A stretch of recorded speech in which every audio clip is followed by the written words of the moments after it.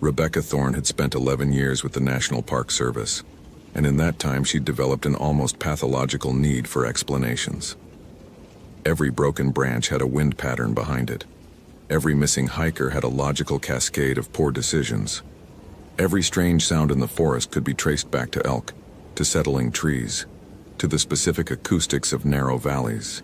She'd written 3 peer-reviewed papers on predator-prey dynamics in the North Cascades, and her colleagues at the Marble Mount Ranger Station called her the Professor, with a mixture of affection and exasperation. On October 14, 2009, at approximately 2:47 p.m., Rebecca stood at mile marker 4.3 of the Cascade Pass Trail, elevation 4,800 feet, holding a Canon PowerShot camera that didn't make sense. The camera belonged to Ethan Morris, 19 years old, sophomore at Western Washington University, reported missing 48 hours earlier by his roommate. The roommate had shown up at the ranger station with printed emails about Ethan's independent research project on abandoned settlements in the North Cascades. The kind of project that sounded academic until you read between the lines and saw a kid chasing ghosts. Rebecca had found the camera wedged between 2 stones near a runoff stream, the kind of placement that wasn't natural, but wasn't obviously staged either. The LCD screen was cracked but functional. She'd bagged it properly, photographed its location with her department-issue Nikon, recorded GPS coordinates on her Garmin eTrex, and then, against protocol, scrolled through the images. The first 37 photos were standard hiker fare. Ethan grinning at trailheads, mossy trees, a black-tailed deer, his boots next to a topographic map. Then the images changed. Photo 38 showed weathered timber protruding from underbrush, structural remnants. Photo 39 captured a collapsed stone chimney, the mortar crumbling, but the German craftsmanship still evident in the precise angles. Rebecca recognized the site immediately, the Adler mining camp, established 1882, abandoned 1889, after what the historical records vaguely termed difficulties. Photos 40 through 53 documented the camp systematically. Ethan had approached this like an archaeologist. He'd photographed foundation stones, measured timbers, captured what looked like territorial markers, stacked rocks in patterns that predated modern trail cairns. Rebecca felt that familiar analytical satisfaction warming her chest. The kid had been thorough. Then came photo 54. It showed teeth marks in birch bark. Not deer brows or bear claw. Teeth. Human teeth from the dimensions. The marks formed patterns, dozens of them circling a tree trunk at chest height. The bark was fresh stripped, white wood exposed like bone. Photo 55 was worse. A root cellar entrance, partially collapsed, the wooden door hanging from one rusted hinge. Scratch marks covered the inside surface. Deep gouges, fingernail width, running vertically as if something had clawed upward from underground. The final image, number 56, showed only darkness with a single detail visible in the camera's flash. Fabric. Old fabric, rotting, with what might have been lace trim. And just at the edge of the frame, barely visible, what looked like teeth. Not a skull's teeth, these were in a jaw that still had skin. Rebecca's Motorola radio crackled. "Thorne, this is base. You're 20?"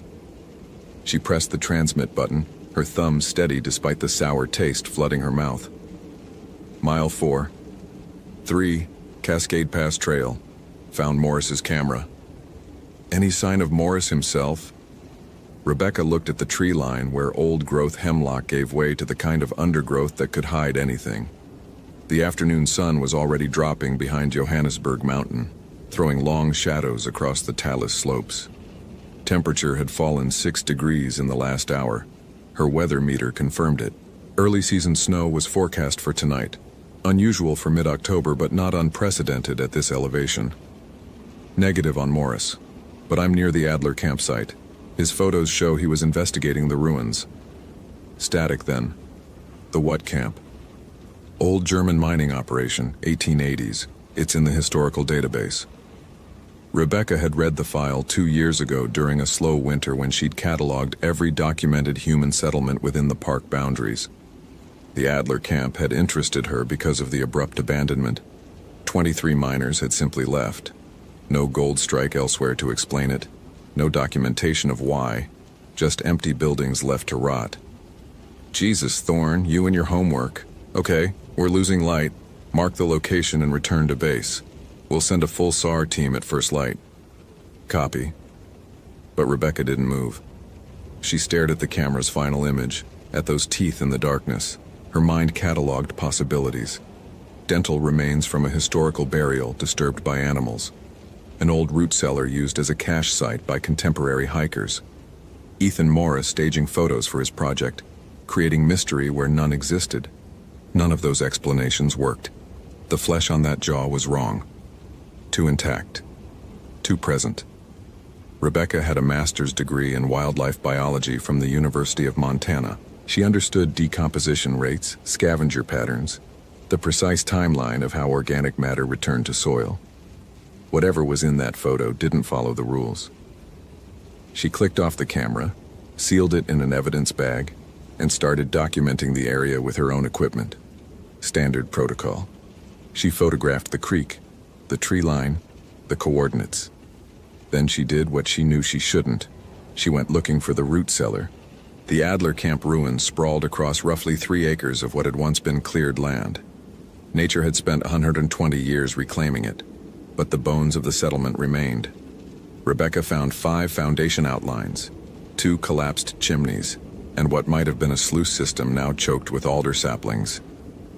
The root cellar sat at the eastern edge, dug into a hillside for natural insulation. The entrance was exactly as Ethan's photo had shown it. The wooden door, hung on one massive hand-forged hinge, had fallen partially open. Scratch marks covered the interior surface in clusters, deep enough that Rebecca could fit her fingernail into the grooves. She pulled out her mag light, clicked it on, and immediately wished she hadn't. The root cellar extended 12 feet into the hillside. Stone walls, dirt floor, empty except for remnants of wooden shelving along one wall, and fabric. Lots of fabric. Rotting cloth in heaps like discarded clothing. Dark stains on everything. The smell hit her a moment later. Not the expected must of old cellars, but something organic and wrong, like meat left in a warm car. Rebecca's training screamed at her to back out, call it in, wait for the SAR team and possibly the county medical examiner. But her analytical mind had already spotted the inconsistency.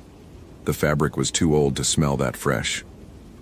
Her light played across the heaps, catching on details. Victorian-era clothing, by the style. Wool and linen rotted to tatters. Women's dresses. Men's work shirts. All piled in the far corner like someone had tried to make a nest. She stepped inside. The temperature dropped immediately, more than the 2 or 3 degrees that underground spaces typically offered. This was cold that moved. That had presence. Rebecca's exhaled breath fogged white in the beam of her flashlight. Something rustled in the fabric pile. Rebecca froze, her light steady on the movement. A rat, probably. The cellar would offer shelter, except rats didn't make clothing rustle like that, like something underneath was breathing. Ethan? Her voice came out steadier than she felt. Ethan Morris, if you're in here, identify yourself. The rustling stopped. Rebecca stood in the silence, counting her own heartbeats, waiting. 15 seconds. 30. The air in the cellar had texture now, thick and stale. Her light showed mold blooms on the stone walls, white and fuzzy. Natural, explainable. But the coldness wasn't natural. It pressed against her skin like a physical weight. She backed out slowly, keeping her light trained on the fabric pile until she cleared the threshold. The late afternoon sun felt impossibly warm on her face. Her radio crackled again. Thorne, status? Investigating the camp ruins. No sign of Morris. You need to start heading back. Weather's changing faster than predicted. Fronts moving in from the coast. Rebecca looked west and saw the clouds piling up over El Dorado Peak, dark and heavy. The wind had shifted, bringing that particular smell that preceded mountain snowfall. She checked her watch. 4:17 p.m. She had maybe 90 minutes of good light left. and the trail back to the parking area was 2.5 hours at a steady pace. Copy. Heading back now. She didn't move. Instead, she pulled out her own camera and photographed the root cellar entrance, the scratch marks, everything. Documentation was her shield against uncertainty. If she could record it, measure it, catalog it, then it existed within a framework of understanding. She took 17 photos, varying angles and exposures, her professional habits overriding the growing unease in her stomach. Then she saw the symbols. They were carved into the door frame, worn almost smooth by weather and time but still visible in the right light. Rebecca adjusted her angle and there they were. Marks that looked like letters but weren't quite. Germanic runes, maybe, or folk sigils. She'd seen similar markings in her research on historical mining camps, protective symbols that immigrant communities carried from the old country. She photographed them carefully, getting close-ups. Back at the station, she had books on historical settlement patterns. She could identify these marks, trace their meaning. That was the thing about history.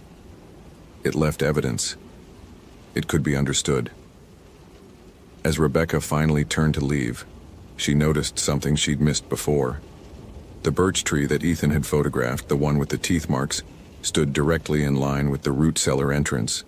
A straight sight line, maybe 40 feet. And there were more marked trees beyond it, she realized now. 3 of them leading deeper into the forest, each one stripped in the same pattern. A trail, or a boundary. Rebecca's analytical mind filed this away as she started back toward the main trail. Historical markers delineating property lines. Bears using trees as territorial posts. Multiple explanations existed. The afternoon shadows grew longer, and with them came sounds.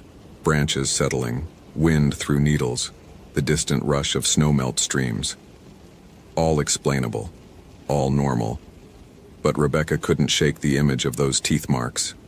The human teeth, biting bark, over and over again. And as she hiked, she found herself doing something she hadn't done in years. She was afraid.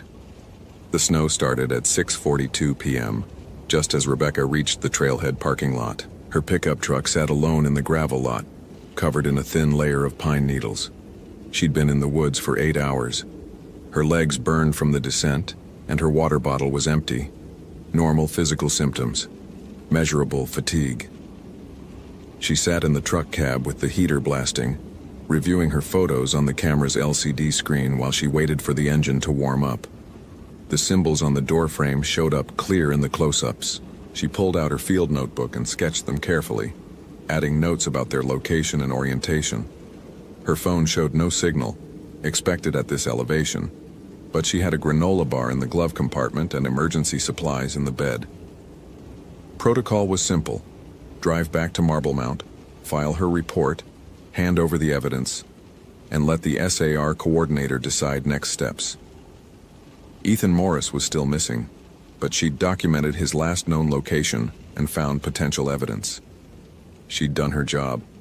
The road back followed the Cascade River, a winding descent through old-growth forest. Normally, Rebecca loved this drive, the way headlights caught the massive trunks of Douglas firs, the glimpses of white water through the trees. Tonight, she watched her odometer and counted switchbacks, anchoring herself in measurable distance. At mile marker 7, something moved across the road. Rebecca hit the brakes, tires skidding slightly on fresh snow. Her headlights caught a figure at the road's edge. Humanoid, but wrong. Too tall, too thin. Moving in a way that suggested joints didn't bend quite right. Then it was gone, vanished into the tree line so quickly Rebecca questioned whether she'd seen anything at all. A deer standing on hind legs, an elk, the shadows playing tricks after a long day of stress and adrenaline. She sat with her foot on the brake, engine idling, staring at the spot where the figure had been. No tracks in the snow. The beams of her headlights showed only the road, the trees, the normal structure of the forest at night. Rebecca forced herself to breathe steadily, counting inhalations. 4 seconds in, 4 seconds out. A technique she'd learned during her first years as a ranger, when night calls to remote areas had sometimes triggered panic responses. The body could be trained. Fear was just chemistry. She drove on, checking her rearview mirror too frequently. The road was empty behind her. Empty ahead. Normal October snow, normal darkness, normal forest. By the time she reached the ranger station in Marblemount at 8:15 p.m., she'd convinced herself that exhaustion and stress had created the illusion. The station was a small building at the intersection of Highway 20 and the Cascade River Road, typically staffed until 9 p.m. during the fall season. Craig Holloway, the evening shift ranger, looked up from his computer when Rebecca came through the door, bringing cold air and snow with her. "Jesus, Thorne, we were about to call search and rescue for you." "Long day." Rebecca set the evidence bags on the counter. "Morris's camera and my documentation photos. I found the site he was investigating, old mining camp ruins. Adler Camp, historical file reference 1882 HC North." Craig picked up the evidence bag containing Ethan's camera, squinting at it. He was 56, near retirement, the kind of ranger who'd chosen the job for the solitude rather than the science. "Find anything else? The kid himself?" "Negative, but he was definitely at the campsite. His photos show significant interest in a root cellar at the location." "You checked the cellar?" "Partially. Needs a full investigation team. There's..." Rebecca paused, uncertain how to phrase it. "There's historical clothing inside. Piles of it. Could be relevant to the missing person case, or could be unrelated historical artifacts." Craig raised an eyebrow. "Clothing like old-timey stuff?" "Victorian era, approximately. I took documentation photos." "Weird." Craig logged the evidence, filling out chain of custody forms. "Say our coordinator wants a full team up there at first light. You planning to guide?" Rebecca should have said no. She'd already put in 8 hours, and protocol called for rotating rangers on search operations to prevent fatigue-based mistakes. But she knew the location now. She'd documented it, and some part of her, the analytical part that craved explanations, needed to understand what she'd seen in that root cellar. "I'll guide," she said. She spent the next hour writing her report, carefully neutral language describing everything she'd observed. Location coordinates, photo documentation, Ethan Morris's last confirmed position based on camera evidence, potential shelter location for the missing person in the form of a historical root cellar, recommended actions for the SAR team. She didn't mention the teeth marks in the trees, didn't describe the scratch marks inside the cellar door, didn't note the symbols carved into the door frame. Those details went into her personal field notebook instead, things she needed to research before deciding their relevance. At 9:30 p.m., Craig locked up the station, and they both headed to their respective vehicles. The snow had intensified, already laying 2 inches on the ground. Rebecca's truck started reluctantly, the cold seeping through metal and glass. She had a 20-minute drive to her cabin outside Rockport, a place she'd rented specifically because of its isolation. No neighbors, just forest, and the sound of the Skagit River a quarter-mile away. The cabin's porch light glowed yellow through the snow as Rebecca pulled into the gravel drive. She'd left it on that morning, the automatic timer set for sunset. Normal precaution. But tonight it felt like a beacon, the only human light in miles of darkness. Inside, she made coffee, strong, black, the routine comforting, and spread her field notebook and camera on the kitchen table. Her laptop was old, a 2006 Dell that took 3 minutes to boot up, but it had all her research files. She'd scanned dozens of historical documents over the years, building a personal database of North Cascades settlement history. She found the Adler mining camp file in her 1880s folder. The documentation was sparse, a land claim filed in 1882 by Wilhelm Adler, a prospector from Bavaria. He'd brought 22 other German immigrants to work a small gold claim on what was now parkland. The operation lasted 7 years, producing modest yields. Then in October 1889, the camp was abandoned. No explanation in the official records. The land claim lapsed, and the property eventually became part of the National Park System in 1968. Rebecca clicked through her scanned documents, looking for anything that might explain the abrupt departure. She found a reference in a Bellingham newspaper from November 1889. "The German miners of the Cascade River District have departed their claims. citing conditions unsuitable for continued operations. The exact nature of these conditions remains unclear, though some speculation exists regarding disagreements with local native populations. That was it. Vague. Unsatisfying. Rebecca hated unsatisfying answers. She opened a new search window and typed, "Protective Symbols Germanic Miners 1880s." The results were scattered: academic papers on folklore, museum exhibits, genealogy sites. She clicked through them methodically, comparing the symbols she'd sketched to historical examples. 30 minutes later, she found a match. A German folk magic compendium, digitized by the University of Heidelberg, showed symbols called Nachzehrer Ban, protective marks against a specific type of revenant. The entry was in German, and Rebecca's language skills were limited, but she used an online translator to parse the text. Nachzehrer. The word meant after devourer, a plague victim who didn't die properly, who chewed their burial shroud in the grave and thereby consumed their family members from beyond the grave. The text described them as creatures caught between life and death, feeding on the living through sympathetic magic. What they chewed in their coffin, their relatives felt as death from afar. Rebecca sat back from the laptop, coffee forgotten. This was folklore. Historical superstition brought from the old country by terrified immigrants who didn't understand disease vectors and natural death. It wasn't real, but she thought of the teeth marks on the birch trees. Human teeth, chewing bark. She thought of the fabric piles in the root cellar. Victorian clothing that smelled of fresh rot despite being 120 years old. She thought of the scratch marks on the inside of the cellar door, fingernails gouging wood as something tried to claw its way out. The academic text continued in translated clumsy English. The Nachzehrer must be stopped by ritual means, cutting the head and placing coins in the mouth, placing a stone under the chin, filling the grave with holy water, or cutting the tendons of the knees so the creature cannot rise. Once risen, it cannot be killed, but only returned to the earth through specific means. Iron implements, fire, the speaking of its true name while it feeds. Rebecca closed the laptop. This was insane.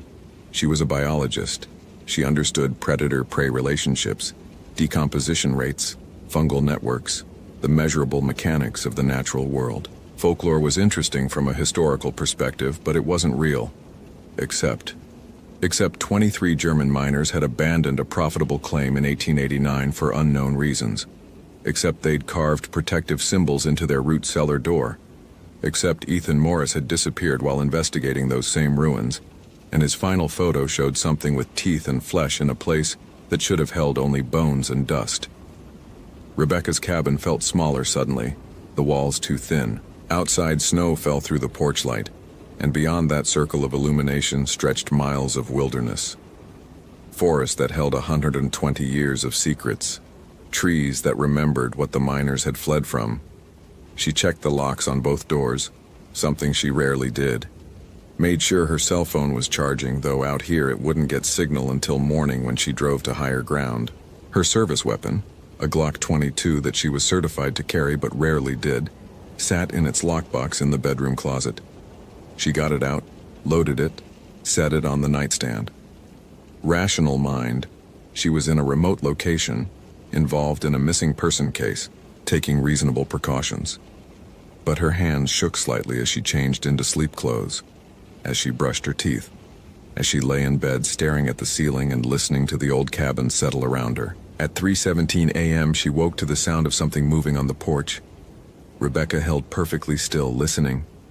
The sound came again, footsteps, light and uneven, like someone walking with a limp, back and forth across the wooden boards. Then silence. She reached for the Glock, her heart hammering against her ribs. The bedroom window faced the porch, curtains drawn, but she could see the edge of the porch light's glow. A shadow moved through it. Tall, too tall, the proportions wrong. Rebecca forced herself out of bed, gun held properly in both hands, every training protocol suddenly crystal clear in her mind. She moved to the window, staying to the side of the frame, and eased the curtain back an inch. The porch was empty. Snow fell steadily, undisturbed. The boards showed no footprints, no marks at all. She stood there for 5 minutes, watching, waiting for the shadow to return. Nothing moved, except snow. Finally, she lowered the gun and sat on the edge of her bed, adrenaline making her nauseated. Exhaustion, hallucination, stress response to a difficult day, the mind playing tricks. But when she finally slept again, she dreamed of teeth. Endless teeth, chewing through fabric, through wood, through flesh. And the sound of something scratching, deep underground, trying to get out. Morning came gray and cold. Rebecca woke at 6 a.m. to her alarm, feeling like she'd been beaten. Every muscle ached and her head throbbed with dehydration. She forced down water and instant oatmeal while reviewing her notes from the previous night. In the daylight, the folklore research seemed almost embarrassing. Ghost stories, superstition. But she packed the printouts anyway, folding them into her field notebook. The SAR briefing was scheduled for 7:30 a.m. at the ranger station. Rebecca arrived early and found a team already assembling. Craig Holloway, 2 younger rangers she knew by sight but not well, a K-9 unit from Snohomish County, and the county medical examiner's investigator, a tired-looking woman named Denise Carver, who carried a forensic kit. The SAR coordinator, Frank Messer, spread topographic maps across the conference table. He was former Army, efficient, and no nonsense. Thorne, walk us through what you found. Rebecca used a red marker to indicate locations on the map. Morris's camera here, mile marker 4.3. Adler Mining Camp ruins here, approximately quarter-mile northeast of the main trail. Root cellar at the eastern edge of the camp, dug into this hillside. Morris's photos show he was systematically documenting the site before he disappeared. What's the condition of the root cellar? Denise asked. Structurally unstable. Stone walls, dirt floor, partial roof collapse. Contains what appears to be historical clothing. Victorian era, significant quantities. Possible human remains, though I didn't conduct a full investigation. Everyone looked at her. Frank said, "You saw remains?" Possible remains. There's fabric and organic matter. I documented it photographically but didn't disturb the scene. Denise made notes.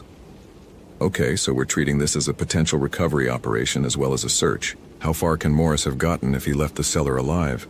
Frank traced circles on the map. In 48 hours, if he's injured or disoriented, maybe a 2-mile radius. If he's sheltering, probably closer. Weather's been cold, but not deadly. We've got maybe 6 hours of good light today with this front moving through. The K-9 handler, a young man with a German shepherd named Rex, asked, "Do we have a scent article?" Morris's roommate provided a t-shirt, Frank said. Thorne, you'll guide the team to the site. Denise, you assess the root cellar. Everyone else fans out from there. Standard grid search. Radios on channel 3. Any questions? Rebecca wanted to ask if anyone else had researched the historical context. If anyone else had found the folklore. If anyone else was wondering why protective symbols had been carved into that door. But she stayed silent. Facts only. Observable evidence. They departed at 8 a.m., hiking in under-clearing skies. The fresh snow made tracking easier. Any recent movement would show clearly. Rex strained at his lead, the shepherd's training overriding the distractions of the forest. The group moved efficiently, professionals doing familiar work. Rebecca led them to the camp ruins by 10:30 a.m. The site looked different in daylight, less ominous. Just old timber and stone, reclaimed by forest. The root cellar entrance gaped dark against the hillside. Denise approached it carefully, photographing the entrance from multiple angles before pulling on latex gloves and clicking on a high-powered flashlight. Rebecca and Frank stood behind her, watching as she swept the beam across the interior. "Jesus," Denise said softly. The fabric piles were more extensive than Rebecca had realized. Dozens of garments, maybe 100, heaped in the far corner, and visible now in the stronger light. Bones. Human bones, scattered among the cloth. Skulls, ribs, long bones. All jumbled together, impossible to tell how many individuals. "This is a mass burial," Denise said. "Or a mass dumping site. I need to call this in to the county sheriff. This is a crime scene.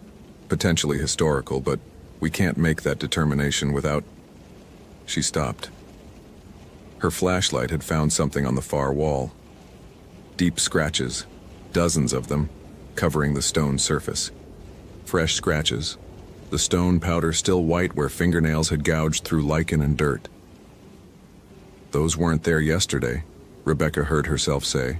Frank turned to her. You're sure? I documented this space. Those marks are new. The three of them stood at the cellar entrance, staring into the darkness. The cold air flowing out felt wrong, felt active, like breath. Rex started barking. The K9 handler struggled to control him as the shepherd lunged toward the tree line, hackles raised, teeth bared. He's got something, the handler shouted. Rex, heel. Rex. The dog wouldn't stop. He strained toward the marked birch trees, the ones with the teeth impressions, toward the trail that led deeper into the woods. Let him track, Frank ordered. Everyone else, stay tight. Thorne, you're with me. They followed Rex into the forest, the shepherd pulling hard enough that his handler had to lean back. The marked trees formed a clear path, each one stripped in that same circular pattern. Teeth marks. Rebecca could see them clearly now, human dental impressions in white wood. Fresh sap wept from the wounds. They were new, made recently, made after Ethan Morris had photographed them. The trail led up slope, away from the camp ruins, into old-growth hemlock so dense the understory was clear. Rex moved faster now, baying. The sound echoed through the trees, wrong and alarming. Rebecca's radio crackled with check-ins from the other search team members, farther away now, their voices thin with distance. The trail ended at a shallow depression in the earth, ringed by stones. An old mining shaft partially filled in. The wooden frame had rotted away, but the hole remained, maybe 8 feet across. Rex barked at it continuously, refusing to approach closer than 10 feet. Frank pulled out his flashlight and shone it down. The beam disappeared into darkness. Could be 30 feet deep, could be 100. Morris could have fallen in. But Rebecca was looking at the stones ringing the shaft. They were carved with symbols, the same protective marks from the root cellar door, and hanging from a tree branch directly above the shaft. A piece of fabric. Red fleece. Modern, synthetic fiber. That's from Morris's jacket, Frank said. I saw the photo his roommate brought, red North Face fleece.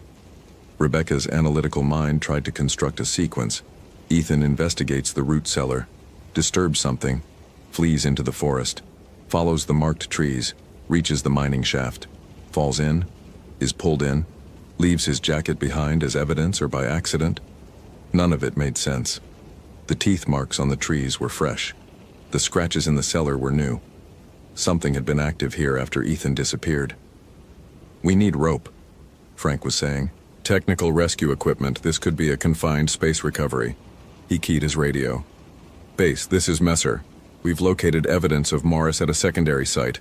Old mining shaft. Need technical rescue. Static answered him. Then a voice, badly distorted. Pete, shaft. Base, you're breaking up. Repeat? More static. Then silence. Frank checked his radio, adjusting frequencies. Nothing. He looked at Rebecca. You getting anything? She tried her radio. Same static, same silence. Equipment malfunction? We're not that far from the trailhead, should have clear communication. Frank's jaw tightened. Okay, new plan. You head back to the team, get rope and harnesses from the vehicles.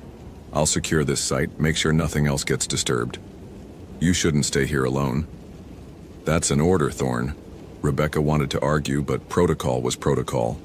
She started back the way they'd come, following the marked trees in reverse. The forest seemed darker now, though the sun was directly overhead, that old-growth hemlock density creating permanent twilight. Her footsteps were too loud, her breathing too harsh. Behind her, Rex's barking cut off abruptly. Rebecca stopped, turned back. Frank? No response. The forest absorbed her voice like it had never existed. Frank. Louder now, professionalism breaking. Do you copy? Static on her radio, then very faintly a voice that might have been Frank's. Cellar, it's in the... Then screaming, briefly, cut off. Rebecca ran. Training said don't run in the forest. Too easy to trip, to injure yourself, to become a victim needing rescue. But she ran anyway, pulling out her Glock as she crashed through undergrowth. The marked trees blurred past her. The mining shaft came into view. Empty. No Frank. No Rex. No K9 handler. The radio on the ground, Frank's radio, cracked and sparking, the red fleece fabric still hanging from the branch, and at the edge of the shaft, visible in the soft earth, drag marks. Something heavy pulled to the edge and over. Rebecca approached the shaft carefully, gun raised, flashlight in her other hand. She shone it down. 30 feet below, maybe more, she could see them. Frank, the handler, and Rex all piled at the bottom, not moving. The angle made it hard to tell if they were breathing. "Frank!" Her voice echoed down the shaft. "Frank, can you hear me?" One of the figures moved. Slowly. Wrong. Joints bending backward. Then it looked up, and Rebecca saw its face. It wasn't Frank anymore. The features were Frank's. The square jaw, the gray hair, the scar on his forehead from a hiking accident 3 years ago. But the expression was alien. The eyes were wrong, filmed over white like a corpse's eyes, and the mouth opened too wide, jaw dislocating, revealing teeth stained dark. It smiled at her. Rebecca stumbled backward, every rational thought in her mind dissolving. The thing that had been Frank started climbing, up the shaft walls, hands and feet finding purchase on stone that should have been smooth, moving with spider-like coordination. She ran. Branches tore at her face. Roots tried to catch her boots. Behind her, she heard it emerge from the shaft, heard it land on the forest floor with a wet, heavy sound, heard it start to follow. Rebecca's breath came in gasps. Her legs burned. The marked trees seemed to multiply, spiraling around her in patterns that made no sense. She'd lost the trail, lost direction. The forest pressed in, old growth giants blocking the sky. The root cellar appeared ahead, sudden and wrong. She was running in circles. The dark entrance gaped like a mouth. Behind her, the thing that wasn't Frank called out in Frank's voice. "Thorne, wait up. We need to secure the site." Rebecca dove into the root cellar. Inside, the darkness was absolute. Her flashlight had fallen somewhere during the run. She pressed herself against the stone wall, gun raised toward the entrance, trying to control her breathing. Frank's silhouette appeared in the doorway, backlit by forest light. It stood there, swaying slightly. "Thorne, you in there?" Frank's voice, but the rhythm wrong. Too slow. Words chewed. "Found something. You need to see." Rebecca's finger rested on the trigger. Every training protocol said identify your target. Don't shoot without certain threat. But the thing in the doorway wasn't Frank. Couldn't be Frank. It started to enter. Rebecca fired. The muzzle flash blinded her, the report deafening in the confined space. The thing staggered backward, hit center mass. Then it laughed. Frank's laugh, but damaged. Wet. It stepped forward again, and now Rebecca could see the wound in its chest. No blood, just darkness, hollow. She fired again. Again, emptying the magazine into it until the slide locked back. The thing absorbed each round, jerking slightly but never falling, never stopping. It reached for her with hands that were too long now, fingers extended. The nails were black and sharp. Teeth marks covered its forearms. It had been chewing itself, gnawing its own flesh. Rebecca screamed. Not a word, just pure animal terror. And then light flooded the cellar. Real light, bright and electric. A voice shouted, "Down, get down!" Rebecca dropped and something passed over her head. A sound like tearing fabric, like bone breaking. The thing that wasn't Frank made a noise, high and terrible, and collapsed. Hands grabbed Rebecca, pulled her out of the cellar. She fought them until she recognized Denise, the medical examiner's investigator. Behind Denise stood the two younger rangers, both holding something that looked like modified flare guns. "Get her to the vehicles," Denise ordered. "Now." Rebecca couldn't make her legs work. The younger rangers half carried her down the trail, moving fast. Behind them, Denise stayed at the cellar entrance, holding one of those strange devices.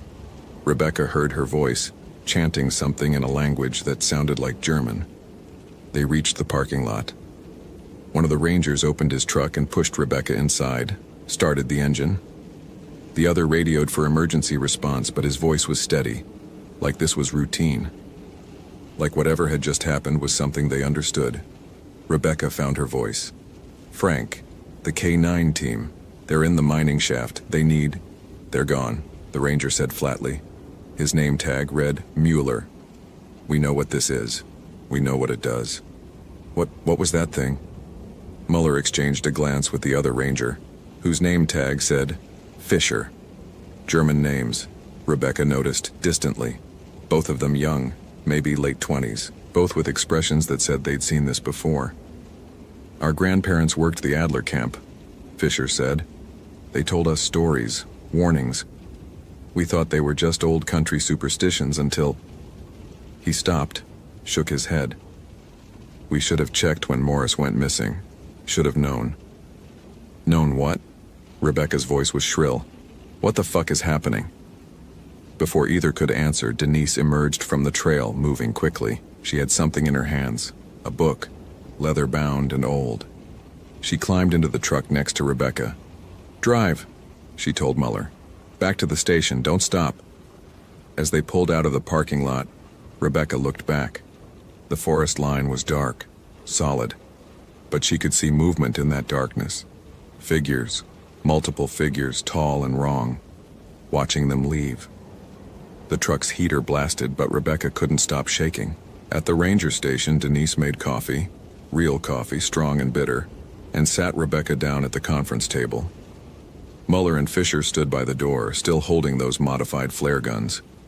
The devices looked homemade, cobbled together from hardware store parts and something that might have been religious icons. "You need to understand something," Denise began. "This isn't the first time. The Adler camp. The miners didn't leave because of disagreements or poor yields. They left because something came with them from Bavaria. In their belongings, in their memories. Maybe in their bodies." Rebecca's hands wrapped around the coffee mug, kneading the heat. "The folklore. Nachtzerer. You know about it.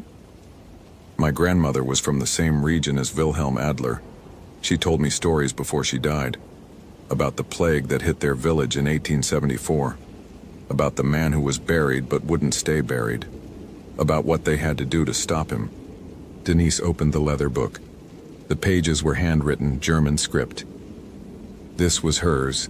Instructions, protections, how to recognize them, how to bind them. "They're not real," Rebecca heard herself say. "They can't be real."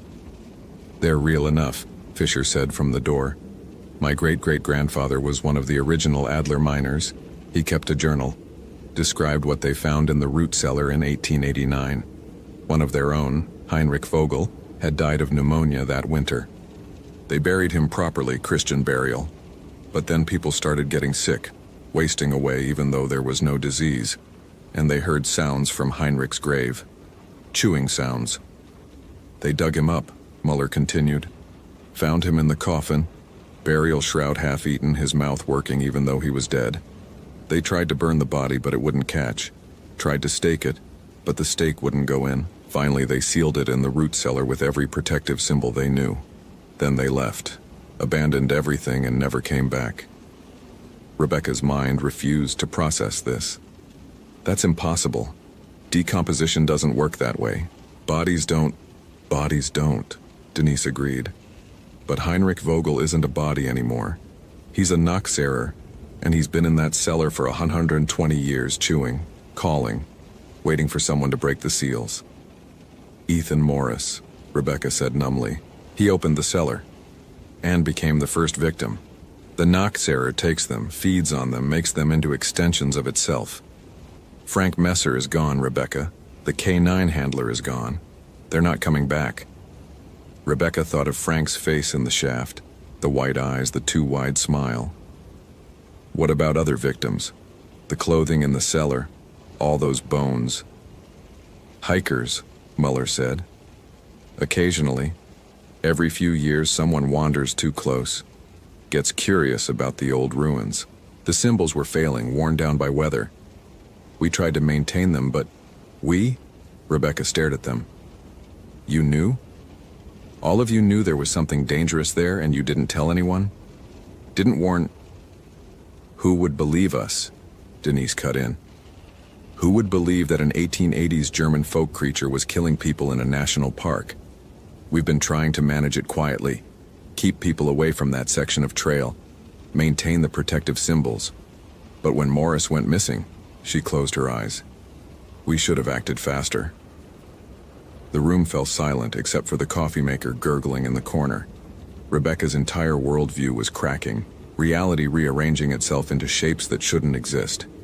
She was a scientist. She understood the natural world. But what she'd seen in that shaft, what had worn Frank's face, that wasn't natural. What do we do now? She asked quietly.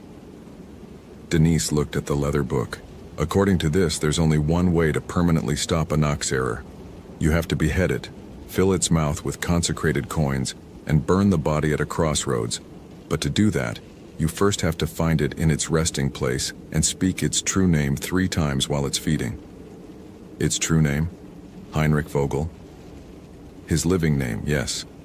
But it has to be said at the right moment in the right place, by someone it's hunting. Denise looked at Rebecca directly. It's hunting you now. You entered its territory. You fired at one of its vessels. You're marked. The words landed like stones. Rebecca set down the coffee mug because her hands were shaking too badly to hold it. So what, I'm bait? You're the only one who can end this, Fisher said, if you're willing. Rebecca wanted to laugh, wanted to scream, wanted to run to her truck and drive until she hit an ocean. But she thought of Ethan Morris, 19 years old, who'd come to the North Cascades looking for history and found horror. She thought of Frank Messer, a good man and a good ranger, now a puppet for something that should have stayed dead. Tell me what I need to do, she said. They prepared through the afternoon. Denise had supplies in her vehicle, items that looked religious, protective.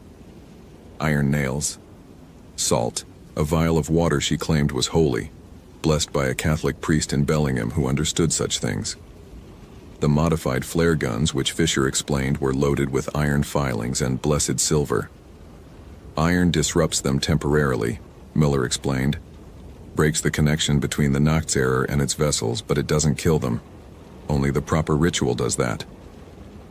They drove back to the trailhead at dusk, the sky going purple and orange over the mountains. 4 of them, Rebecca, Denise, Muller, Fisher, each armed with the makeshift weapons and symbols. Rebecca also carried her reloaded Glock, though she'd been told bullets were useless. It made her feel better anyway, the weight of it. The hike to the Adler camp ruins in darkness was surreal. Their flashlights carved tunnels through blackness, and every sound made Rebecca flinch. But the forest was quiet. Too quiet. No animals, no wind. Just their footsteps and breathing. The root cellar waited, darker than the surrounding night. Denise had painted fresh symbols on the doorframe using something from a small jar. Paint mixed with ash and blood, she'd said. Don't ask whose blood. The plan is simple, Denise said, voice low. Rebecca goes in first, alone. She needs to draw it out, get it feeding. When it comes, she speaks the name 3 times. We'll be waiting with the tools. Define feeding, Rebecca said. Denise didn't answer, which was answer enough. Rebecca clicked on her flashlight, checked her Glock one more time, and entered the root cellar. The darkness swallowed her immediately. Her flashlight beam seemed weaker than it should be, barely penetrating a few feet. The cold was worse than before, so intense her breath came out in clouds. The fabric piles loomed in the corner, higher now, growing. She stood in the center of the cellar, forcing herself to breathe steadily. Heinrich Vogel, she said clearly. I know what you are. Silence, then rustling from the fabric pile, something moving underneath. You were a miner. You died in 1889. Pneumonia. They buried you. But you didn't stay buried. More rustling. The pile shifted, fabric sliding away. something rising. You've been here for 120 years, chewing, feeding, taking victims, using them. The thing that rose from the fabric was human-shaped but wrong. Too tall, limbs too long, spine curved in ways that suggested the bones had gone soft. It wore tatters of 19th century clothing, wool trousers, a rotting shirt. Its face was Heinrich Vogel's face, or had been once. Now the skin was parchment thin, stretched over a skull with too many teeth, and it was chewing. Its jaw worked constantly, grinding, the sound like nails on stone. "Rebecca Thorne," it said in a voice like dirt. "The scientist. You don't believe." "I believe now."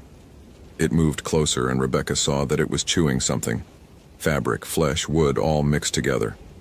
Chewing and chewing, its mouth never stopping. This was how it fed, Denise had explained. Sympathetic magic. What it chewed in its grave space, its victims felt as death. "You cannot stop me," Heinrich Vogel said. "I am hunger. I am the grave that will not sleep. I am—" Rebecca fired. The bullet passed through its chest, through the hollow space where organs should be. It laughed. "Your science is useless here, scientist. I am older than your understanding, older than your reason."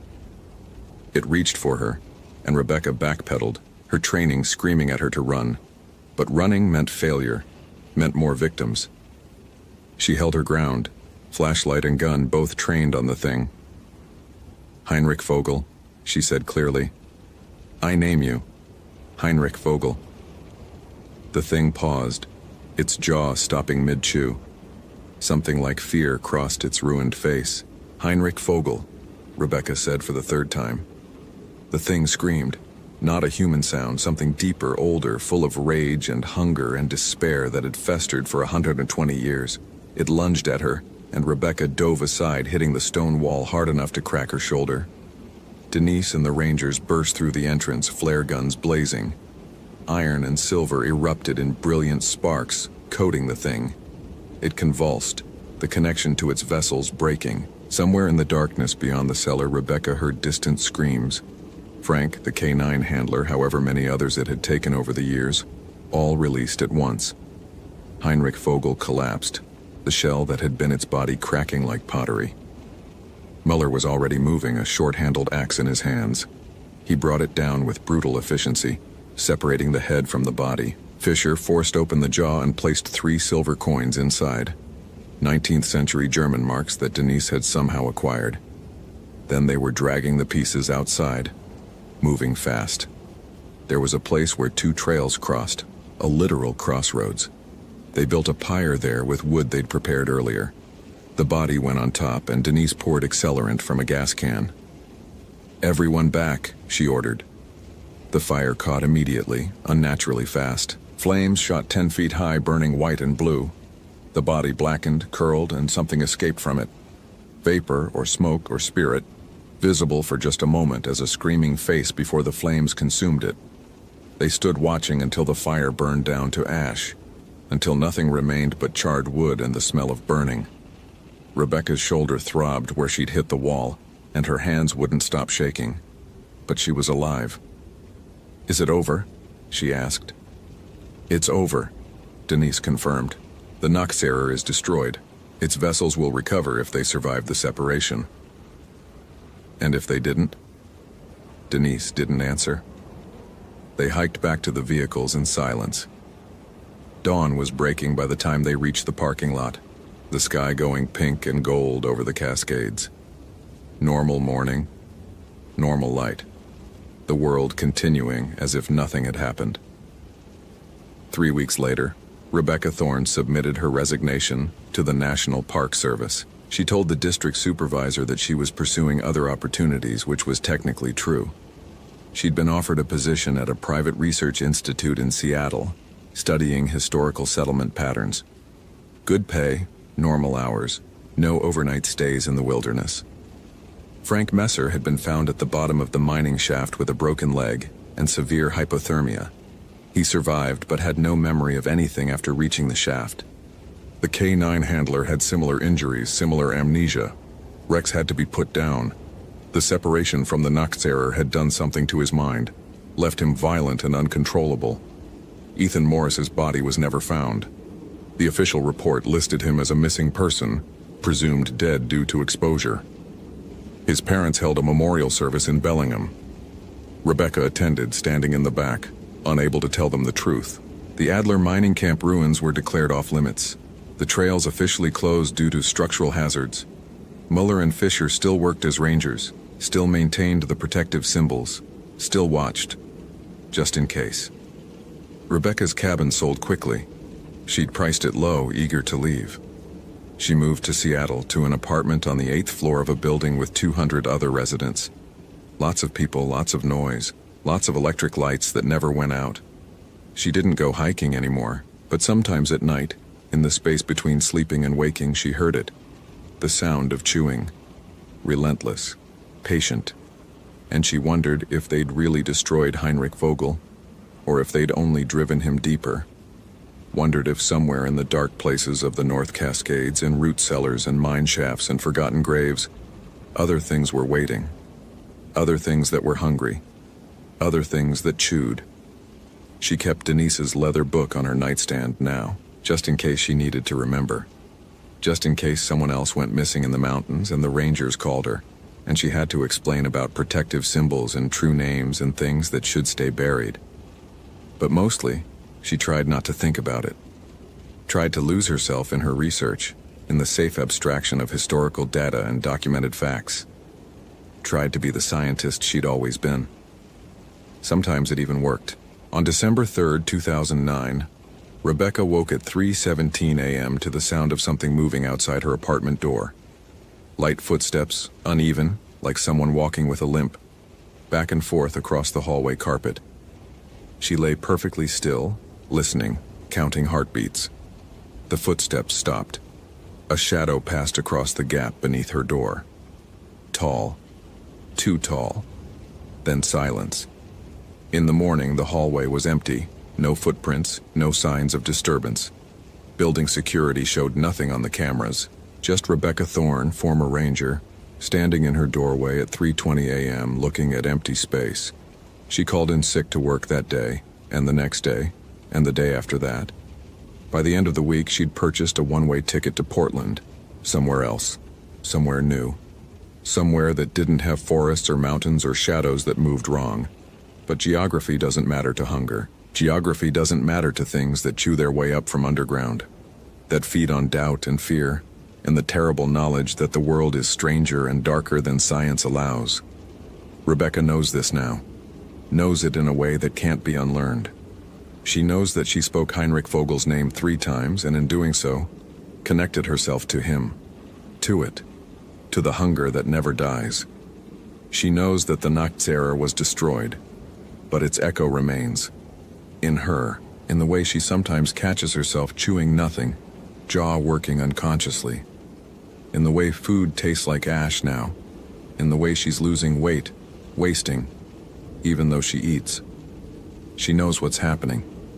And she knows, with terrible clarity, that somewhere in the dark something is chewing. Chewing her shroud, chewing her name, chewing her life. It's patient. It has time. It has eternity. And late at night, when the city noise fades and the darkness presses close, Rebecca Thorne finds herself chewing too. Not food, not gum, just air, just emptiness, just hunger. Hope you felt genuine terror. If you appreciate authentic horror rooted in real folklore, consider following for more stories. Which moment scared you most? Share your theory about what happened.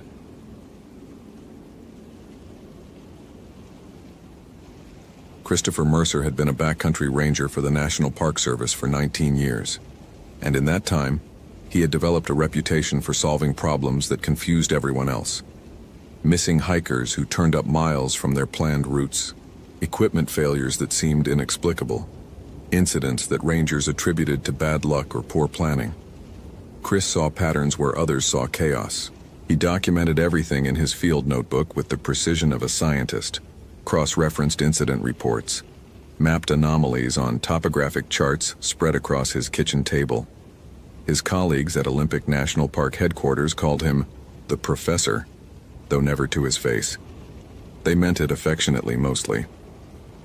October 2007 brought the kind of weather that kept casual tourists away from the Hoh rainforest. The sky pressed down like wet concrete, and rain fell in vertical sheets that turned the already sodden earth into something that sucked at boot soles. Chris preferred it this way. Fewer people meant fewer rescues, and the forest revealed itself differently when human voices didn't carry through the moss-draped corridors of old growth. He stood in the ranger station at the Hoh Visitor Center, studying the topographic map pinned to the corkboard wall, trying to understand why Lauren Hayes had vanished. 26 years old, experienced hiker, good equipment. Last seen 4 days ago on the Hoh River Trail heading toward the High Divide. Her emergency contact, a sister in Portland, had called when Lauren missed their scheduled check-in. Chris ran his finger along the trail, calculating distances, considering the terrain. Lauren should have been back 2 days ago. The first search teams had found nothing. Maria Santos walked in carrying 2 thermoses of coffee, her park service jacket beaded with rain. She was 15 years younger than Chris, a relative newcomer who had transferred from Yellowstone the previous spring. Unlike the others, she seemed to appreciate his methodical approach, rather than find it tedious. "Search and Rescue wants to expand the grid," she said, setting 1 thermos on his desk. They're thinking she went off trail somewhere between Elk Lake and Salduke Park. Chris shook his head without looking up from the map. She wouldn't. Her gear list was comprehensive. She had a Garmin eTrex GPS, registered her route plan. Lauren Hayes was not the type to improvise. "People get disoriented," Maria offered, "especially in fog." "Not this one." Chris pulled Lauren's file from his desk drawer, flipped it open. Graduate student in forestry, published paper on old-growth forest ecology, 3 years of backcountry experience. She came here specifically to document western hemlock phenology along the High Divide Trail. He tapped the file. "This is someone who treats wilderness with respect and caution." Maria leaned against the desk, studying his face. "You're saying what?" "I'm saying the pattern is wrong." Chris reached for a different folder, one he had compiled himself over the past 18 months. Lauren Hayes is the 5th person to disappear in this specific area. May 2006, Richard Dalton, solo hiker. August 2006, Patricia Chen, trail runner. February 2007, Marcus Webb, experienced mountaineer.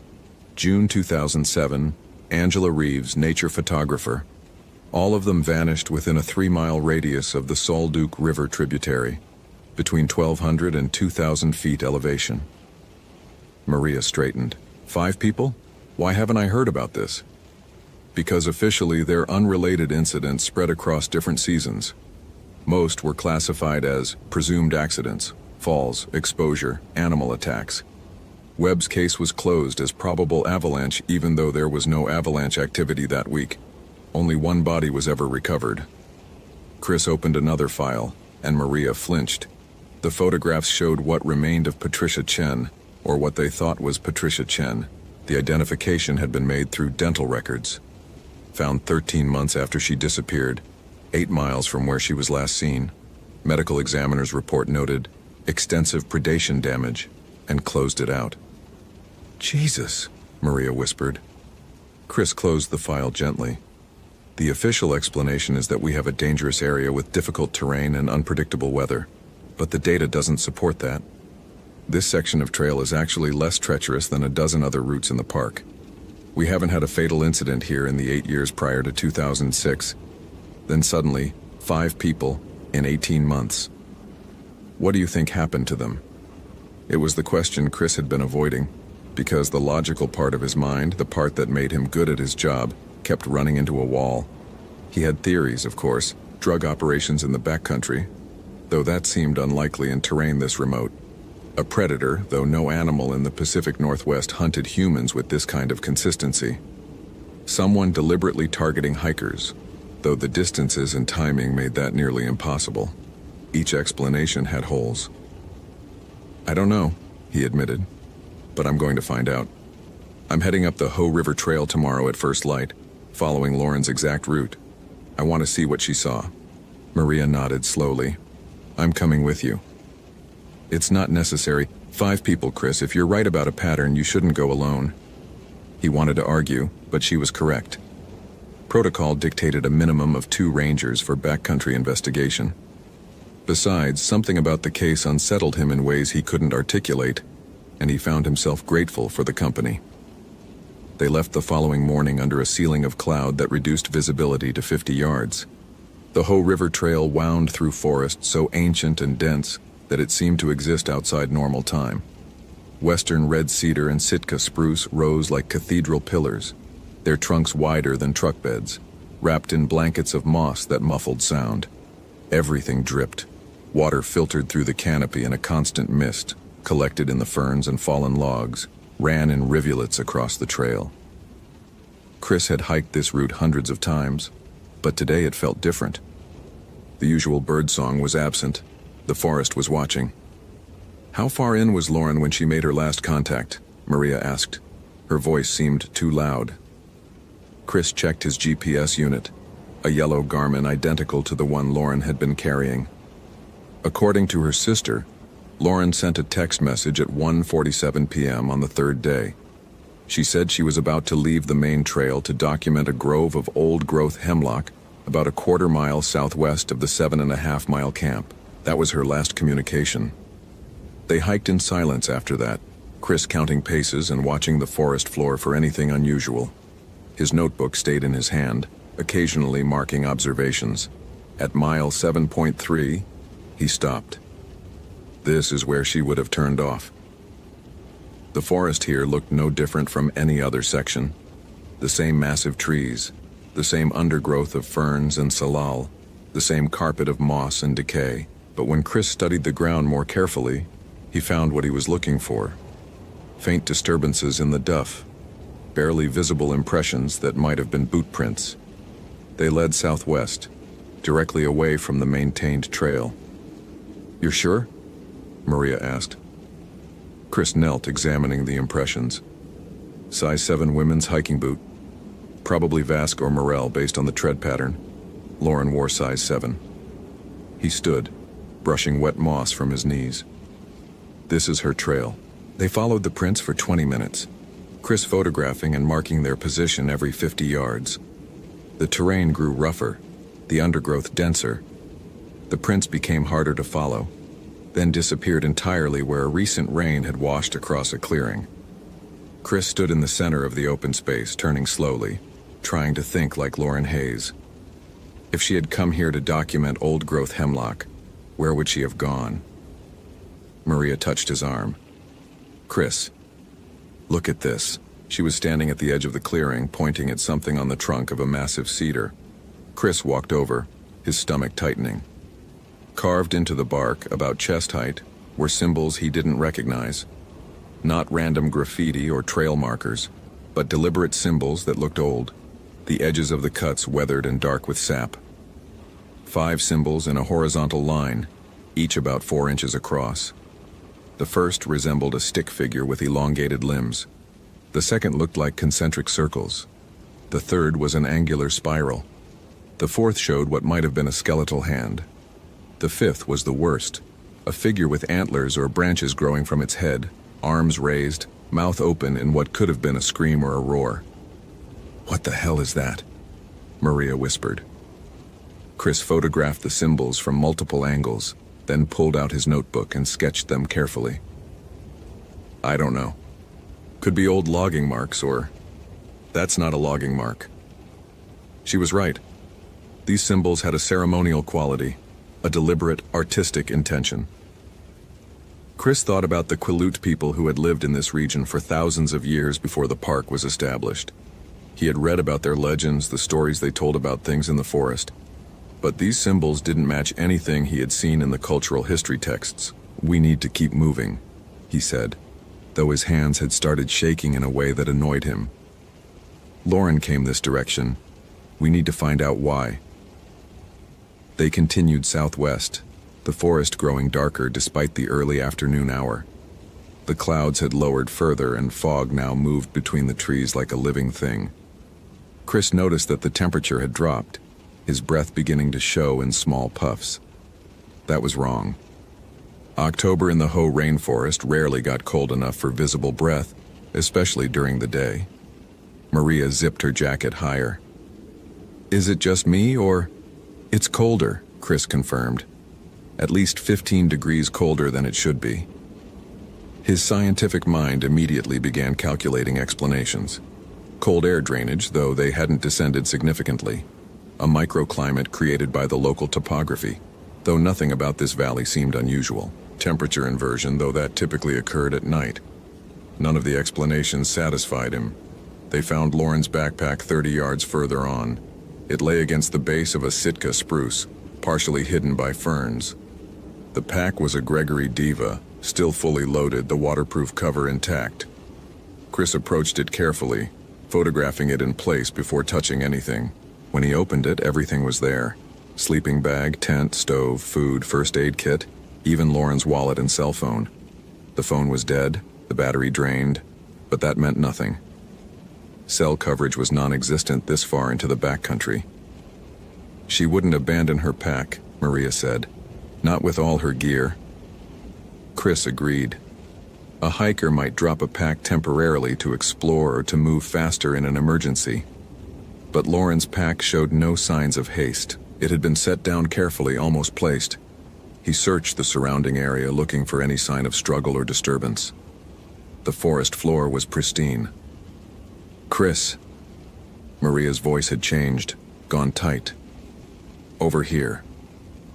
She was 20 feet away, staring at a space between two ancient hemlocks. Chris walked over and the air seemed to thicken around him.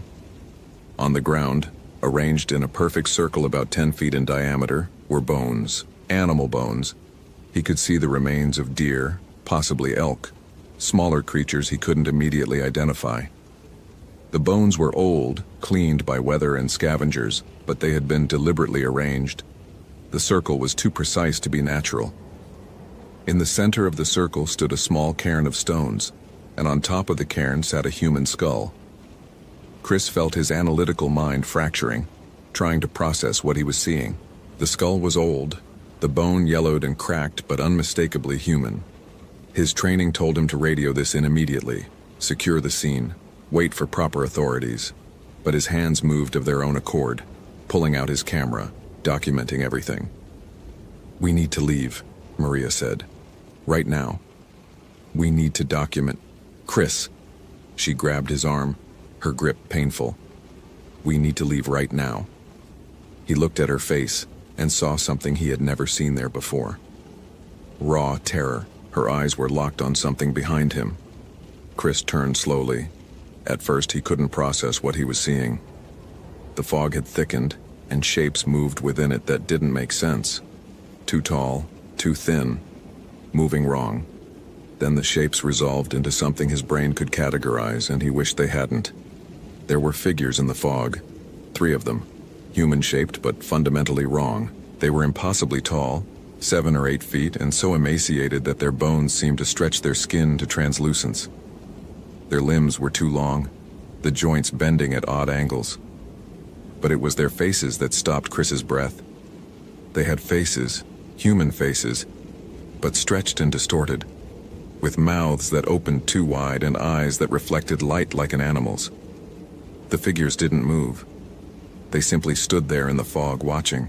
Chris's hand found Maria's arm and they backed away slowly, never taking their eyes off the shapes. His mind was screaming that this wasn't possible, that he was experiencing some kind of hallucination, oxygen deprivation, anything but what his eyes were showing him. One of the figures tilted its head, and Chris heard a sound that would replay in his nightmares for months afterward. It was a voice, but no human throat should have been able to produce it. A wet clicking sound that formed something like words. Hungry. So hungry. Always hungry. They ran. Chris had never run from anything in his life, had always prided himself on his calm rationality in crisis situations. But something primal had taken over, some ancestral part of his brain that recognized predator and screamed at him to flee. He crashed through the undergrowth, Maria beside him, branches whipping their faces. His GPS unit fell from his belt, and he didn't stop to retrieve it. Behind them he could hear movement, Slow, deliberate, unhurried. The things weren't chasing them. They didn't need to. They reached the main trail and kept running, their breath coming in ragged gasps. Chris's lungs burned and his legs felt like water, but he pushed harder. He didn't know how long they ran. Time had become meaningless, but eventually Maria grabbed him and forced him to stop. They collapsed against a fallen log, gasping. "What?" Maria couldn't finish the sentence. Chris's hands shook violently as he pulled out his radio. Static. He adjusted the frequency, tried again. More static. The radio should have worked. They weren't that deep in the backcountry.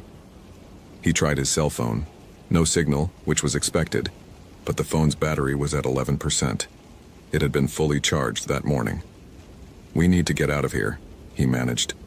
"We need to report this." But report what? He had just seen something that shouldn't exist, and the rational part of his mind was already trying to explain it away.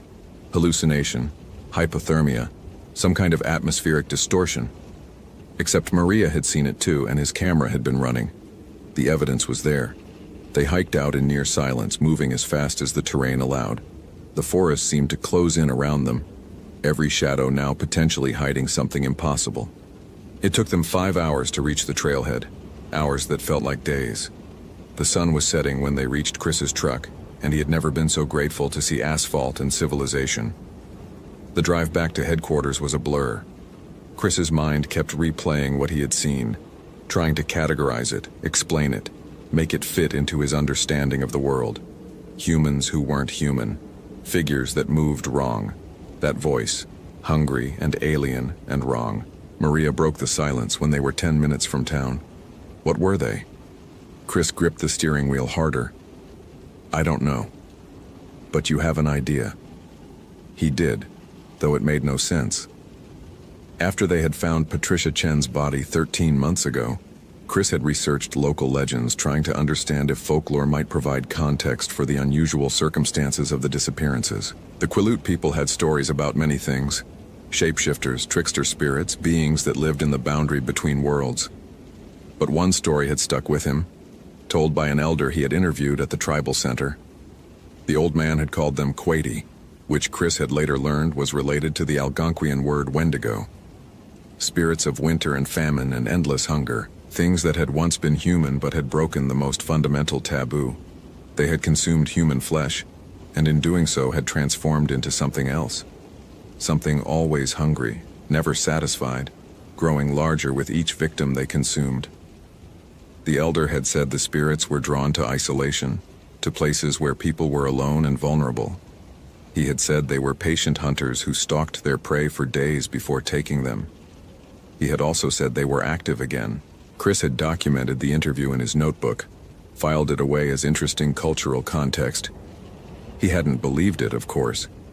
He was a man of science, of data and evidence.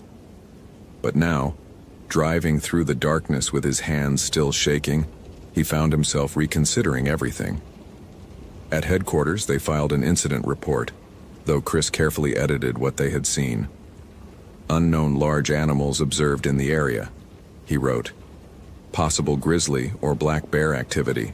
It was a lie, but the truth would sound insane. Maria didn't argue with his wording. They were both thinking the same thing. Who would believe them? Chris went home to his small apartment in Forks, downloaded the photographs and video from his camera, and spent the night staring at his laptop screen. The images of the carved symbols, the bone circle, the skull, and then, in several frames of video he had accidentally recorded while running, shapes in the fog. They were blurry, indistinct, but they were there. Tall. Wrong. He opened his field notebook to a blank page and began writing, documenting everything exactly as it had happened. His scientific training demanded precision, even when describing the impossible. At 3 a.m., he finally allowed himself to write the word he had been avoiding: Wendigo. The term came from Algonquian-speaking peoples: Cree, Ojibwe, Innu. The word itself meant evil spirit or cannibal spirit. The legends varied slightly between tribes, but the core elements remained consistent: a being of insatiable hunger, associated with winter and famine, A creature that had once been human, but had crossed a line that could never be uncrossed. Some versions said the transformation occurred when a person resorted to cannibalism. Others said the Wendigo spirit could possess the weak-willed, driving them to consume human flesh. All versions agreed on the result. Something that looked human but wasn't. Something that could never stop hunting, never stop feeding. Chris had always dismissed such stories as mythology, cautionary tales designed to prevent cannibalism during harsh winters. But what if the legends were based on something real? What if there were things in the deep wilderness that predated human understanding, that existed in the spaces where maps ended? He pulled up reports on the 5 disappearances, reading them with new eyes. Richard Dalton, the first victim, had been an avid outdoorsman.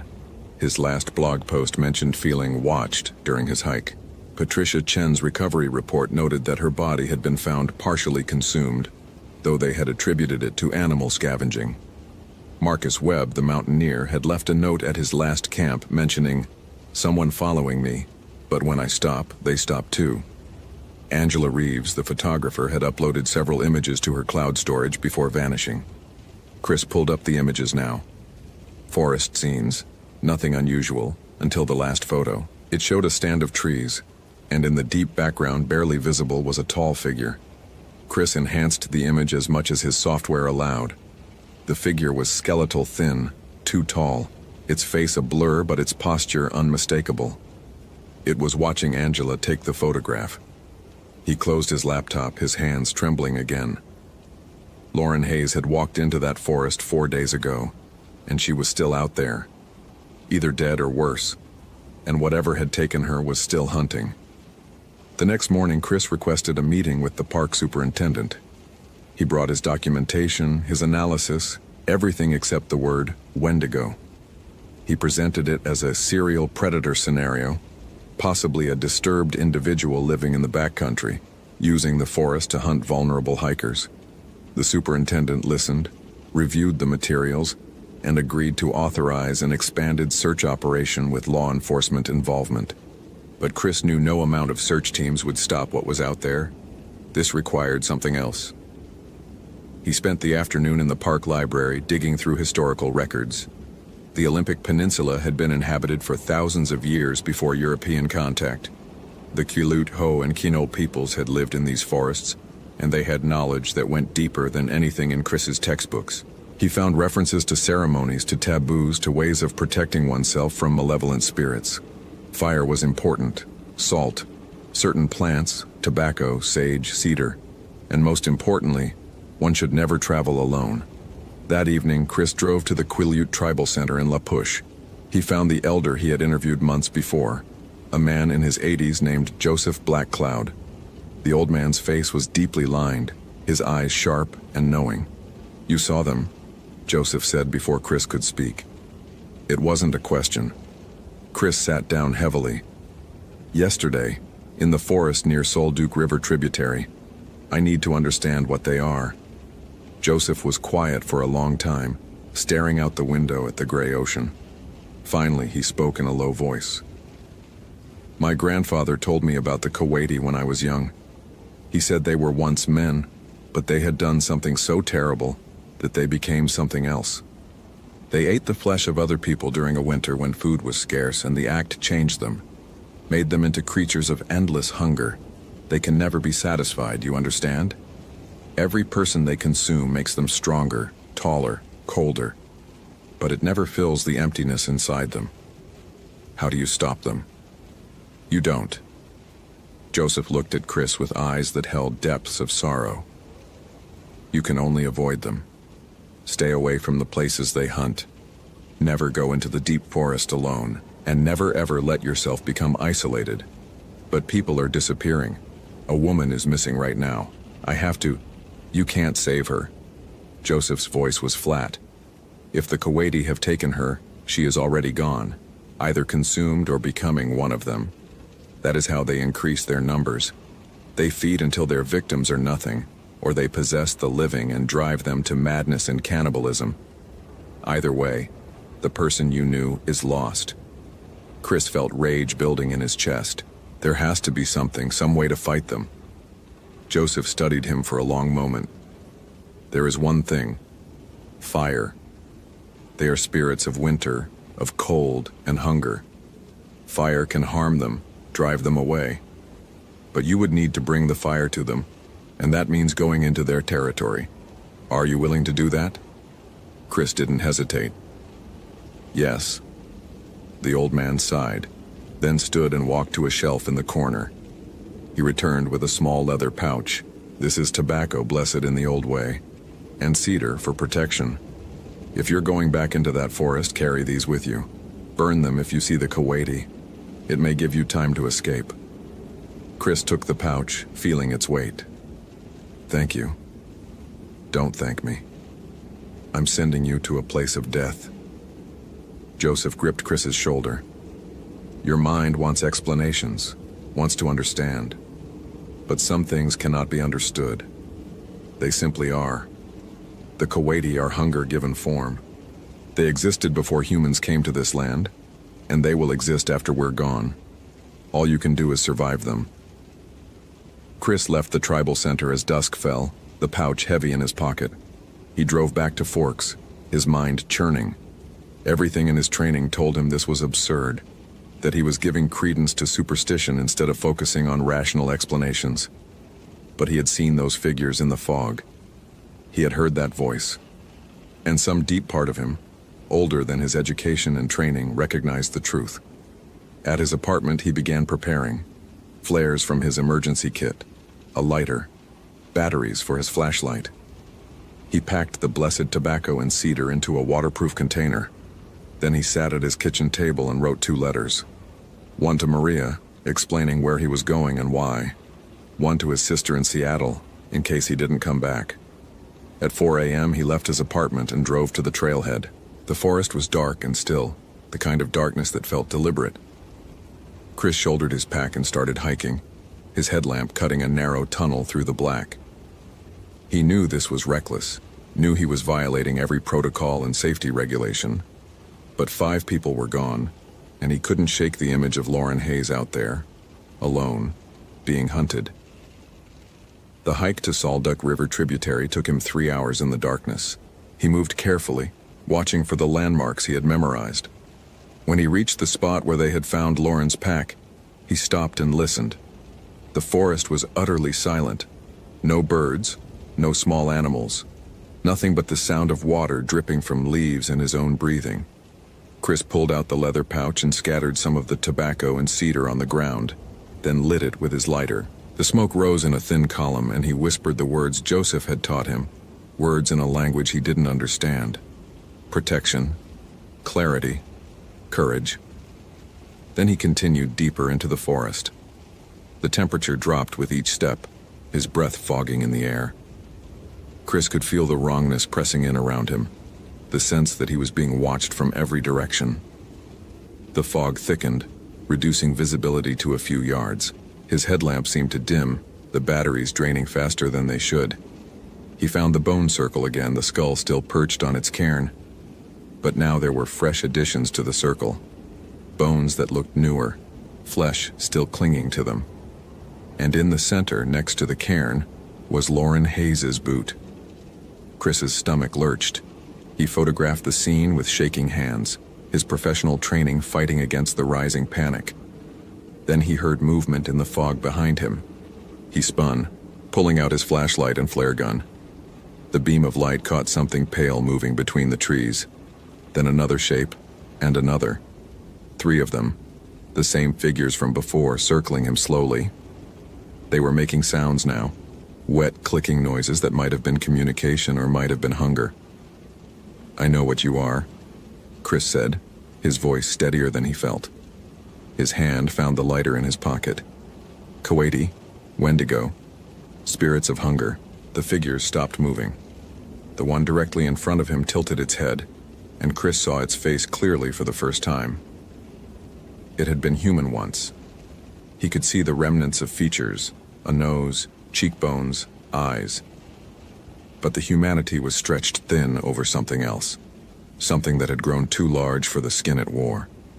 The mouth opened, revealing too many teeth, too sharp. Hungry, it said in that terrible wet voice. Always hungry, Join us. Feed with us. End the hunger. Chris raised the flare gun and fired. The flare burst between him and the creature, burning brilliant red and white. The Wendigo screamed, a sound like wind through dead trees, and staggered back. The others retreated into the fog, hissing and clicking. Chris ran, not back toward the trail, but deeper into the forest, following some instinct he didn't understand. The creatures pursued him, moving through the trees with impossible speed despite their size.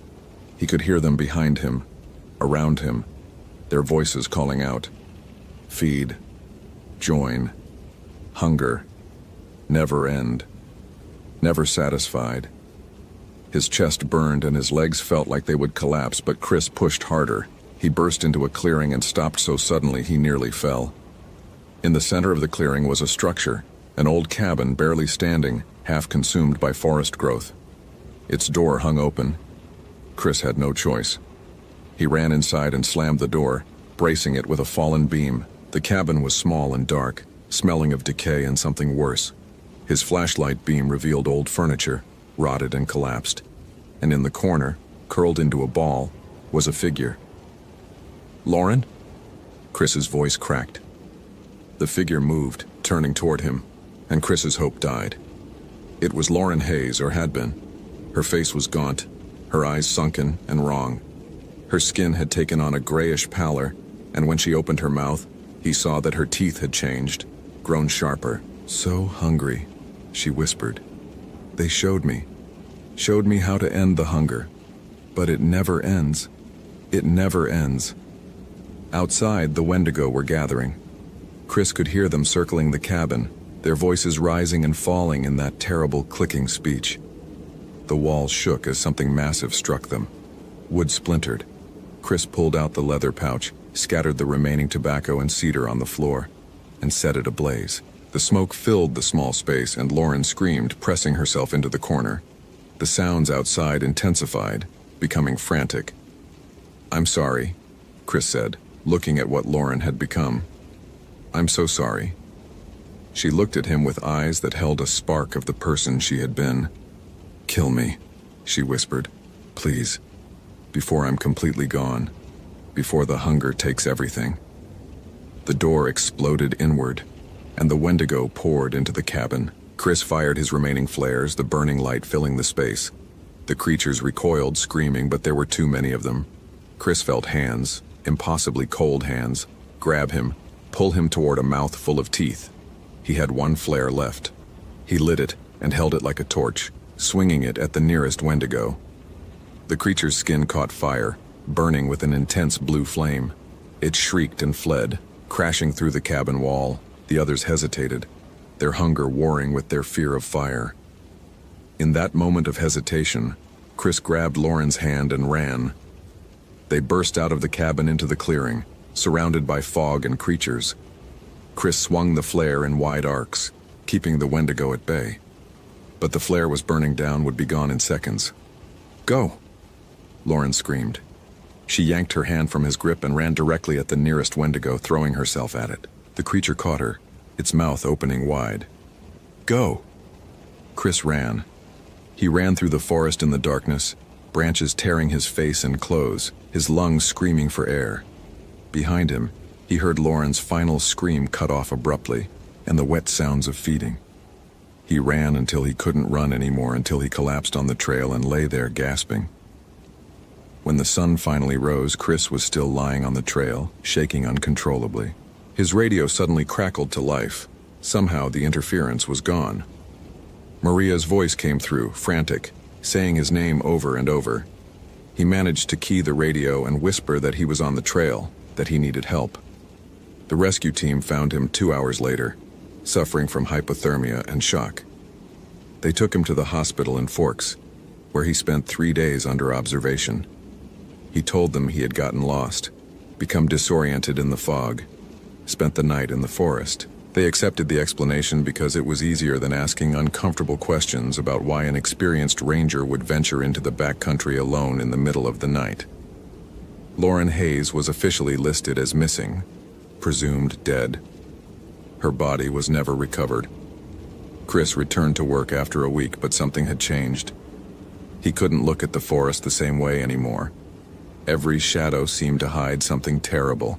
Every gust of wind carried voices that clicked and whispered about hunger. He requested a transfer, and 3 months later he was working at Mount Rainier National Park, as far from the Olympic Peninsula as he could get while staying in Washington. But the dreams never stopped. Dreams of Lauren's face as she made her final sacrifice. Dreams of tall figures moving through fog. Dreams of a hunger that could never be satisfied, growing stronger with each victim it consumed. And sometimes, on the coldest winter nights, Chris would wake in his apartment and feel certain that something was watching him from the darkness outside his window. Something tall and thin and patient. Something that remembered him. Something that was still hungry. He kept the leather pouch Joseph had given him on his nightstand. The blessed tobacco and cedar long since burned, but the pouch itself, a talisman. Next to it was his field notebook, filled with documentation of things that shouldn't exist. He had written it all down with scientific precision. The symbols, the bone circles, the creatures. Evidence of something that defied evidence. One entry in particular haunted him. He had written it the night before returning to work, trying to make sense of what had happened. The Algonquian peoples called them Wendigo. Other tribes had other names: Coati, Witico, Wendigo. The details varied, but the core remained the same. Spirits of endless hunger, former humans transformed by the act of cannibalism. The legends said they grew taller as they fed, that they brought cold with them, that they could possess the weak-willed and drive them to madness. I always thought these were just stories, warnings against survival cannibalism during harsh winters. I was wrong. The Wendigo are real. They hunt in the deep places, the spaces between our mapped world and the wild places that remember older rules. They are patient and intelligent, and utterly without mercy. They cannot be reasoned with or understood, only survived. And once you have seen them, truly seen them, you are changed. Part of you remains in their territory forever, marked by their hunger. Lauren Hayes died to save my life. She was transforming into one of them. I saw it happening, saw the humanity draining away as the hunger took over. But she held on to herself just long enough to make a choice. That kind of courage in the face of such horror. I will carry it with me always. There are other Wendigo out there, other hunting grounds. The 5 deaths in Olympic were not isolated incidents, but part of a larger pattern. These things have always been in the wilderness, taking people who wander too far alone, who venture into the deep places without protection or knowledge. We dismiss the disappearances as accidents, as bad luck, as the dangers of wilderness recreation. We never see the pattern because we don't want to, but I see it now, and I know I can't stop what's coming. The Wendigo will continue to hunt. More people will disappear, and all I can do is document it, warn those who will listen, and try to survive with the knowledge of what lurks in the places where the map ends. 3 years after the events in Olympic, Chris received a package at his apartment. No return address, just his name in neat handwriting. Inside was a photograph of the Hoh rainforest, taken recently based on the digital timestamp. The image showed the trail he had hiked, the place where he had found Lauren's pack. Standing in the background, barely visible between the trees, were 3 tall figures, and in the foreground, scratched into the bark of a tree, were the same symbols he had found that October day. But there was a new symbol added to the end of the sequence, a simplified human figure with a circle around its head, a target, a mark. Chris burned the photograph in his sink that night, watching the flames consume the image. But he couldn't burn the message it carried. The Wendigo remembered him. They knew where he was, and sooner or later, when the winter came cold and hungry enough, they would come for him. He thinks about Lauren Hayes often, about the spark of humanity in her eyes in those final moments, about the choice she made. He wonders if he would have that same courage when his time came, or if the hunger would take him first, transform him into something that wore his face, but wasn't him anymore. The forest rangers at Mount Rainier think Chris is paranoid. They notice how he never hikes alone anymore, how he won't venture into the backcountry after dark, how he carries unusual items in his pack, Tobacco, salt, dried sage. They whisper about him the way his colleagues in Olympic used to, calling him odd, obsessive. They don't understand that some knowledge changes you, that once you've seen the things between the trees you can never go back to comfortable ignorance. On the coldest nights when the wind howls down from the mountain and the temperature drops below zero, Chris sits at his kitchen table and writes in his notebook. He documents every report of missing hikers, every unexplained disappearance in the wilderness areas of the Pacific Northwest. The pattern is there if you know how to look for it. Isolated hikers, remote locations, cold weather, and always. In the weeks before the disappearance, reports of people feeling watched, of seeing tall figures in the distance, of hearing voices that click and whisper about hunger. The Wendigo are hunting. They have always been hunting. And Chris knows that all his documentation, all his warnings won't stop them. The forest keeps its secrets, and humanity keeps wandering into the deep places, alone and unprepared. He keeps the radio on his nightstand tuned to the National Park Service emergency frequency, waiting for the next call, the next missing hiker, the next person who ventured too far into the wilderness and met something that should only exist in legend. And in his dreams, he still hears Lauren's final words, "Go." Still feels her hand slipping from his, still sees the hunger in the eyes of the creatures that took her. The dreams are so vivid that sometimes he wakes unsure if he's really in his apartment or still in that clearing, surrounded by tall shapes in the fog, waiting for his turn to feed or be fed upon. Christopher Mercer had spent 19 years as a backcountry ranger, solving problems through logic and reason and careful analysis. He had believed in a world that could be understood, mapped, documented. That world no longer existed for him. Now he lived in a reality where the spaces between the trees held ancient hunger, where legends walked on two tall legs, where the wilderness was not empty but watching, waiting, hungry, always so hungry. Hope you felt genuine terror. If you appreciate authentic horror rooted in real folklore, consider following for more stories. Which moment scared you most? Share your theory about what happened.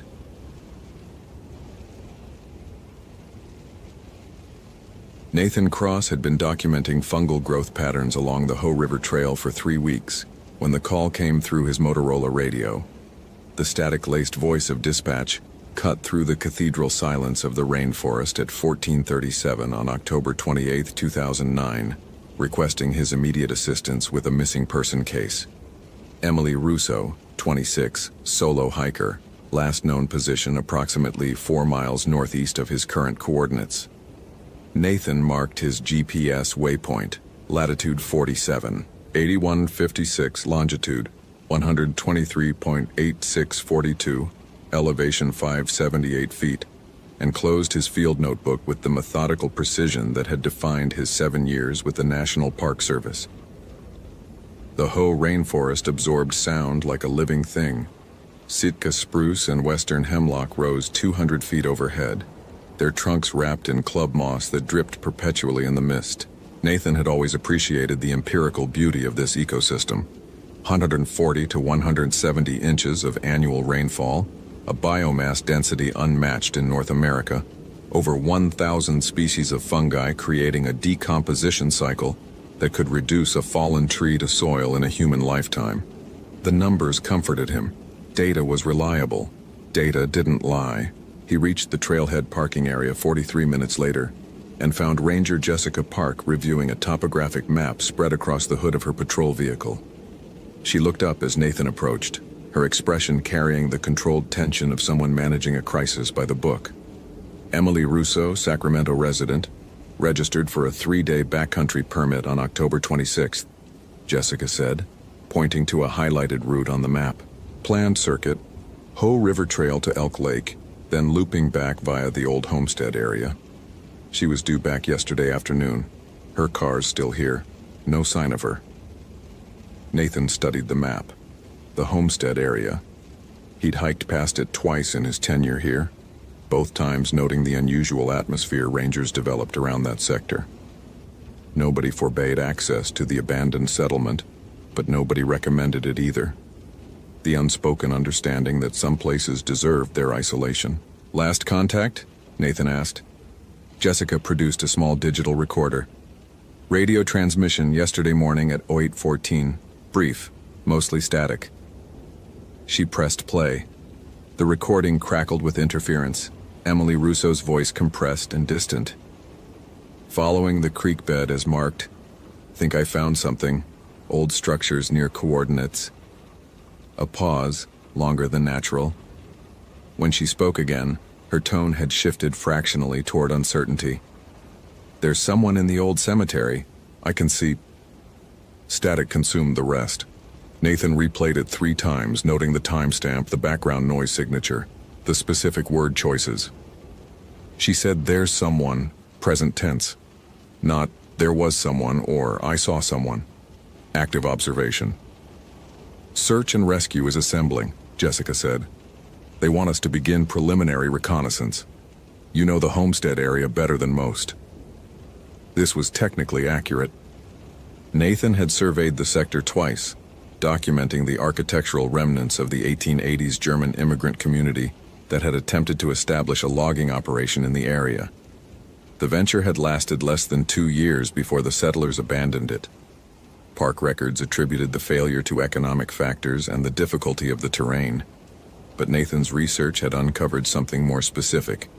A series of deaths in late 1881, cause listed simply as fever, 7 people in 3 weeks. The survivors had left abruptly, taking almost nothing. They reached the homestead site at 1652, the forest canopy so dense that premature dusk had already begun its descent.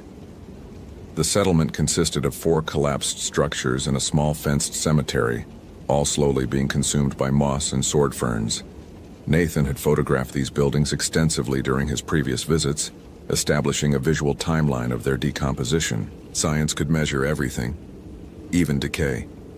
The cemetery occupied a small clearing where someone had once attempted to impose order on the chaos of the rainforest.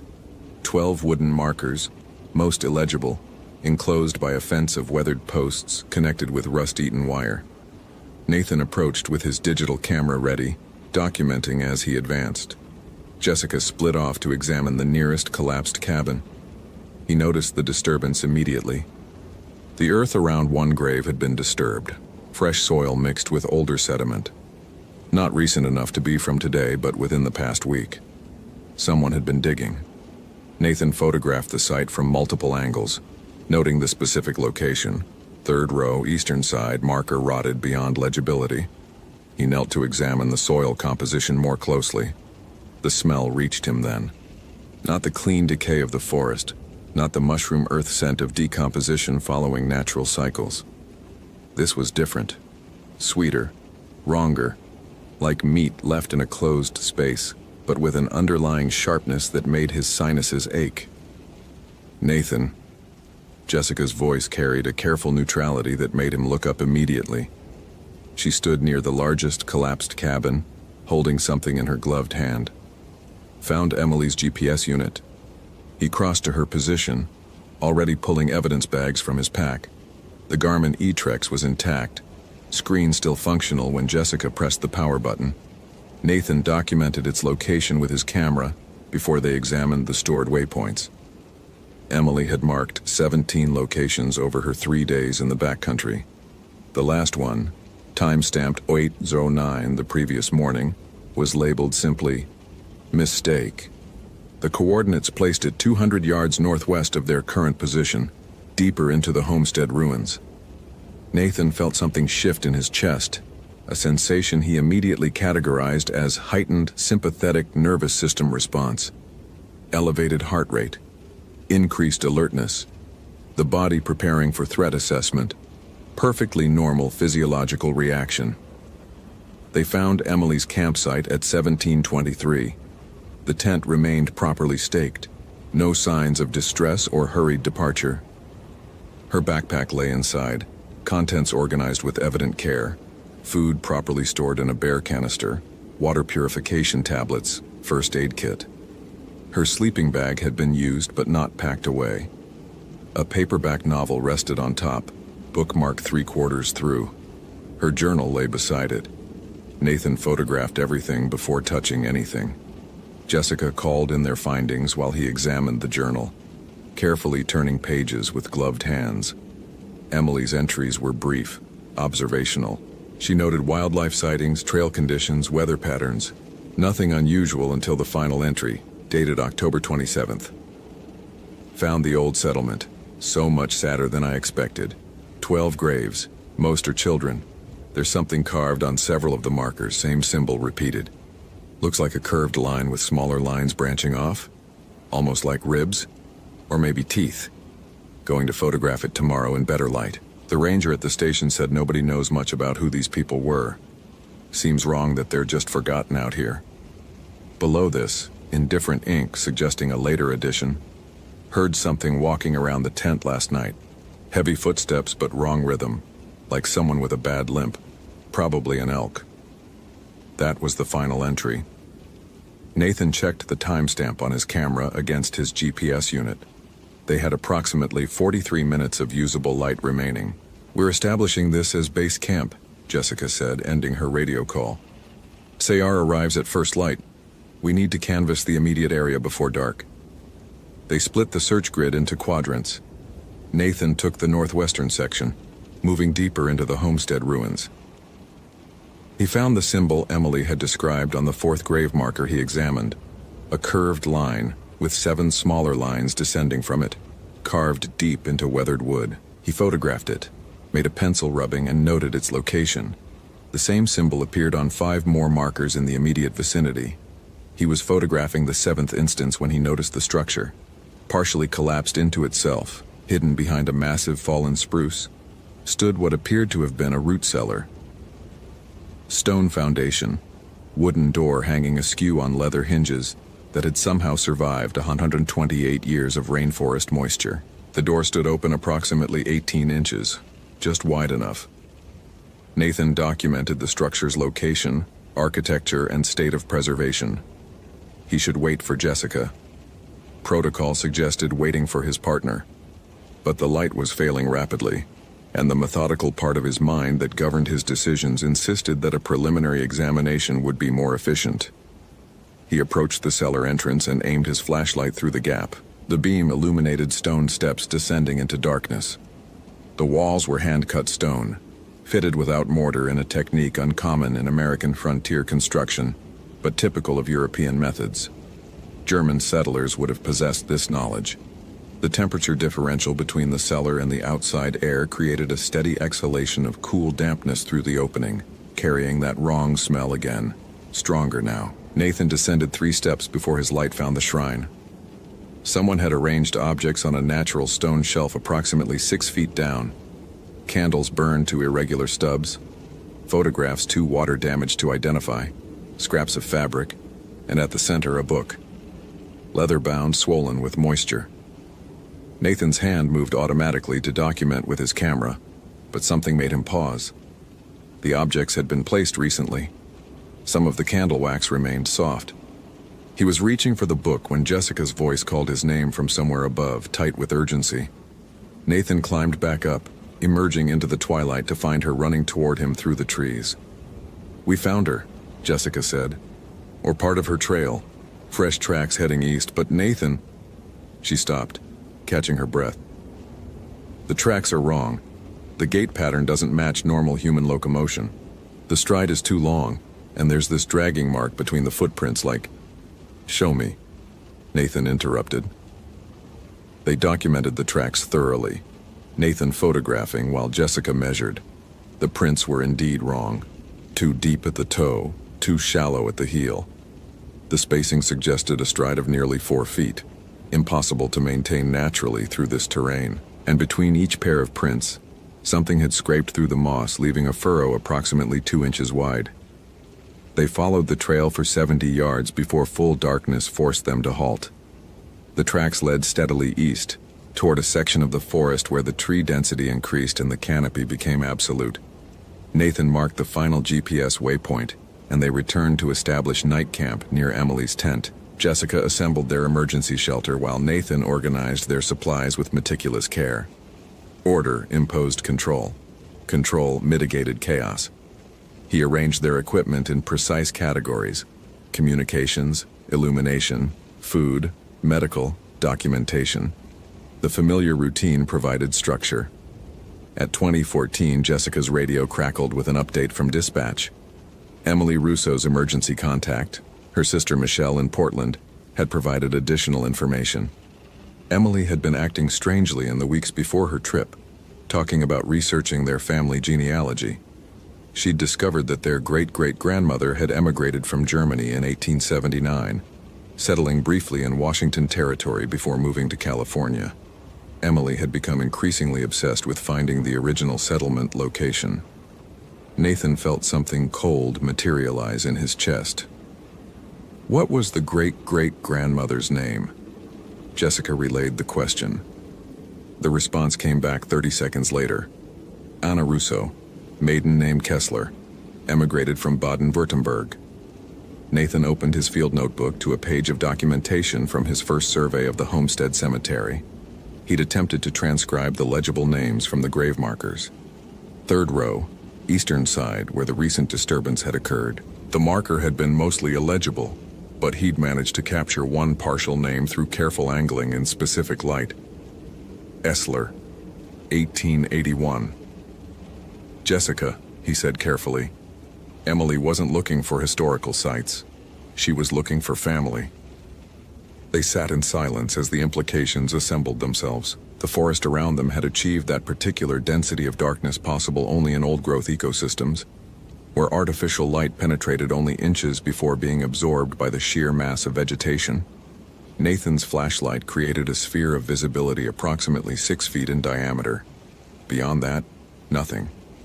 At 22:47, they heard the sound.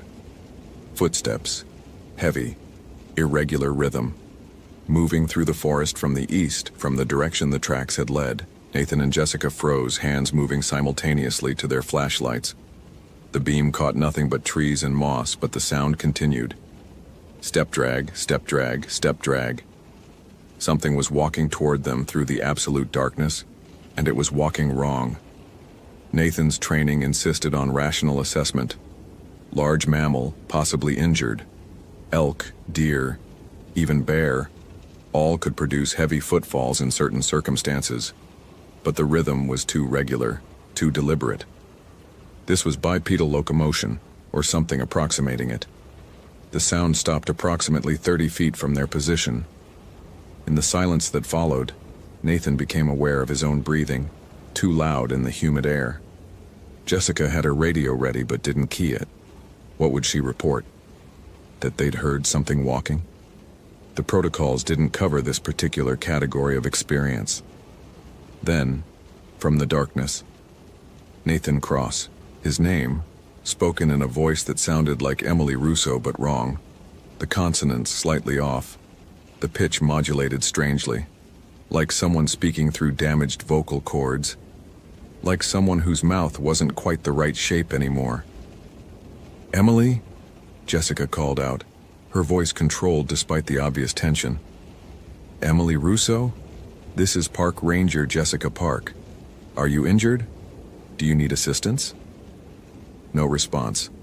The silence extended 5 seconds, 10, 15. Then the footsteps resumed, but now they were moving away, heading back toward the eastern forest. Step drag, step drag, step drag.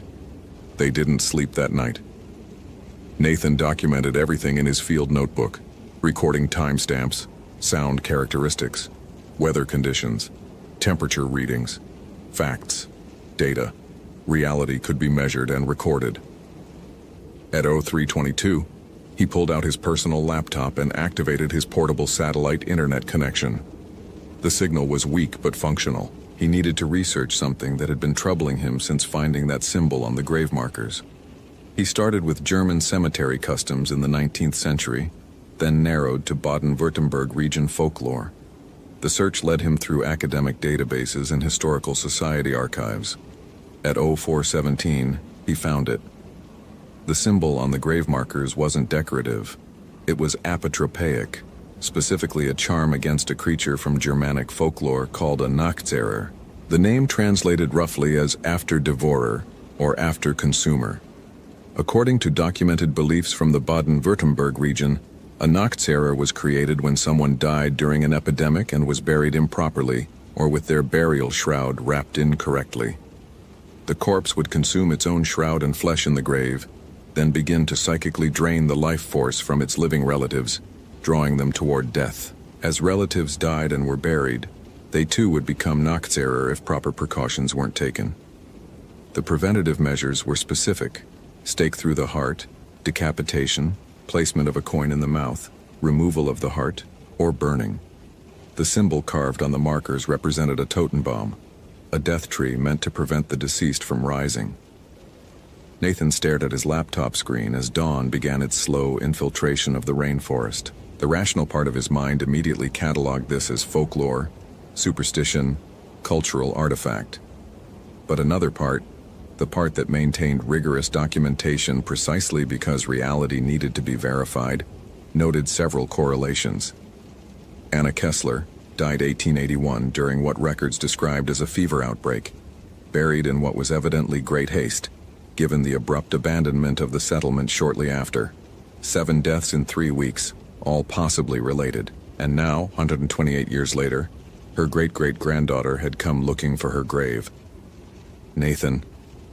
Jessica's voice pulled him from his research. She was standing at the edge of their camp perimeter, looking at something on the ground. "You need to see this." He crossed to her position and found fresh tracks in the moss, human-shaped but elongated, as if the foot had been stretched. The tracks formed a complete circle around their campsite, perhaps 20 feet in diameter. Whatever had called his name had been walking around them, all night. While they sat in their sphere of light, something had been circling in the darkness, close enough to reach them in 2 steps. SAR team arrived at 7:30, 8 personnel with tracking dogs, medical equipment, and communications gear. Nathan briefed them on Emily's last known trajectory and the eastern track trail they'd documented. The dogs picked up a scent immediately, but their behavior troubled the handlers. The animals moved forward reluctantly, whining constantly, pulling toward the trail but simultaneously trying to retreat. Nathan joined the primary search group while Jessica remained at base camp to coordinate. They moved east through increasingly dense forest, following the drag-marked tracks. At 09:14 they found Emily's hiking boots, both of them placed carefully side by side on top of a moss-covered log. Laces still tied. They appeared to have been removed deliberately, not torn off. The tracks beyond this point were barefoot, toes splayed wide, digging deep into the soft earth. The drag mark between them had become more pronounced. At 10:47 they found the second shrine. This one had been constructed more recently, possibly within the past 24 hours.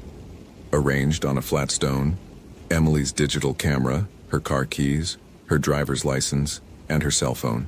The phone was set to display a single photograph, a close-up of one of the grave markers, showing the Totenbaum symbol in detail. The image had been marked up with arrows and annotations in what appeared to be Emily's handwriting, though Nathan couldn't read them without handling evidence. Beyond the shrine, the trail split. The barefoot tracks continued east, but a second set of tracks now appeared, heading north. These were Emily's boot prints, except Emily's boots were sitting on the log half a mile behind them. The SAR team leader made the decision to split the group. 4 personnel would follow the barefoot tracks, 4 would follow the boot prints. Nathan joined the barefoot group, unable to articulate why, but certain it was the correct choice. The part of his mind that dealt in data and documentation had begun to malfunction. Information wasn't assembling into coherent patterns, or rather it was assembling into patterns he couldn't accept. They tracked the barefoot prints for another hour. The forest here had changed character, becoming older, darker, the ground musty with decades of undisturbed leaf fall. The trees stood farther apart but grew more massive. Many showed signs of extreme age, 900 years old, predating European contact by centuries. At 11:52 they found the first body. Not Emily Russo, someone much older.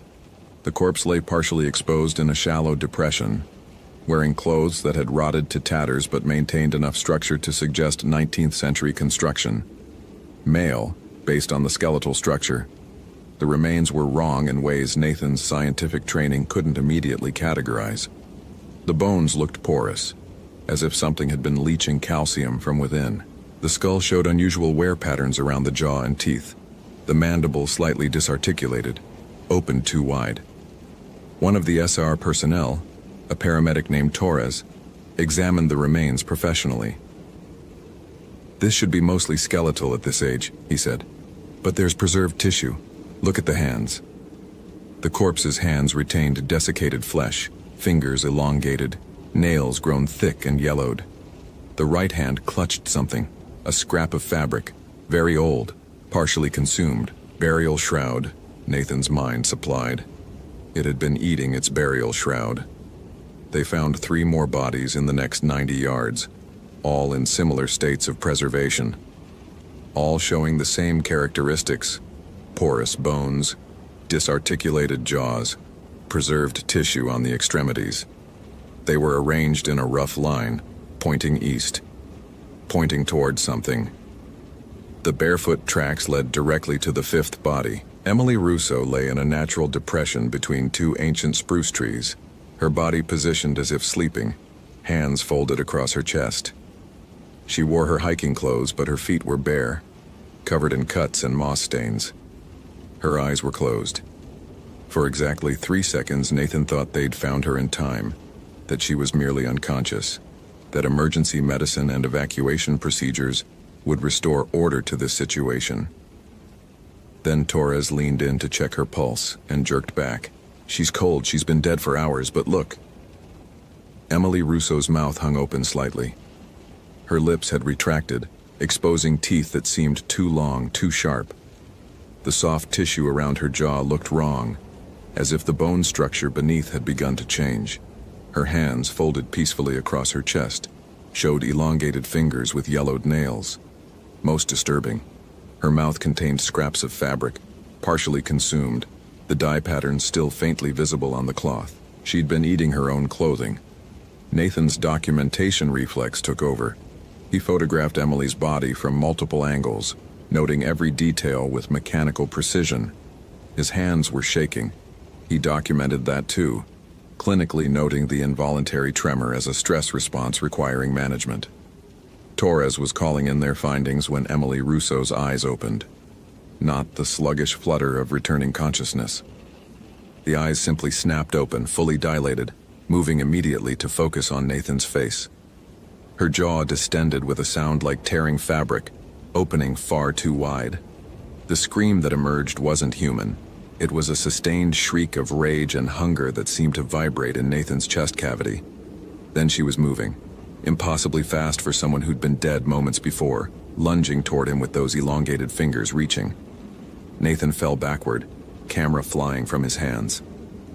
Torres tried to intercept her, but Emily, or what Emily had become, swatted him aside with strength that sent him tumbling into the undergrowth. The other SAR members converged, trying to restrain her without causing harm, still operating under the assumption that this was a rescue situation. But Emily was too strong, too fast. She broke away from them and ran east, that same step-drag gait they'd heard in the darkness, moving through the forest with terrible purpose. Nathan picked up his camera with trembling hands. The LCD screen had cracked in the fall, but the device still functioned. He had 47 photographs of Emily Russo's body. Proof, documentation, evidence that his eyes had not deceived him, that his sanity remained intact even as his understanding of reality underwent violent revision.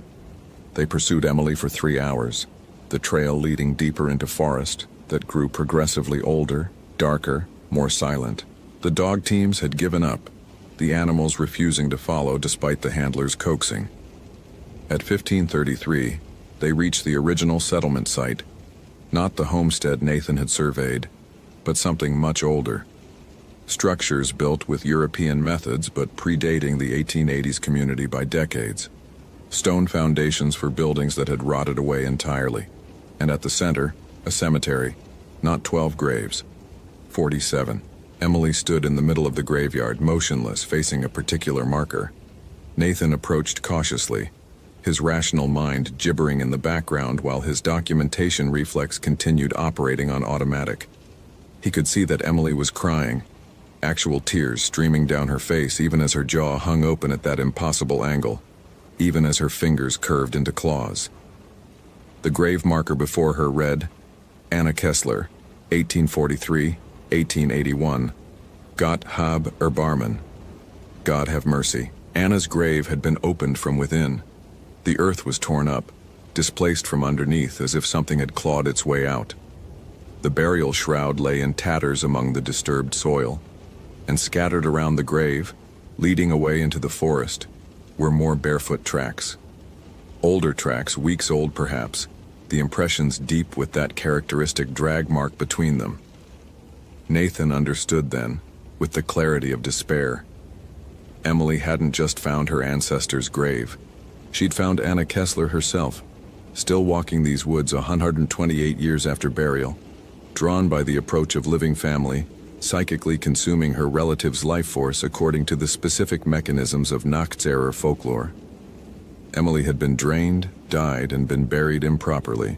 No coin in the mouth, no preventative measures, because the SAR team had been operating under the assumption of contemporary medical death, not folkloric transformation. Torres approached from behind, radio in hand. "Nathan, we need to..." Emily moved so fast she seemed to teleport. One moment standing at Anna's grave, the next her hands were around Torres's throat, that distended jaw lowering toward his neck. The other SAR members rushed forward, but Nathan knew with terrible certainty that physical intervention wouldn't work. This was Nachtzerer, and Nachtzerer followed specific rules. Rules documented in German folklore for centuries, rules that required specific countermeasures. He ran to Anna's grave and began digging with his hands, throwing aside soil and rotted wood, until his fingers struck something solid. The body was impossibly preserved, skin like leather, eyes sunken but still present. Anna Kessler's mouth hung open, jaw disarticulated, fingers elongated. She wore the remains of a 19th century dress, the burial shroud partially consumed. Nathan pulled his multi-tool from his belt and extended the knife blade, 4 inches. Stainless steel. Completely inadequate for what folklore required, but it was what he had. He drove the blade into Anna's chest, aiming for where the heart should be, pushing down with both hands until he felt the blade grate against spine. Emily Rousseau's scream echoed through the forest, not from her throat but from all around them, from the trees themselves, from the earth. She released Torres and turned toward Nathan, covering the distance between them in 3 impossible strides, but something had changed. Her movements had lost their terrible fluidity. She moved jerkily now, fighting against invisible restraints. Nathan twisted the knife, leveraging it deeper. Anna's corpse convulsed beneath his hands. Emily shrieked again and fell to her knees, hands clutching at her own chest. The other bodies, the 4 they'd found earlier, began emerging from the forest, drawn by some shared distress. They moved with that characteristic step-drag gait, converging on the cemetery from multiple directions. "Nathan!" Torres's voice, raw but functional. "Whatever you're doing, do it faster." Nathan withdrew the knife and began sawing at Anna's neck. The desiccated tissue offered surprising resistance, but the folklore was specific.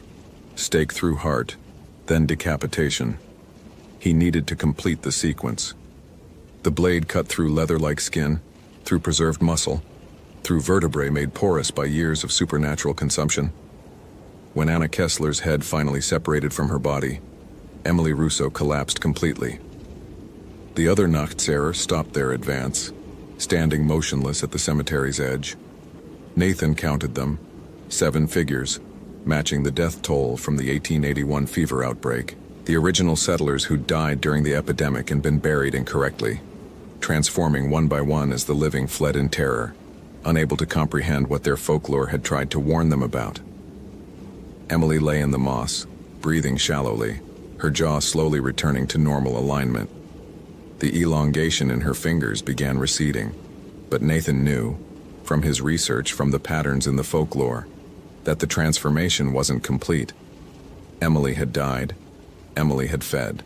Emily had become Nachtzerer, and while destroying her progenitor had broken the immediate compulsion, the condition itself remained.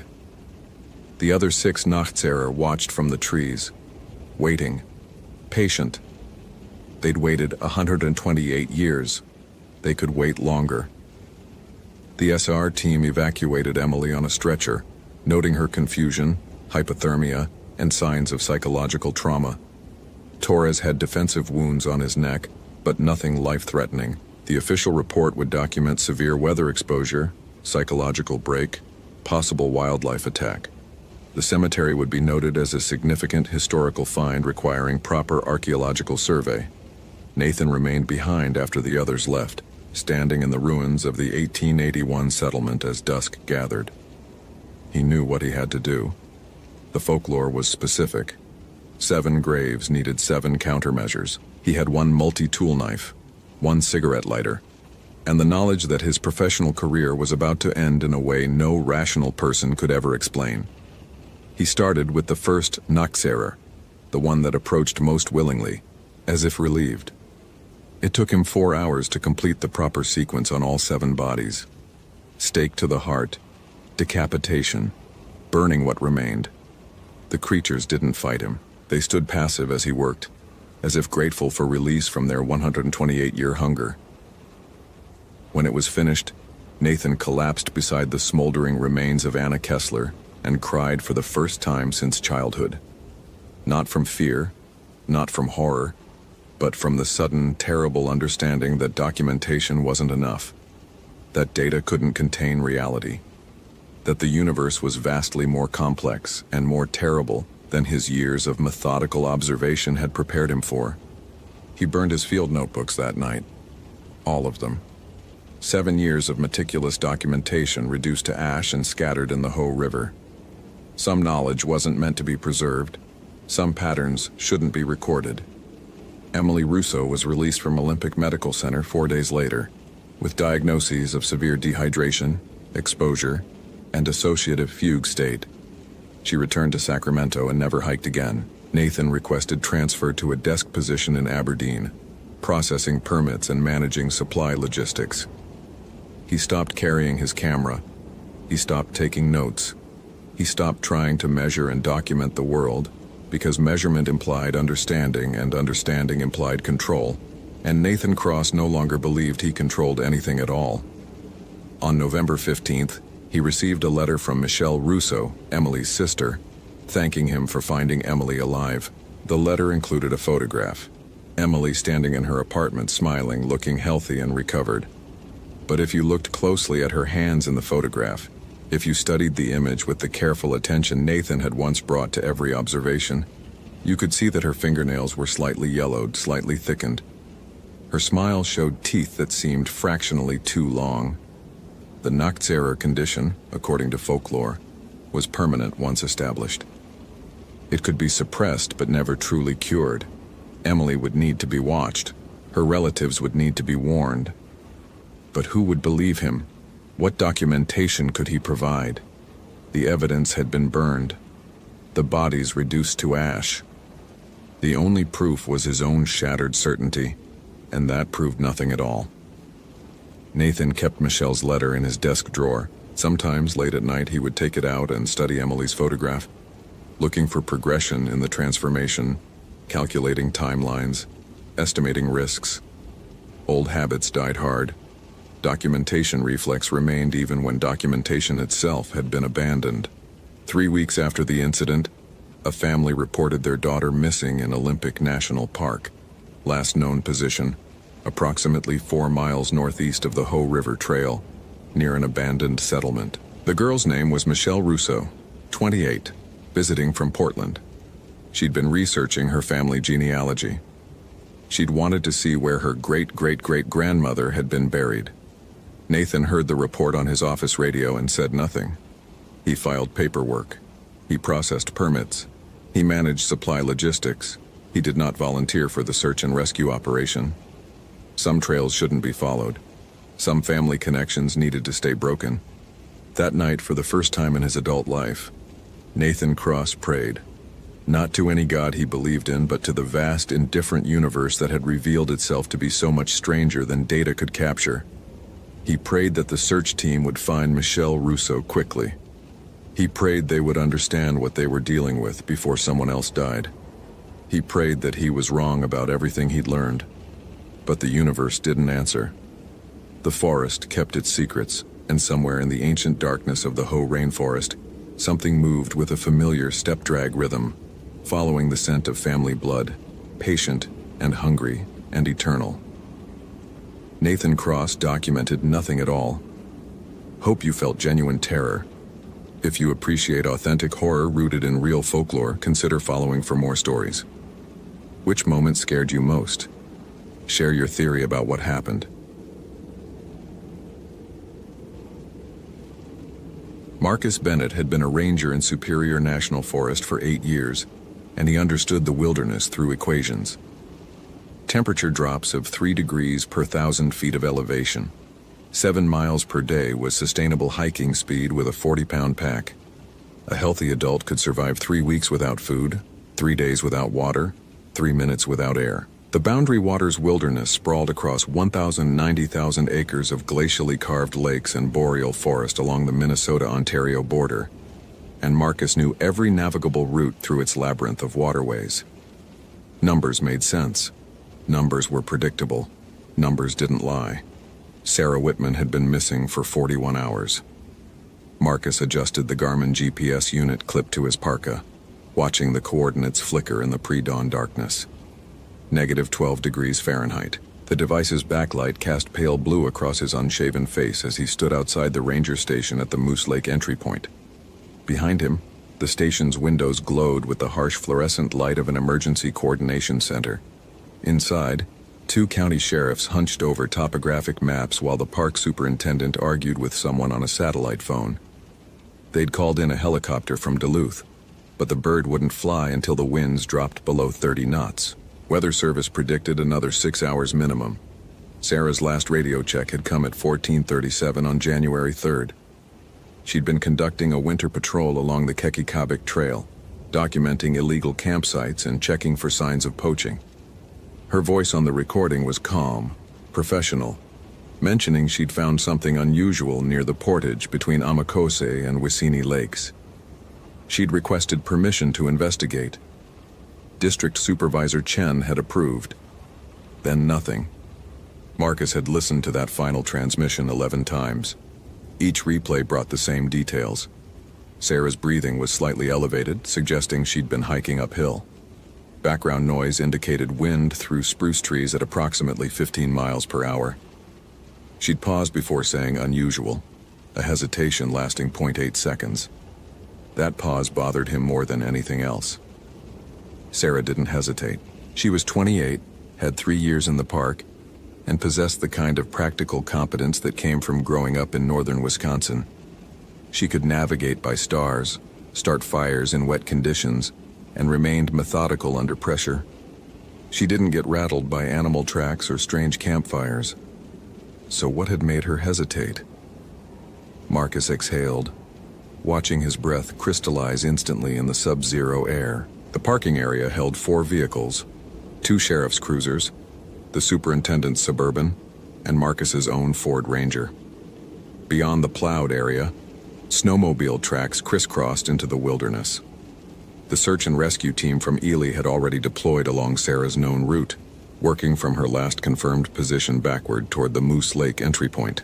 Standard protocol. Marcus had reviewed the search grid 3 times, identifying optimal coverage patterns based on terrain difficulty and available daylight hours. But something felt wrong with the math. The first anomaly sat in a manila folder on the station's conference table. Marcus had pulled historical patrol records going back 15 years, cross-referencing incident reports with seasonal patterns. What he'd found made no statistical sense. Since 1994, 7 people had vanished in this specific quadrant of the Boundary Waters during winter months. Not lost and found, vanished. 4 were experienced outdoorsmen, 2 were rangers. The incidents occurred roughly every 26 months, always between December and February, always in the triangle of wilderness bounded by Amakose Lake, Wissini Lake, and the Canadian border. The disappearances showed no obvious connection. Different years, different circumstances, different entry points. But when Marcus plotted them on a map, they formed a pattern. Each incident occurred progressively deeper into the wilderness, moving northwest along a corridor approximately 12 miles long and 3 miles wide. The progression was so precise it looked deliberate, calculated. The most recent disappearance before Sarah had been in January 2007. A solo winter camper named David Aurelius, age 43, experienced backcountry skier. His tent was found intact near the Kikikabik Trail.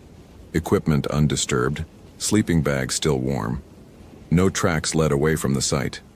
The investigation concluded he'd suffered some kind of mental break and wandered off, likely succumbing to hypothermia within hours.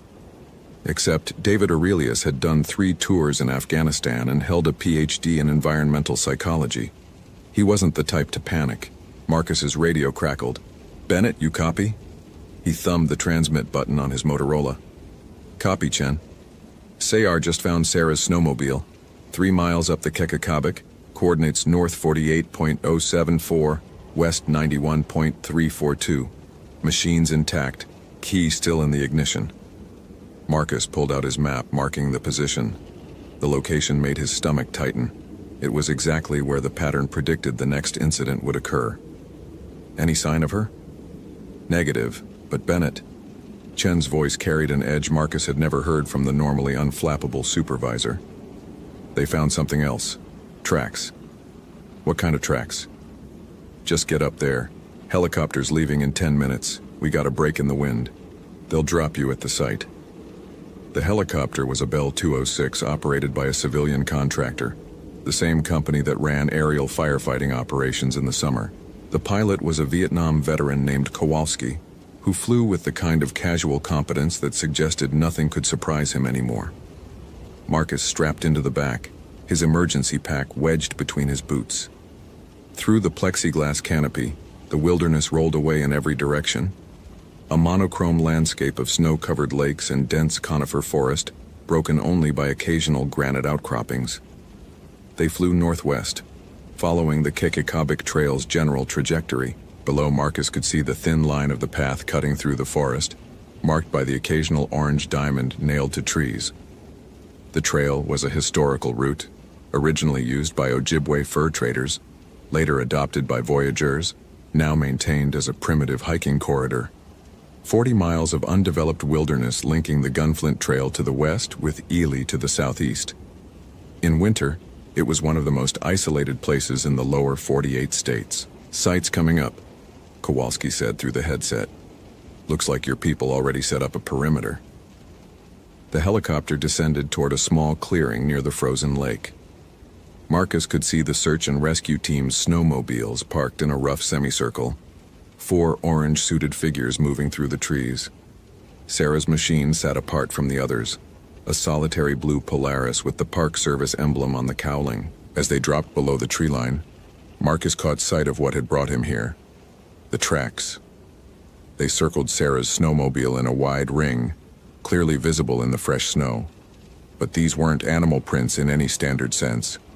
Each track was roughly 3 feet long, showing something like a foot but elongated, skeletal, with toes that extended into claw marks. The stride length suggested something walking upright, but the gait was wrong, too wide, as if whatever made the tracks had joints that bent in unexpected directions. The prints were deep, suggesting significant weight, but they showed no sign of the dragging or sliding Marcus would expect from something moving through knee-deep snow, and there were dozens of them. The helicopter touched down 200 yards from the site. Marcus climbed out, ducking under the rotors as they continued to spin. The cold hit him like a physical force, well below zero even with the sun climbing toward the tree line. He pulled his balaclava over his face and trudged toward the perimeter. Chris Martinez, the SAR team leader, met him halfway. Martinez had 15 years of wilderness rescue experience and ran summer climbing courses in the Rockies during the off-season. His expression was carefully neutral, but Marcus could see tension in the way he held his shoulders. "Bennett, glad you're here." "Show me." They walked to Sarah's snowmobile. Up close, the tracks looked even more disturbing. Marcus crouched beside one, pulling a digital camera from his pack. The print showed 5 distinct toes, but they were too long, too thin, ending in what looked like claws that had cut into the frozen crust beneath the powder. The heel was narrow, barely making contact with the ground. Most unsettling was the depth. The track pressed down nearly 8 inches, but the surrounding snow showed no sign of displacement. as if whatever made it had simply appeared at each footfall without disturbing the surface tension of the snowpack. "Bear?" Marcus asked, though he already knew the answer. "No bear moves like that. Wrong stride, wrong foot structure. And look at the pattern." Martinez gestured to the ring of tracks. "They circle the machine maybe 20-30 times, then head northwest into the bush. Doesn't make sense. Animal would approach, investigate, leave. This thing walked circles around her sled for I don't know how long." Marcus stood, following the tracks with his eyes. They moved away from the clearing in a single line, perfectly straight, disappearing into the dense spruce forest. No wandering, no pausing to investigate scents or sounds. Whatever made these prints had known exactly where it was going. "What about Sarah's tracks?" Martinez pointed to a confused area of disturbed snow near the snowmobile's front end. "She dismounted here. You can see her boot prints, size 7, consistent with her equipment manifest. She walked maybe 20 feet toward the tree line, then..." He trailed off. "Then what?" "Then nothing. Her tracks just stop. No sign of a struggle, no drag marks, no blood. She's there, then she's not." Marcus examined the area Martinez indicated. The final boot print was clear and complete, showing the distinctive tread pattern of Sarah's sorrel winter boots. The snow beyond was undisturbed, unmarked by any human presence. But the strange tracks continued past, overlaying where Sarah's prints ended, as if whatever made them had stepped directly onto the spot where she'd been standing. "The other prints," Marcus said slowly. "The circling ones around the snowmobile. When were those made?" Martinez checked his notebook. "Hard to say exactly, but based on snow accumulation and the condition of the crusting, I'd estimate 6 to 8 hours ago, maybe 23 last night." Marcus checked his watch. It was now 09:15. Sarah had been gone for 46 hours. But she disappeared during daylight. Her last radio call was 14:37. "Yeah." Martinez looked uncomfortable. "So either something came back to her snowmobile last night, or the timeline doesn't work." Marcus stood, brushing snow from his gloves. The mathematics of the situation were breaking down, variables refusing to resolve into coherent equations. He pulled out his radio. "Chen, you copy?" "Go ahead, Bennett." "I need everything we have on the 2007 disappearance. David Aurelius. Specifically, I need to know if there were any unusual tracks at his campsite." Static filled the silence for several seconds. "Why?" "Just checking a pattern." More static. Then, "Hold on." Marcus waited, watching the SEAR team systematically photograph and measure the tracks. The sun had fully cleared the trees now, but it provided no warmth, just a harsh white light that made the snow glare painfully. The forest around them was absolutely silent. No birds, no small animals rustling through underbrush, just wind moving through the spruce branches with a sound like distant breathing. The radio crackled. "Bennett, I've got the file. Aurelius campsite. Yeah, there's a note about tracks. Investigating officer described them as unusual. Possibly bare, possibly deformed. Photos weren't conclusive." "Where was his camp?" "Coordinates north 48.087, west 91.356. Marcus pulled out his map, hands already knowing what he'd find. The location was approximately 2 miles northwest of Sarah's snowmobile. Further along the same trajectory, he marked the position, then traced his finger backward along the pattern, checking the coordinates from the other disappearances. They formed a nearly perfect straight line, pointing like an arrow deeper into the wilderness, toward the most isolated section of the boundary waters, toward an area marked on the topographic map as Wendigo Lake. The name hit him like a fist. Wendigo, Wendigo, Weedico. He'd seen the word before in fragments of research he'd done years ago about regional place names, an Algonquian term, related to indigenous legends from the northern forests. Something about hunger, about winter, about things that moved through the wilderness and left people changed or vanished. He pulled out his smartphone, but the device showed no signal. The boundary waters had spotty coverage even in summer. In winter, with the cold affecting battery performance, it was useless. He'd need to wait until he was back at the station to do proper research. but the name resonated in his mind, triggering associations he couldn't quite grasp. Marcus. Martinez was standing beside him, speaking quietly. "What do you want to do?" Marcus looked at the tracks leading into the forest. By every protocol, by every regulation, they should wait for additional resources. The helicopter, more SAR personnel, maybe even the state police. But Sarah had been missing for 46 hours. At these temperatures, survival time was measured in exposures. Each hour decreased the probability of recovery by a calculable percentage, and the math kept getting worse. "I'm going after them," Marcus said. "That's not procedure." "Procedure says we follow all viable leads. These tracks are viable." Martinez studied him for a long moment. "You know what those are?" "They're tracks." "They're not tracks from anything natural, Bennett. I've spent 20 years in wilderness rescue. I've tracked everything from lost kids to fugitive murder suspects. Those prints aren't anything I've ever seen." He paused. "Neither have you." Marcus shouldered his pack. "Someone made them. That makes them worth following." He started into the forest before Martinez could argue further. Behind him, he heard the SAR leader speaking into his radio, reporting the decision to Chen. There would be paperwork later, probably a formal review. Marcus didn't care. The numbers had stopped making sense, which meant the problem had moved beyond standard analysis. He needed more data. The tracks led northwest through dense spruce forest, the prints unnervingly consistent. No variation in stride length, no deviation in direction. Whatever made these had moved with mechanical precision through terrain that would challenge even experienced hikers.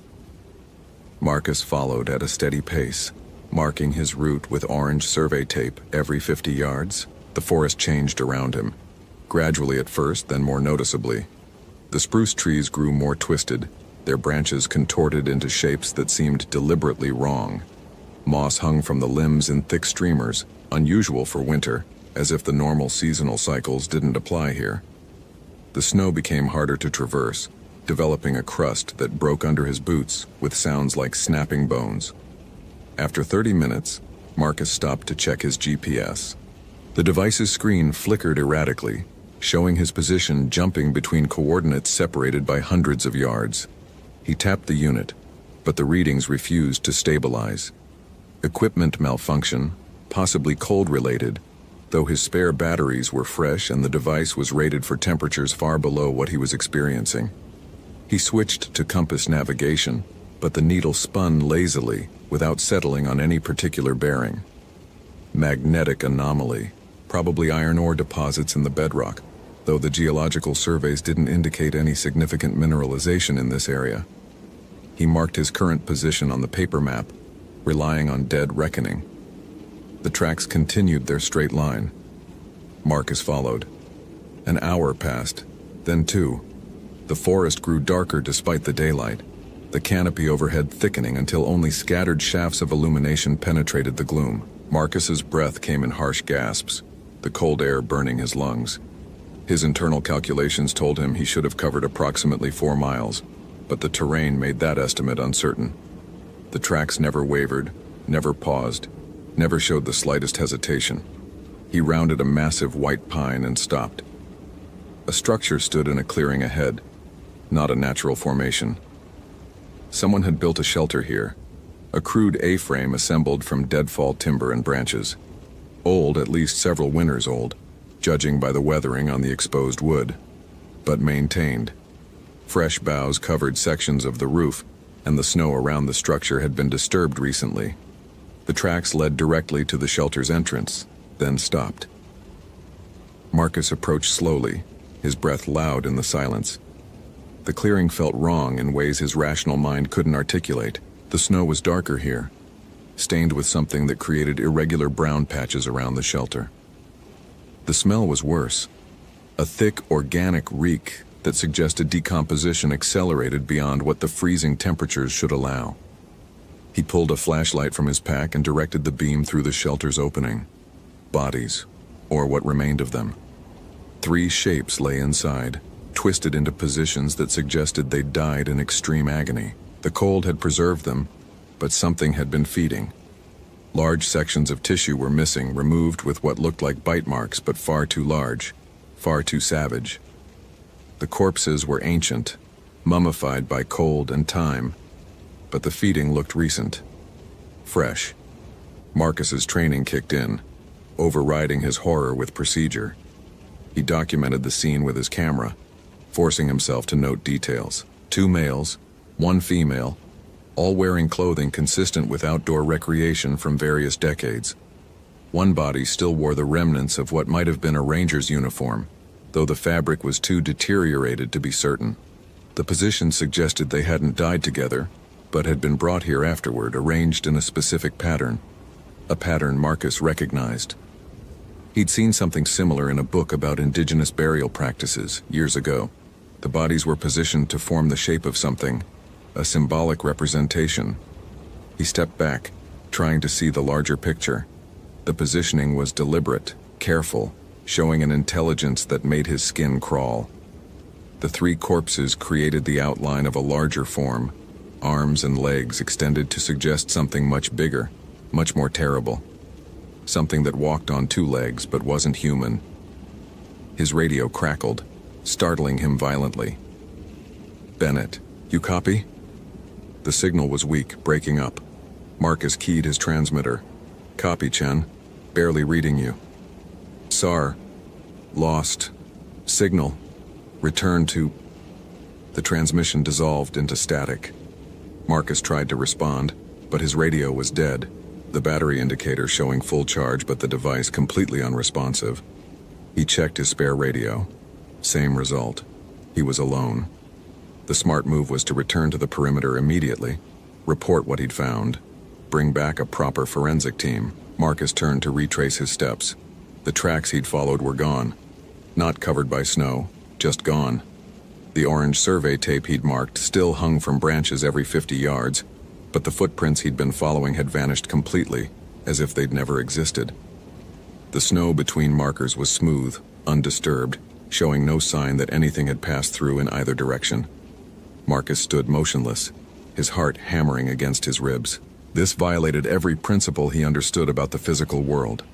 Tracks didn't disappear. Matter left traces. Everything could be measured, quantified, explained through rational analysis. A sound echoed through the forest. Not quite a voice, but something between a scream and laughter, high-pitched and hungry. It came from everywhere and nowhere, reverberating between the trees until Marcus couldn't determine any point of origin. Then it cut off, leaving silence so absolute he could hear his own blood pulsing in his ears. Something moved in the darkness between the trees. Marcus saw it only in fragments, glimpses that his mind struggled to assemble into a coherent image. Too tall, 8 feet at least. Impossibly thin, skeletal, with limbs that bent at wrong angles. Its movement was fluid but jerky, like stop-motion animation, appearing at one spot then another without seeming to cross the distance between. Where it passed, the snow developed that same dark staining he'd seen around the shelter. It was circling him. Marcus's training provided options. Make noise, appear large, back away slowly. Standard protocols for predator encounters. But this wasn't a bear or wolf. This was something else entirely. And every instinct screaming through his rational mind told him that standard protocols would be meaningless. He ran.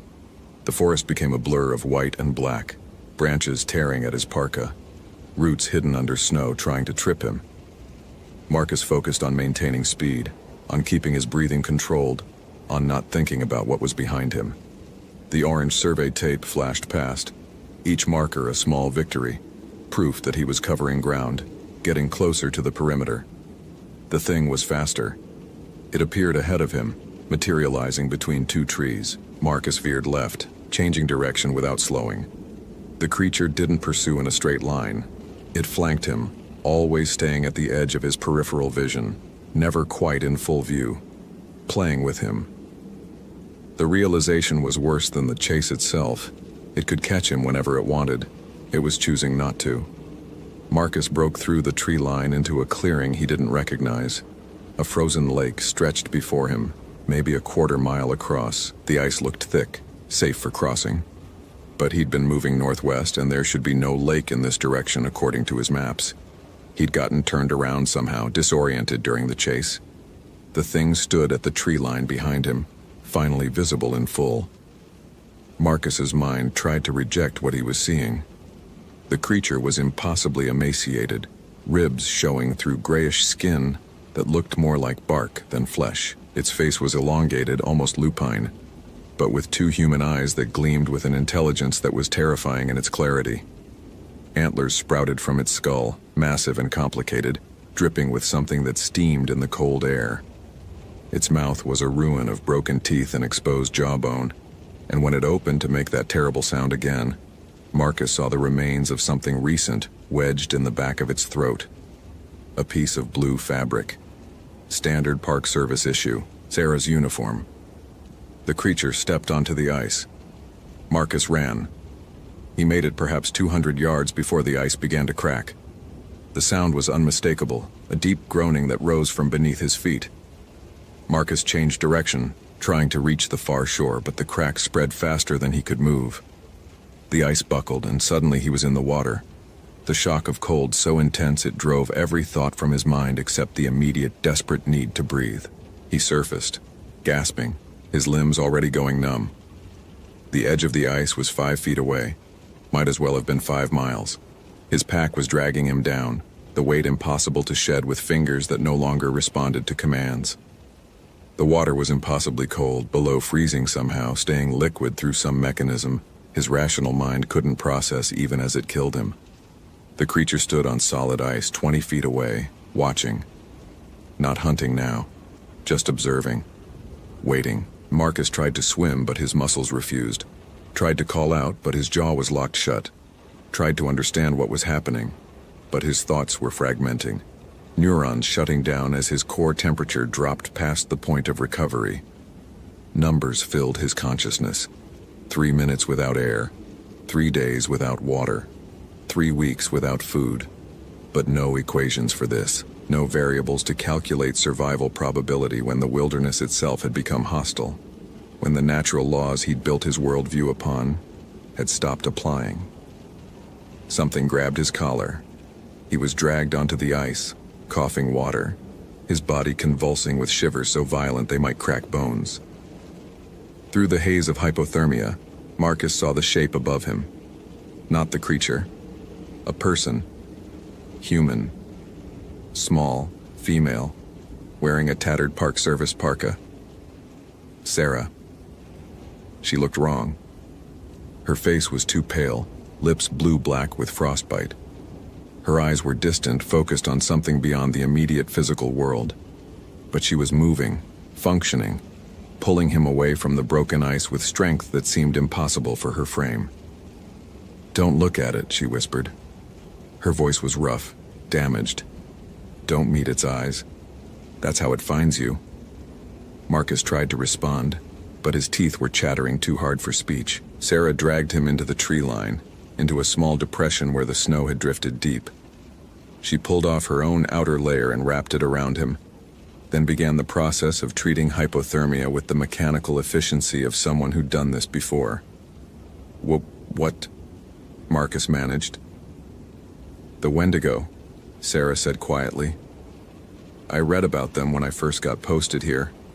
Thought they were just stories. Algonquian legends. Spirits of winter hunger. Things that were once human but ate flesh during famine and became something else. I thought I was being culturally respectful by learning the local mythology." She laughed, a sound without humor. "I didn't believe it was real until it took me.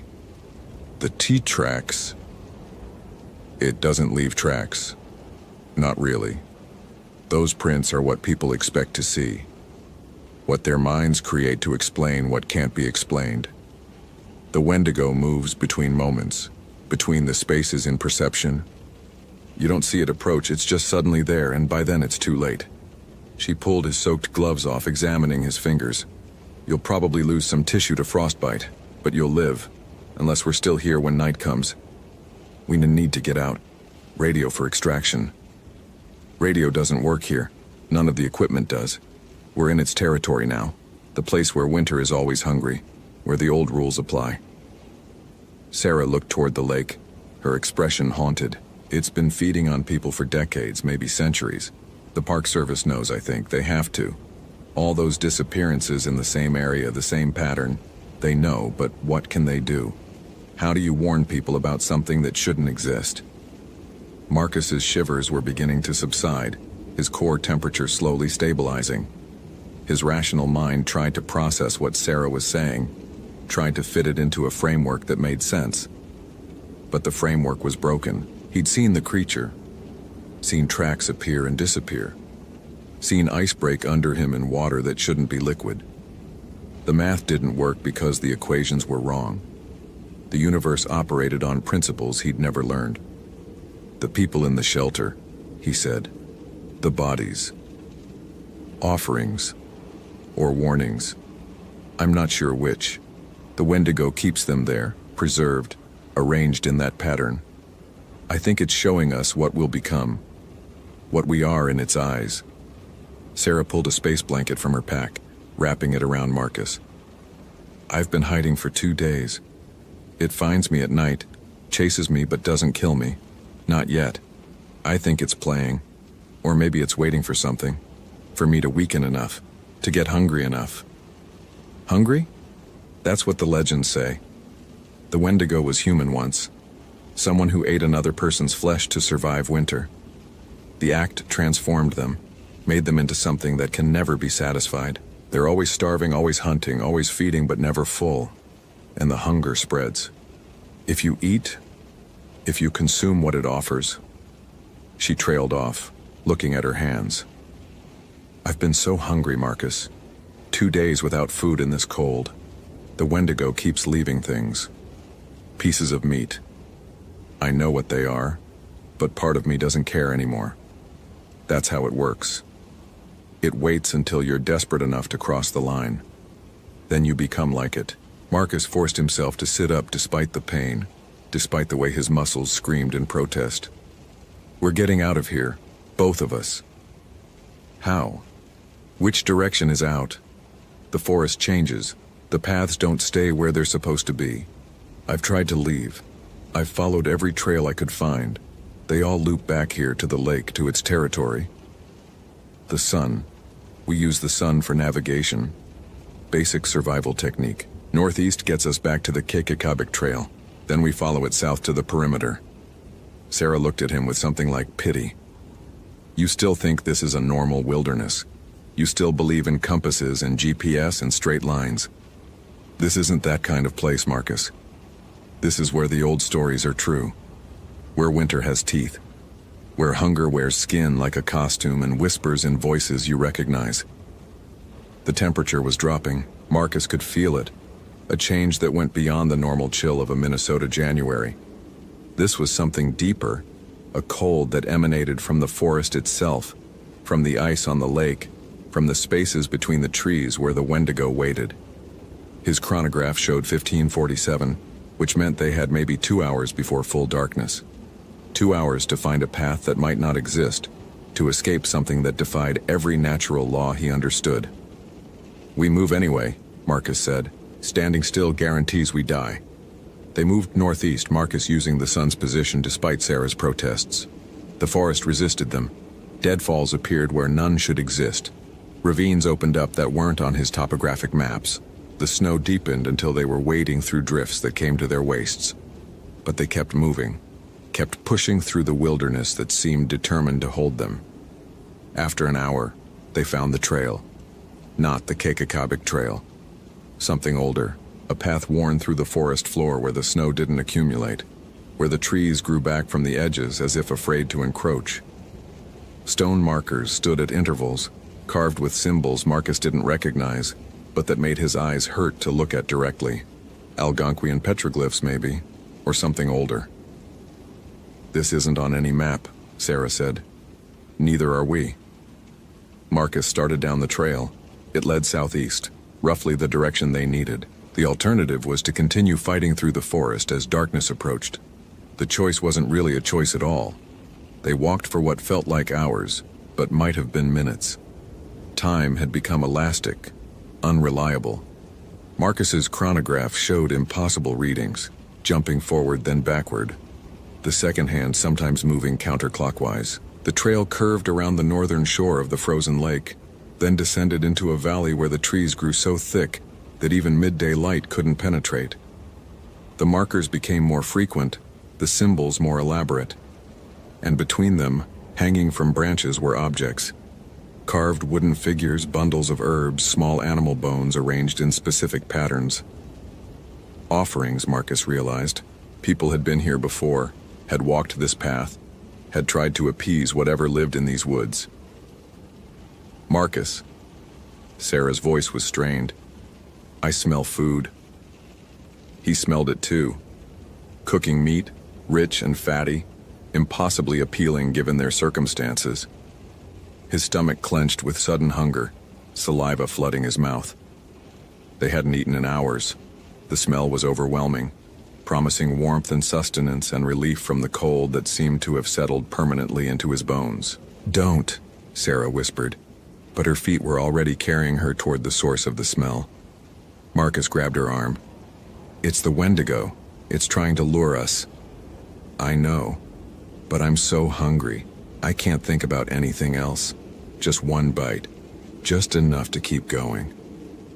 If you eat, you become it. That's what you said. Maybe that's better. At least I wouldn't be cold anymore. At least I wouldn't feel this emptiness. Her eyes were wild, desperate. You don't understand. You've only been here hours. I've been starving for 2 days. The hunger is everywhere, in everything. I can smell meat on the wind. I can taste it when I breathe. I'm starting to look at you and see. She cut herself off, pulling away from him. Marcus saw the horror in her expression, the realization of what she'd almost admitted. The Wendigo didn't just create hunger. It spread it, made it infectious, turned human beings into creatures that would consume anything to fill a void that could never be satisfied. We keep moving, Marcus said firmly. We don't eat. We don't stop. We get out of here, and then we get food, and then we never come back. They pressed on, though the smell of cooking meat followed them. So did other sounds, whispers in English and languages Marcus didn't know. Laughter that might have been human once, the crack of breaking ice even though they were hundreds of yards from the lake. And underneath it all, a constant low sound like breathing, as if the forest itself was alive and watching their progress. The trail emerged from the valley at what Marcus's malfunctioning chronograph suggested was 1823. Full darkness was minutes away, but ahead, through the trees, he saw lights. Electric lights, the orange glow of sodium vapor lamps over a parking area. Is that? Sarah's voice was barely a whisper. The ranger station, we made it. They ran, or tried to. Their legs were leaden, exhausted beyond what the distance traveled should have caused. The lights seemed to recede as they approached, always the same distance away like a mirage. Marcus pushed harder, his lungs burning, his frost-damaged fingers throbbing with each heartbeat. And then they were there, breaking through the tree line into the Moose Lake entry point parking area. The station's windows glowed with warm light. 3 vehicles sat in the plowed lot. The helicopter was gone, probably returned to Duluth with the falling darkness. But there were people visible through the windows, moving with the purposeful urgency of an ongoing emergency operation. Marcus and Sarah staggered toward the entrance. The door opened before they reached it. Chen stood framed in the doorway, his expression cycling through shock, relief, and something else Marcus couldn't identify.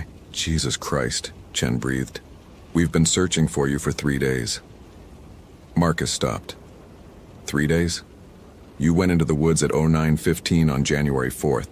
It's now 1947 on January 7th. Where the hell have you been? 3 days. Marcus had experienced perhaps 6 hours. Time dilation on a scale that made no sense, that couldn't be explained by disorientation or hypothermia. He looked at Sarah, saw his own confusion reflected in her face. They'd lost 3 days in a wilderness that operated outside normal causality. The medical evaluation took 2 hours. Both Marcus and Sarah showed advanced signs of hypothermia and dehydration, though the severity didn't match the reported timeline. Frostbite on extremities, severe exhaustion, early-stage malnutrition. but nothing that suggested 3 days of exposure. The doctor, brought in from the hospital in Ely, kept asking questions they couldn't answer. Where had they sheltered? What had they eaten? How had they survived multiple nights at temperatures that dropped to -30? Marcus said nothing about the Wendigo, the shelter full of corpses, the impossible tracks, the trail with stone markers that wasn't on any map. He gave a carefully edited version of events, got disoriented, lost equipment, found Sarah, struggled to navigate back, thought it was same day. His tone was flat, professional, the voice of someone reporting facts rather than experiences. Sarah did the same. Their stories matched on key details because they'd silently agreed, in that moment before entering the station, that no one would believe the truth. That reporting what they'd seen would accomplish nothing except ending their careers and possibly getting them committed for psychological evaluation. The forensic team found the shelter 2 days later, guided by the GPS coordinates Marcus reluctantly provided. They recovered 3 bodies, identified through dental records as individuals who disappeared in the Boundary Waters between 1994 and 2007. Cause of death remained officially undetermined, though tissue analysis showed extensive predation by unknown scavengers. The scene was documented, then quietly closed. The Park Service issued updated safety bulletins about winter travel in the Boundary Waters. A new emergency cache was established at the Moose Lake entry point. Nothing was said about tracks, or patterns, or creatures that shouldn't exist. Marcus returned to work 6 weeks later. He'd lost 2 toes to frostbite and carried new scars that ached during temperature changes. He requested a transfer to a different district, to forests where the maps matched the terrain and the trails led where they were supposed to lead. The request was denied.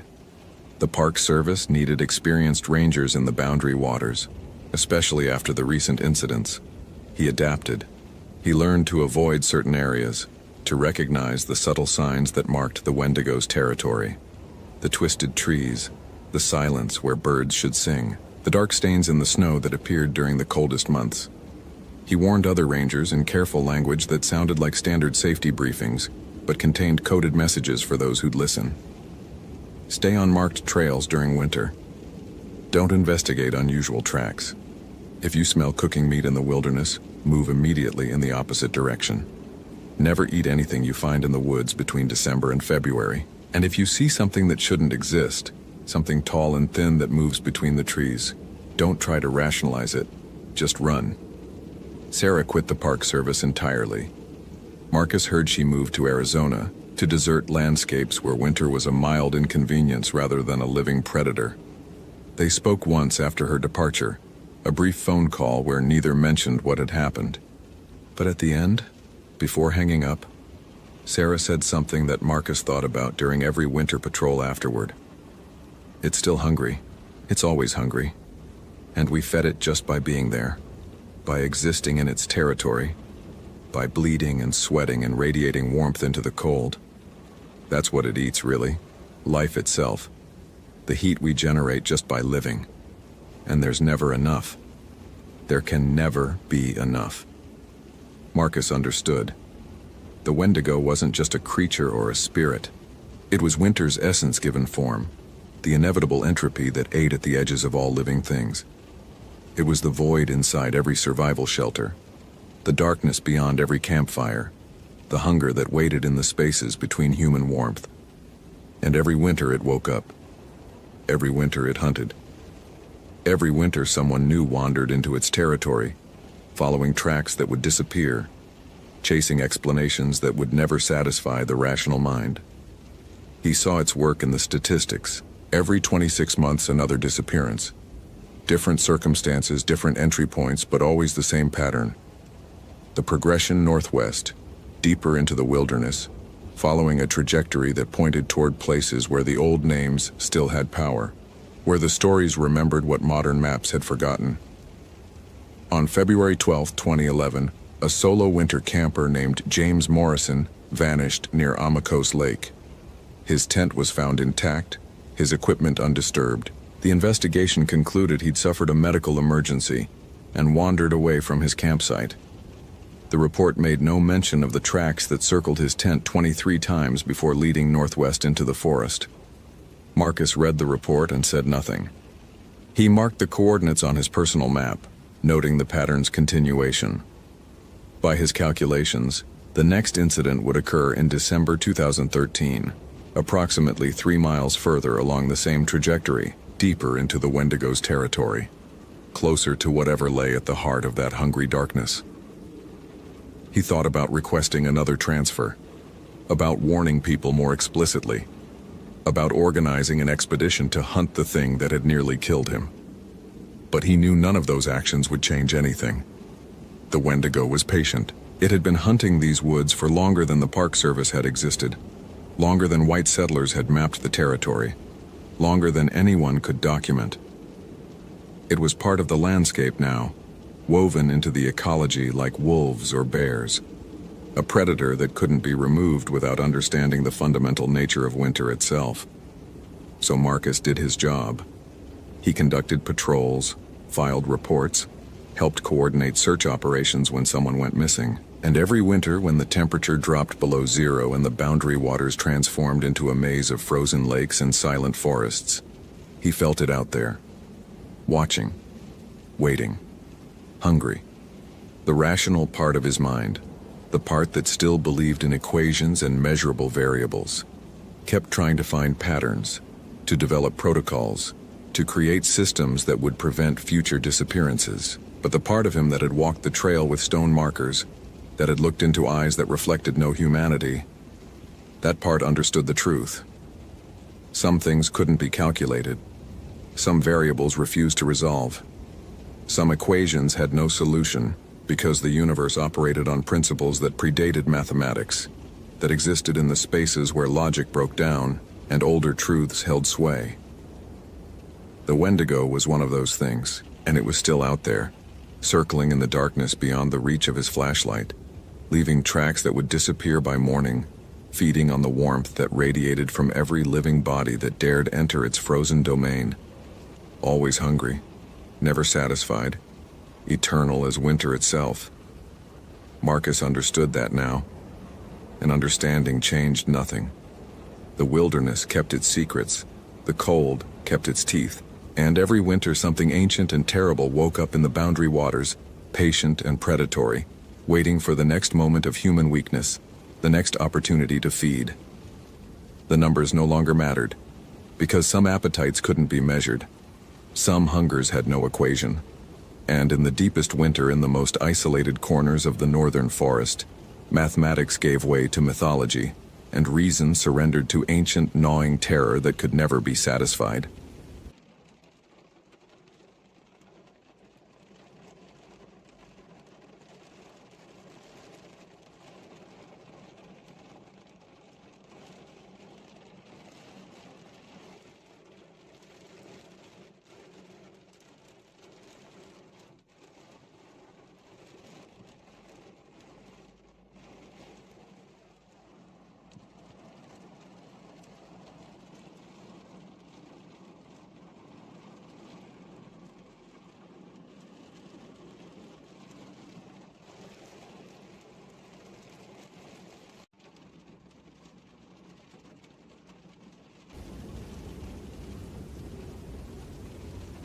The teeth marks on the pine bark were human-sized, stripped in vertical lines as if someone had been gnawing the tree itself. Robert Fitzgerald crouched beside the white pine, his knees protesting after 28 years of this work, and ran his fingers along the gouges. The bark came away in brittle fragments, exposing wood underneath that looked almost polished, smooth, worried by something with enough patience to work at it for hours. He'd seen bear scratches, deer rubs, porcupine damage. This was none of those. The marks were too deliberate, too uniform, and they circled the trunk at exactly 5 feet 7 inches. He'd measured the height of a standing human. The height, according to the missing person report folded in his jacket pocket, of Emma Sullivan. Isle Royale in October was a study in abandonment. The last ferry had carried away the final tourist 3 weeks ago, leaving the island to the wolves, the moose, and the skeleton crew of rangers who stayed through the off-season. Robert preferred it this way. 46 miles of wilderness stretched between him and any meaningful help, separated from the Michigan mainland by 15 miles of Lake Superior's cold indifference. The park hosted 500,000 acres of silence, broken only by wind through pine and the percussion of his own boots on stone. But something had changed in the last 72 hours. The island felt different, wrong in a way he couldn't articulate to dispatch without sounding like he'd spent too long alone. Emma Sullivan had been reported overdue by her sister on Tuesday morning. 26 years old, experienced backpacker, solo hiking the Greenstone Ridge Trail with a satellite phone and enough supplies for 5 days. Her last check-in had come from Rock Harbor at dawn on Saturday. She should have emerged at Wendigo, the island's western station, by Monday evening. When she didn't, her sister activated the emergency protocols, and Robert drew the short straw for the initial search. He'd found her tent still pitched at 3 Mile Campground, 23 miles into her planned route. The tent was intact, properly staked, the rainfly taut. Inside, her sleeping bag lay spread across the pad, and her pack sat upright in the corner, with all her food still sealed in its bare canister. Her satellite phone was there too, battery at 64%, no calls made or received since Saturday morning. Her boots stood outside the tent, laces tied, as if she'd simply stepped out of them and walked away barefoot into 40-degree weather. The only thing missing was Emma Sullivan herself. That had been yesterday. Robert had documented the scene, radioed the findings to headquarters in Houghton, and begun the systematic grid search protocol he'd executed hundreds of times before. By nightfall, he'd covered a 2-mile radius around the campsite and found nothing. No tracks, no torn clothing, no blood. Just the undisturbed forest and that growing sense of wrongness pressing against his skin like a fever. This morning, he'd discovered the tree. Robert straightened, his spine crackling like kindling. The October sky hung low and gray, promising snow that shouldn't arrive for another 3 weeks. The temperature had dropped 15 degrees overnight and the wind carried a smell he couldn't place, something organic and spoiled, but also mineral, like stones pulled from deep water. He pulled his Motorola radio from his belt. Unit 7 to base. Static answered for 5 seconds before Sarah Chen's voice cut through. Base, go ahead 7. Found something unusual at 3 Mile. Damage to a white pine approximately 30 yards northeast of Sullivan's campsite. Appears to be... He paused, searching for language that wouldn't make him sound unstable. Consistent with human teeth marks. The silence stretched longer this time. Say again, 7. Tree bark has been stripped by what looks like human dental structure.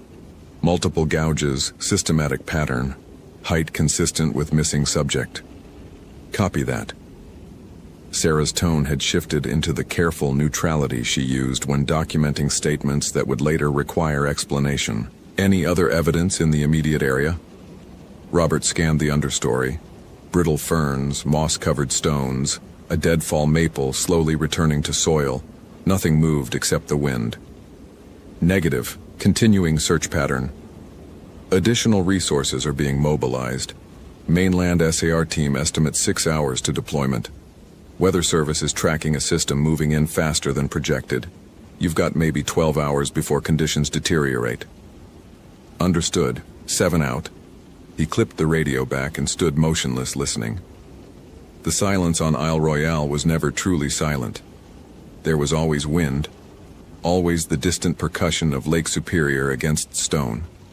But now, standing in the filtered light beneath ancient pines, Robert noticed what was missing. No birds. The hermit thrushes that should be staging their migration south were absent. No squirrels chittering in the canopy. No rustle of voles in the leaf litter. The forest was holding its breath. Robert had spent nearly 3 decades in wilderness areas across the Park Service. He'd pulled bodies from crevasses in the Rockies, tracked lost children through the Smokies, documented bear attacks in Alaska. He'd learned to trust his instincts in the backcountry, and every instinct he possessed was now screaming at him to return to the boat dock, radio for immediate extraction, and let someone else finish this search. Instead, he consulted his GPS, a Garmin E-Trex he'd purchased in 2005, and marked the tree's coordinates. Then he moved northeast, following the theoretical path Emma Sullivan might have taken if she'd left her tent in the middle of the night. The terrain rose gradually toward the Greenstone Ridge, the spine of volcanic rock that ran the length of the island. Spruce and fir gave way to exposed stone and stunted birch. Robert checked his compass every 100 yards, a habit from the days before GPS, and noted each time that the needle wavered before settling. Normal magnetic variation, probably. The Keweenaw Peninsula was rich in iron deposits. Probably. At 14:37 hours, he found the second tree. This one was a paper birch, its white bark peeled away in strips that littered the ground like molted skin.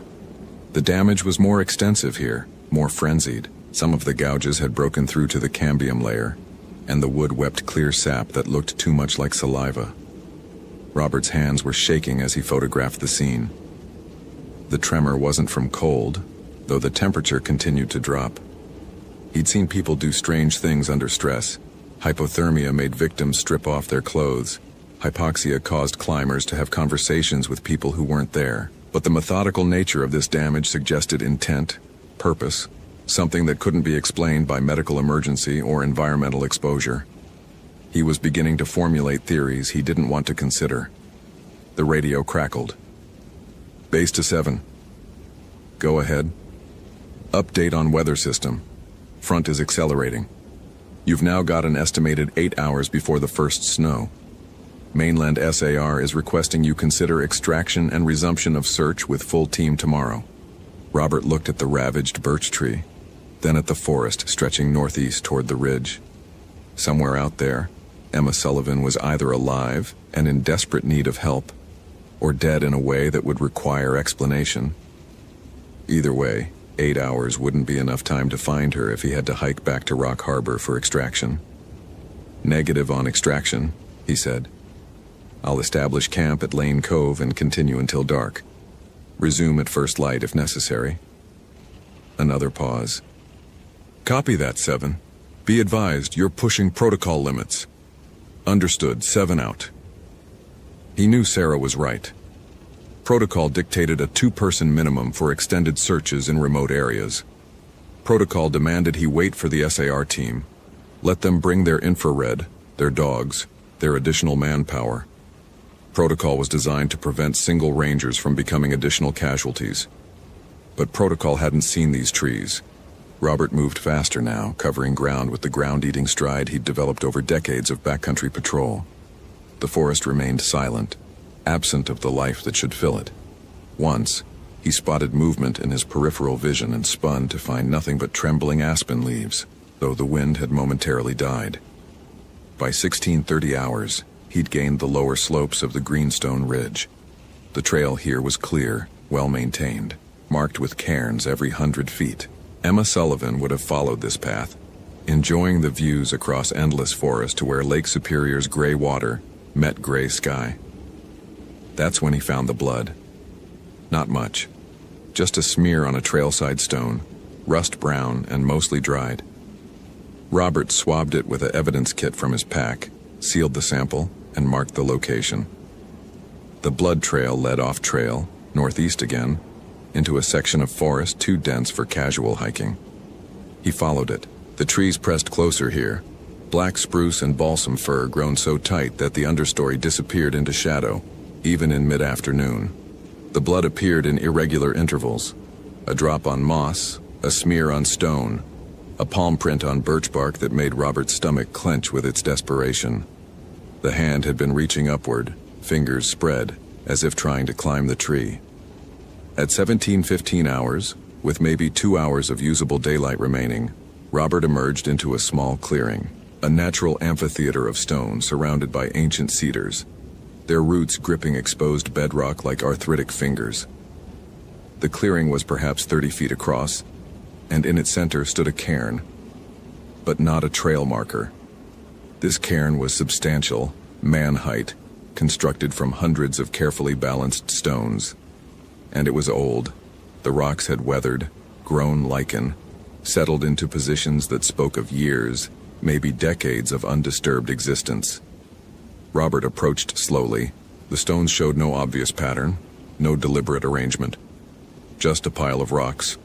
The kind of thing humans had been building since the Stone Age for reasons anthropologists still debated. Burial marker, territorial claim, spiritual significance, warning. Something lay at the cairn's base. Robert's hand moved to his bear spray before his conscious mind registered the shape. Not a bear, not Emma Sullivan. Bones, not human. He could tell that much from the size and structure. Deer, probably. Or maybe a wolf. The skeleton was incomplete, scattered around the cairn's base like offerings. Most of the bones showed signs of gnawing, but the tooth marks were wrong again. Too straight, too purposeful. Several of the larger bones had been cracked open, the marrow extracted. Robert's radio crackled with static, then went silent. He tried to call base and got nothing but white noise that sounded almost like whispering. He checked the battery, full, and the frequency, correct. The radio simply wasn't working. The temperature had dropped another 5 degrees in the last 15 minutes. His breath came out in visible clouds now, and the light filtering through the canopy had taken on the flat, gray quality that preceded snow. Robert consulted his GPS and found the screen flickering, coordinates jumping randomly before stabilizing. According to the device, he was simultaneously at his marked position and somehow 147 miles northeast, in the middle of Lake Superior. That's when he heard the sound. It came from everywhere and nowhere, a vocalization that his mind struggled to categorize. Not animal, not exactly human. A cry that rose and fell in cadence with the wind, forming almost words in a language he didn't recognize. The sound carried pain, desperation, hunger, an endless aching hunger that resonated in his own stomach until he realized he hadn't eaten since dawn and was suddenly, inexplicably ravenous. Robert backed away from the cairn, his hand still on the bear spray, though some part of him understood it would be useless. The cry came again, closer now, and with it came the smell. That same mineral and rot stench he'd noticed that morning, but stronger, concentrated, overwhelming enough to make him gag. Something moved in the trees. He caught only an impression, too tall, too thin, moving with a jerking gait that suggested broken joints or limbs bent in directions biology didn't allow. It stayed just beyond the edge of clear vision, a shape darker than the shadows, circling the clearing with the patience of something that had waited a long time and could wait longer still. Robert ran. Training and protocol evaporated in the face of primal fear. He crashed through underbrush, branches lashing his face, his pack snagging on low-hanging boughs. Behind him the cry rose again, and now he could hear the crash of pursuit, something large forcing its way through the forest with no concern for noise or concealment. He ran for 10 minutes, maybe 15, his 56-year-old cardiovascular system screaming protest. His lungs burned, his legs trembled, and still he ran, because stopping meant confronting whatever was behind him, and his hindbrain had made calculations his conscious mind refused to examine. When he finally stumbled to a halt, gasping, hands on knees, he had no idea where he was. The GPS was still malfunctioning, the radio still dead, and the forest around him had grown so dark it might as well have been midnight. Snow had begun to fall, fat flakes that accumulated on his shoulders and turned his breath to ice. The sound of pursuit had stopped. Robert forced his breathing to slow, forced his mind to re-engage. He was lost, off-trail, in deteriorating conditions with failing equipment and something in the forest that had made a 28-year veteran forget every lesson he'd ever learned and run like a panicked animal. He needed shelter. He needed fire. He needed to survive until dawn. A dense stand of spruce offered the best option. Overhead cover, relatively dry ground, and good visibility in all directions. Robert forced his shaking hands to function, clearing a space, gathering deadfall, arranging his emergency bivvy. The lighter clicked 3 times before catching, and the sight of flame made something unknot in his chest. He'd camped alone in wilderness areas hundreds of times. This was just another night, just another search operation, just another... The cry split the night, close enough that he could hear the wetness in it, the ragged breathing between syllables. Robert fed more wood to the fire, knowing the light would mark his position, knowing it didn't matter because whatever was out there already knew exactly where he was. His Motorola radio suddenly crackled to life. "Ven, do you copy? 7, this is base. Do you copy?" Robert grabbed the radio with shaking hands. "Base, this is 7, copy." "Jesus, Robert, where have you been? We've been trying to reach you for 2 hours. Weather's moving in hard. We need you to abort and return to Rock Harbor for extraction first thing tomorrow." "Negative," he said, staring into the darkness beyond his fire's reach. "I found something. Evidence of Sullivan's presence. Possible trauma. I need to continue the search." "Robert, listen to me." Sarah's voice carried an edge he'd never heard before. "I pulled the file on Sullivan's sister, the one who reported her missing. I called to verify some details. There is no Emma Sullivan registered for backcountry permits this season. That campsite you found, it's been empty since August. I checked the logs." The radio felt suddenly heavy in his hand. "That's impossible. I saw her gear, her satellite phone. I'm sending you the permit database now. There's no record of an Emma Sullivan anywhere in our system. Robert, I think someone is playing a very elaborate joke, or..." She paused. "We need you to come back. Now. Stand by," Robert said, and set the radio down. His pack sat against a tree, and he pulled it open with numb fingers. The evidence bags he'd collected throughout the day were there. The bark samples, the blood swab, the photographs on his camera. He pulled out the folded missing person report he'd been carrying since yesterday. The paper was blank. Not empty. Blank. The text he'd read a dozen times, Emma Sullivan's description and last known location, had vanished as if it had never existed. The paper itself looked old, yellowed, the creases deep as if it had been folded and unfolded for years. Robert's breath came faster. He pulled out his notebook, flipped to the pages where he'd documented the search. His own handwriting stared back at him, but the words were wrong, degraded, some of them in a language he didn't recognize. The dates were wrong, too. According to his notes, he'd been on the island for 6 weeks, not 2 days. The cry came again, and this time he heard the words in it. Old words, borrowed from a language that predated English on this continent by millennia. Words his grandfather had taught him during summers in Upper Michigan, back when the old man was still alive and still remembered the stories. Witiko, hunger spirit, the thing that transformed men into monsters when they crossed the final taboo and consumed human flesh. The thing that haunted isolated places and drove people to madness and worse. His grandfather had called them fairy tales, cautionary stories told to keep children from wandering too far into the forest. But his grandfather had also refused to hunt alone, had insisted on carrying tobacco to leave as offerings, had taught Robert the proper words to speak when entering old-growth woods. Words Robert hadn't thought about in 40 years. Words that suddenly seemed very important. The shape emerged from the darkness between the trees, and Robert's fire seemed to dim in response. It was human-shaped, the way a skeleton was human-shaped. The right number of limbs, the right basic structure, but stretched and wrong. The skin was gray-white, pulled taut over bones that jutted at sharp angles. The hands ended in fingers too long, the nails black and cracked. The face was the worst part. Human enough to recognize, inhuman enough to trigger every evolutionary alarm Robert possessed.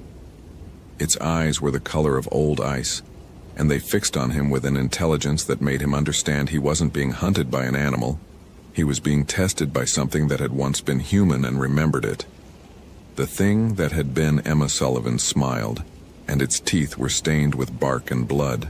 Robert's hand closed around the tobacco pouch his grandfather had given him, the one he'd carried for 40 years as a good luck charm without really believing in it. His grandfather's voice echoed in memory, teaching him the proper words, the proper respect, the proper way to address the spirits that older peoples had known to fear. He spoke the words in Ojibwe, the language his grandfather had spoken, the language this land remembered. An apology, an offering, a request for passage. The Wetiko tilted its head, considering. Then it opened its mouth and spoke in Emma Sullivan's voice, perfect and clear and completely wrong coming from that throat.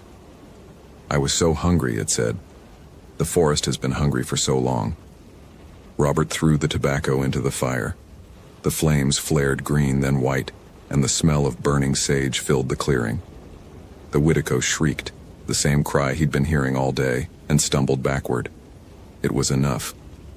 Robert grabbed his pack and ran again, this time with purpose, using the memory of terrain from 28 years of experience. The Greenstone Ridge Trail was northeast. Rock Harbor was beyond that. The island's emergency shelter at Lane Cove was closer, maybe 2 miles if he could maintain his bearing. Behind him, the Whitico's cries multiplied. Not one voice now, but many. All the people who'd come to Isle Royale over the decades and never left. All the hunger and desperation that had soaked into this land since the first humans crossed the ice bridge millennia ago. Robert ran through the night, through the snow that fell heavier now, accumulating on the ground and making every step treacherous. His lungs burned, his legs threatened to collapse, and still he ran because the alternative was joining the chorus behind him. He burst from the forest onto the trail at Oro 347 hours. His watch still functioned, at least, and saw the shelter's outline against the pre-dawn sky. The small cabin was locked, but Robert had a master key, and his hands somehow managed to fit it into the lock and turn. He fell inside, slammed the door through the bolt. The cabin was basic: 4 walls, a wood stove, emergency supplies, a radio transmitter. Robert's fingers shook as he powered up the radio, spinning through frequencies until he found the emergency channel. Mayday, Mayday, this is Ranger Robert Fitzgerald on Isle Royale. Mayday. Static answered, then, Robert, this is Sarah. Where the hell are you? Lane Cove Shelter, I need immediate extraction, I need... What did he need? What could he say that would make sense? There's something wrong with this island. We have a chopper standing by for first light. Weather's breaking. We can be there in 90 minutes, can you hold position? Robert looked at the cabin's single window. Gray dawn was bleeding across the sky, and in its light he could see shapes moving at the forest's edge. 7 of them. No, 9. More emerging as the darkness retreated, all with that same too tall, too thin silhouette. Affirmative, he said. I can hold. He spent the next hour feeding the wood stove, piling furniture against the door, and trying not to look at the window. The Whiticos circled the cabin, always just visible in peripheral vision, never quite in direct line of sight. They didn't try to break in. They just waited with the patience of things that had waited decades and would wait decades more if necessary. When the helicopter's rotors finally cut the dawn silence, Robert felt something release in his chest. He watched the shapes melt back into the forest, one by one, until only the trees remained. The extraction took 20 minutes. The pilot, a grizzled Vietnam vet named Morrison, took one look at Robert's face and asked no questions. They were airborne and heading toward Houghton before Robert realized he was still clutching his grandfather's tobacco pouch. Sarah met him at the mainland dock with hot coffee and a dozen questions.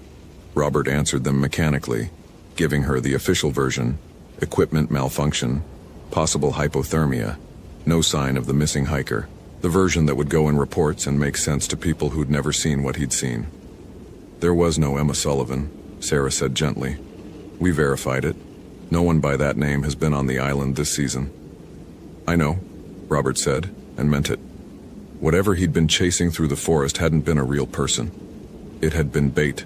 The island's way of luring him deeper, of testing him, of seeing if he'd cross the lines his grandfather had taught him never to cross. You're taking leave, Sarah said. It wasn't a question.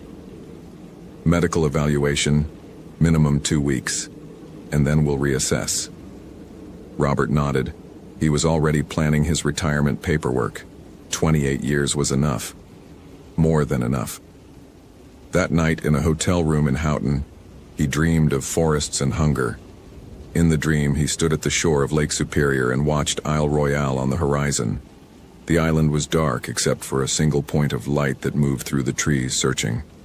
Always searching. He woke before dawn and found himself in the kitchen, staring into the refrigerator with a hunger that made his stomach clench. The hunger passed after a moment, but it left behind an awareness he couldn't shake. The island had marked him. He'd passed its test, had spoken the right words and made the right offerings. had survived when it would have been so easy to give in to desperation and cross the final taboo. But passing the test didn't mean escaping unscathed. For the rest of his life, Robert Fitzgerald would feel the island's pull. On certain nights when the wind came from the north and carried the smell of pine and deep water, he would taste hunger that had nothing to do with food. He would remember the Whiticos circling in the darkness, remember their patience, remember that they were still there, still waiting. And sometimes when he closed his eyes, he could still hear Emma Sullivan's voice asking why the forest had been hungry for so long. The answer was simple and terrible, because there were always people willing to feed it. Robert filed his retirement paperwork on a Tuesday morning in November. The official story was that he'd developed a heart condition requiring immediate medical attention. The unofficial story, whispered among the rangers who'd worked Isle Royale, was simpler. He'd seen something in the forest that 28 years of experience couldn't explain. On his last day, Robert returned to the office early before anyone else arrived. He pulled the files on Isle Royale missing persons dating back to 1940, when the island became a national park. 43 people had vanished over 8 decades. Some bodies had been recovered. Most hadn't. What caught his attention was the pattern. Every missing person had been alone. Every disappearance had occurred in October or November. And in the weeks following each vanishing, rangers had reported equipment malfunctions, unusual animal behavior, and that same smell, mineral and rot, like stones from deep water. Robert added his own report to the file, the real one he'd never submitted officially. He described the cairn, the Whiticos, the voices and languages the land remembered even if its people had forgotten. He described his grandfather's teachings, the tobacco offering, the words that had bought his survival. Then he sealed the file and marked it for restricted access. Future rangers would need to know. Not all of them, just the ones who spent enough time alone in the wilderness to understand that some hungers couldn't be satisfied, only respected. He left his grandfather's tobacco pouch on Sarah Chen's desk with a note. For emergencies only. You'll know when you need it. 3 months later, Robert received a letter forwarded from the Park Service. No return address, postmarked from Houghton. Inside was a single photograph taken by a trail camera on Isle Royale. The image showed the Greenstone Ridge Trail at dawn. In the foreground, frost covered the rocks. In the background, partially obscured by morning mist, stood a figure. Too tall, too thin, watching the camera with eyes the color of old ice. Robert burned the photograph and tried not to think about how the figure looked familiar. Tried not to calculate the angles and realized the trail camera should have been triggered by the figure's approach but showed only the single frame, as if the thing had simply appeared. Tried not to remember that 3 months ago, in his panic and terror, he'd dropped his Park Service ID somewhere in the forest. His phone rang at 2:37 a.m. on a Tuesday in February. Robert answered without checking the number, knowing somehow what he would hear.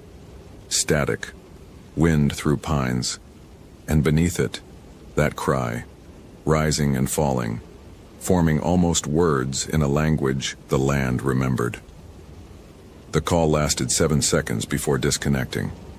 Robert lay awake until dawn, feeling the hunger stir in his gut. The island hadn't forgotten him. Perhaps it never would. He'd passed the test, but the test never truly ended. That was the thing about ancient places and ancient hungers. They operated on timescales that made human lives seem brief as mayfly dances. He made coffee as the sun rose and stood at his kitchen window, watching the wind move through the bare trees of his suburban backyard. For just a moment in the space between one heartbeat and the next, the trees looked different. Older, darker, filled with shapes that might have been shadows or might have been something else entirely. Robert blinked and the moment passed. But the hunger remained, patient and persistent, reminding him that some forests don't need you to be physically present to maintain their claim. The island was waiting. It would always be waiting. And somewhere in the darkness between the pines, something that had once been human, or perhaps had never been human at all, continued its eternal search for sustenance that could never satisfy. Robert Fitzgerald understood now what his grandfather had tried to teach him all those years ago. Respect the old places, honor the old spirits, And never ever let yourself get hungry enough to forget the difference between survival and surrender. Because the Witiko doesn't just take your body, it takes the part of you that knows when to stop consuming, when to give back, when to recognize that some hunger should never be fed. And once you understand that hunger, once you've felt it moving in your chest and tasted it in your throat, you carry it forever. A reminder that the wilderness isn't just a place you visit, but a force that visits you, that tests you, that remembers you long after you think you've forgotten it. The island remembered Robert Fitzgerald. And in the quiet moments between sleep and waking, in the spaces where hunger and sanity blurred together, Robert remembered the island. Both of them waiting, both of them patient, both of them knowing that eventually, in ways neither could predict, their paths would cross again. Hope you felt genuine terror. If you appreciate authentic horror rooted in real folklore, consider following for more stories. Which moment scared you most? Share your theory about what happened.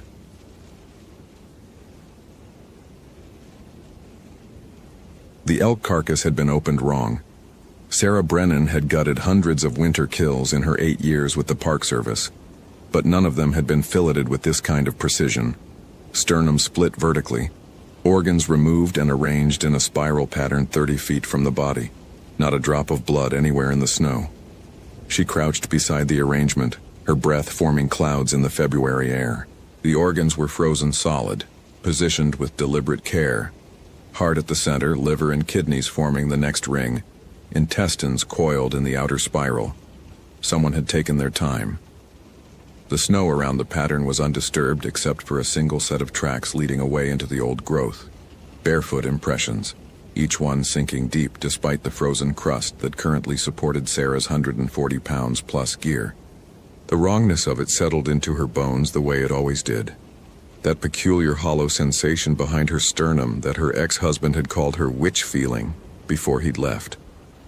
Sarah had learned to trust it during her first year at Olympic National Park, when that sensation had made her check on a solo hiker who'd signed out for an afternoon walk. She'd found him hypothermic and disoriented, 20 yards from a cliff edge, convinced the fog was showing him the trail. The feeling had saved his life. It had also cost her a marriage when she couldn't explain why she'd known to look. Now it was screaming at her. Austin Fletcher had been missing for 36 hours. 23 years old, seasonal trail maintenance, last seen Tuesday afternoon near the Hoh River Trail maintenance shed. His supervisor had called it in Wednesday morning when Austin failed to show for his shift. Standard protocol. Sarah had organized a grid search, called in volunteers from the Fork station, checked the likely areas first. They'd found his truck at the South Fork trailhead, keys still in the ignition, driver's door ajar. His coat was inside, in February, in weather that hadn't broken 40 degrees all week. The barefoot tracks from the elk carcass were the same size as Austin's boots, which they'd found neatly placed beside his truck. Size 11, Red Wing work boots, laces still tied. Sarah stood, her knees protesting the cold. She was 35 but felt older out here, especially in winter. The Hoh rainforest sector was 12 miles of temperate rainforest, Sitka spruce and western hemlock growing so thick the canopy blocked most daylight even at noon. The moss grew a foot thick on every surface. Rain fell 300 days a year. In summer, it was ethereal, cathedral-like. In winter, it was a throat closing around you. She keyed her radio. Brennan to base found something at coordinates 47.8156, 123.9308. Need Kowalski out here with the camera kit. Static then. Copy that, Sarah. Dave's en route.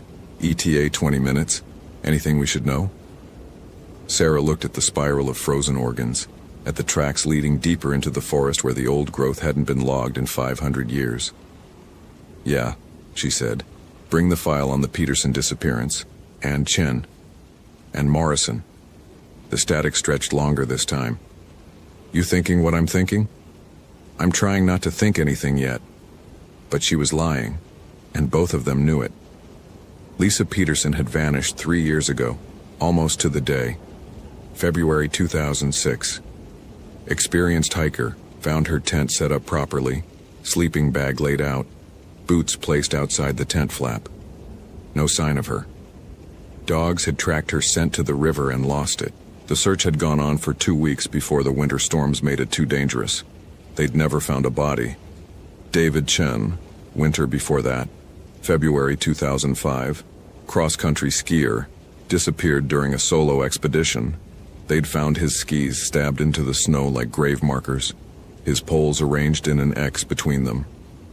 His tracks had led to a frozen stream and stopped, as if he'd simply stepped onto the ice and ceased to exist. Kayla Morrison, February 2004, park volunteer gone during a solo bird survey. They'd found her equipment bag torn open, binoculars shattered, field journal pages scattered across a quarter-mile of forest floor. The pages that were still legible contained increasingly erratic observations. Wrong birds, wrong songs. Nothing migrates here, they're watching, they're so hungry. 4 disappearances in 5 years, all in February, all in the Ho sector, all within a 3-mile radius of where Sarah currently stood. She'd been the lead ranger on 2 of them. The hollow feeling behind her sternum had been present at every scene, but she'd never told anyone. How do you put that in a report? The trees around her creaked in the windless air. That was wrong too. Old growth didn't creak without wind. The moss absorbed everything, sound and motion both. The forest should have been silent except for her breathing. Instead, she could hear something else. A rhythmic sound, distant, like someone chopping wood. But it was the wrong rhythm. Too fast, too regular. More like frantic digging than cutting. And it was coming from the direction of the barefoot tracks. Sarah pulled out her Garmin GPS, marked the coordinates of the elk carcass, and started following the tracks. Protocol said wait for backup. The hollow feeling said move now. The tracks led deeper into the old growth, following no trail that Sarah recognized. This was the original forest, the trees that had been here when the first European explorers had arrived, probably before that. Some of these Sitka spruce were 30 feet around at the base, their canopies invisible somewhere in the gloom above. The moss hung from branches and curtains thick enough to hide behind. In summer, the filtered light made it magical. In February, it made it a labyrinth of shadows and gray-green darkness. The barefoot impressions continued, each one sinking deep into the snow and frozen moss. Sarah bent to examine one and felt her stomach twist.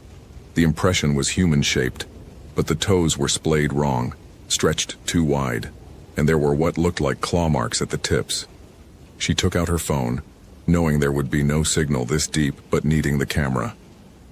The photo showed what her eyes were seeing, but somehow looked worse on the small screen. Less like a distorted footprint and more like something was wearing a human foot badly, the way a child wears their parents' shoes. The chopping sound had stopped.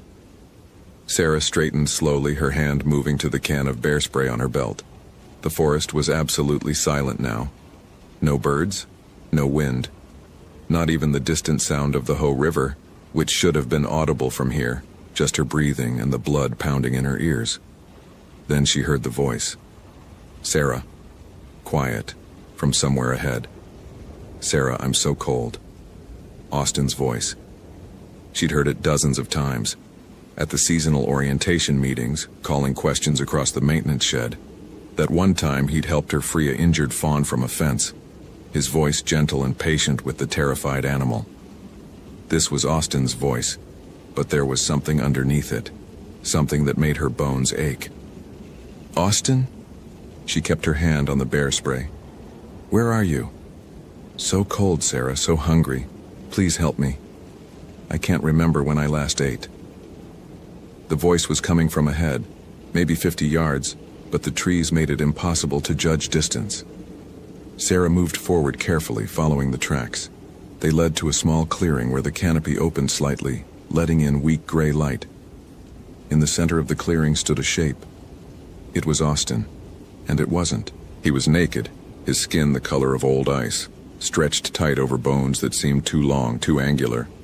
His feet were bare and bloody, toes splayed and tipped with what looked like torn nails or broken claws. His fingers were the same, elongated and wrong. But his face was the worst, still recognizably Austin's features but hollow, the cheeks sunken so deep his teeth were visible through the skin. his eyes filmed over with white like a dead fish. He smiled at her, and his teeth had doubled in number, a shark's rouse filling his mouth. "Sarah." The voice came from his mouth, but his lips didn't quite match the words. "I'm so hungry, it never stops. I ate everything, but I'm still so hungry." Sarah's hand tightened on the bear spray, but she didn't draw it. Something in her gut told her it wouldn't help, that whatever was wrong with Austin was beyond pepper spray, beyond anything in her training manual. The hollow feeling in her chest had become a cavern. "Austin, what happened to you?" Her voice came out steady, which surprised her. "I found something." His head tilted at an angle that would have broken a normal neck. "In the old maintenance shed, behind the wall. Drawings. Words in a language I couldn't read. I tried to photograph them, but my camera wouldn't work. The batteries died. All of them. Even the fresh ones." Sarah's mind raced. The old maintenance shed had been built in the 1960s, abandoned in the 80s when they'd built the new facility. It was still standing but scheduled for demolition. Austin had been working alone there Tuesday, clearing equipment before the teardown. "What kind of drawings?" She was stalling, trying to think. Her radio wouldn't work out here. Too much interference from the old growth. Her GPS would still track, but the nearest backup was Dave Kowalski, still 15 minutes away at the elk carcass site. Spirals. Austin's wrong smile widened. Spirals made of animals. Spirals made of people. And a figure, tall and thin, with antlers and too many teeth. There were words beneath it. Wedico. Wendigo. Wendigo. Different spellings, but the same thing, Sarah. The same thing that's been here longer than the trees. The word hit her like a physical blow. Wendigo. She'd heard it before, years ago, during a cultural sensitivity training. The ranger from the Kino Nation had talked about the traditional stories, the beings that haunted the deep forest, the spirits born from cannibalism and greed. Creatures of eternal hunger that could never be satisfied, that transformed humans into monsters. The ranger had been careful to present it as folklore, but Sarah remembered the look in his eyes when a seasonal worker had laughed. That look had said, "You laugh because you don't know. You laugh because you've never been in the deep woods in winter." "That's just a story," Sarah said, but the words felt hollow even as she spoke them. "I thought so too." Austin took a step toward her, and Sarah heard his feet crack on the frozen ground, literally crack, like ice breaking. "But then I got so hungry, Sarah. I'd eaten lunch, 2 sandwiches, an apple, trail mix. But after I read those words, I got so hungry. I went outside to my truck, ate everything in my cooler, drove to Forks, bought everything at the gas station, ate it all, still hungry. The hunger was in my bones, Sarah, in my teeth, in my head." He took another step. His movements were wrong, jerky, like his joints were bending in directions they shouldn't. "I drove back here, couldn't go home. The hunger wouldn't let me near people. It wanted me here, in the deep woods. I walked into the forest, found an elk. It was already dead, frozen in the snow. I ate it, Sarah. Raw, frozen, ate everything. Organs first, they were softest, but I was still so hungry." Sarah's mind was putting pieces together she didn't want to assemble. The elk carcass she'd found hadn't been dead. It had been killed, butchered with precision, organs removed and arranged in a spiral, like the drawings Austin had described. "The others," she whispered. "Peterson, Chen, Morrison. Did they find the drawings too?" Austin's filmed-over eyes seemed to focus on her, though she wasn't sure he could really see her. "I met them. In the forest. They're here, Sarah. All of them. They're so hungry. We're all so hungry. The Wendigo doesn't kill you. It makes you into itself. It spreads like a disease, like hunger that never ends. We were food for it, and now we're hungry like it. Forever hungry." He lunged. Sarah sprayed him point blank with the bear spray. It should have dropped him instantly. Police-grade capsaicin, enough to stop a grizzly. Instead, Austin jerked back, his ruined face showing no pain, only confusion. The spray hung in the air between them like mist. "That won't work," he said quietly. "Nothing stops the hunger. I tried, Sarah, I tried to fight it, but it's so strong. And now others are coming. Can you hear them?" Sarah listened. In the distance, from 3 different directions, she heard footsteps. Multiple sets, moving through the forest with the same wrong rhythm she'd heard earlier. That too fast, too regular pace. She ran. Behind her, Austin called out, "Don't run, Sarah. It only makes the hunger stronger." That's what the drawing said. The Wendigo hunts. That's what it is. Eternal winter, eternal hunger, eternal hunting. And now it knows you're here. Sarah crashed through the forest, her training forgotten. Raw panic taking over. The GPS on her belt bounced against her hip. She was moving roughly northwest toward where she'd left Dave at the elk carcass. She had to warn him. Had to get out of this sector. Had to... A shape moved in her peripheral vision. She turned, slipped on the moss-covered ice, went down hard. Her radio skittered across the frozen ground and disappeared into a snowbank. The shape resolved into a woman, Lisa Peterson, or what had been Lisa Peterson 3 years ago. Same elongated limbs, same ice-white skin, same dead eyes and too many teeth. She was wearing the remains of hiking clothes, frozen and torn, hanging from her frame like burial shrouds. "The hunger is beautiful," Lisa said in a voice like wind through dead trees. "Once you stop fighting it, once you accept that you'll never be full. The relief, Sarah. The relief of giving up." Sarah scrambled backward, found her footing, ran in a different direction. Her lungs burned. The hollow feeling in her chest had become a scream. 2 more shapes emerged from the trees. David Chen and Kayla Morrison, or what they'd become. Chen's cross-country skiing gear was still partially visible, frozen to his transformed body. Morrison's neck was bent at an impossible angle, but she moved fluidly, her filmed eyes tracking Sarah's movement. "We've been waiting," Morrison said. "The drawing said it needs 4. 4 to make a circle, 4 to open the way, 4 to make the forest sacred to it again." Sarah's mind, even in panic, caught the implication. 4. Austin made 3. If they got her, that made 4. 4 disappearances in the Ho sector, all in February. Not random, planned. The Wendigo, or whatever was using that name, was collecting them, transforming them, creating its own hunting pack. She broke through a line of spruce and found herself at the Ho River. The water was running low, winter slow, dark as coffee. Ice clung to the banks. This was where David Chen's trail had ended 5 years ago, where the dogs had lost Lisa Peterson's scent, the boundary. Behind her, the footsteps multiplied. Not just 3 anymore. More. How many had disappeared over the years that hadn't been reported? How many seasonal workers, how many hikers, how many people who'd been written off as lost to the wilderness instead of transformed by it? Sarah splashed into the river. The cold hit her like electricity, water instantly filling her boots, soaking her pants. The current was stronger than it looked, pulling at her legs. She pushed forward, fighting for the opposite bank. Behind her, the footsteps stopped at the water's edge. "It won't cross," Austin's voice called. The river, moving water. The old protections still hold. "But you can't stay in there forever, Sarah. And we don't need to cross. We just need to wait. The hunger is patient. The hunger is older than the trees." Sarah reached the opposite bank, pulled herself out, lay gasping on the frozen moss. Her body was already starting to shake from the cold, the first warning signs of hypothermia. Her GPS was still working. Coordinates 478198, 123.9255. She was north of the elk carcass, maybe a mile.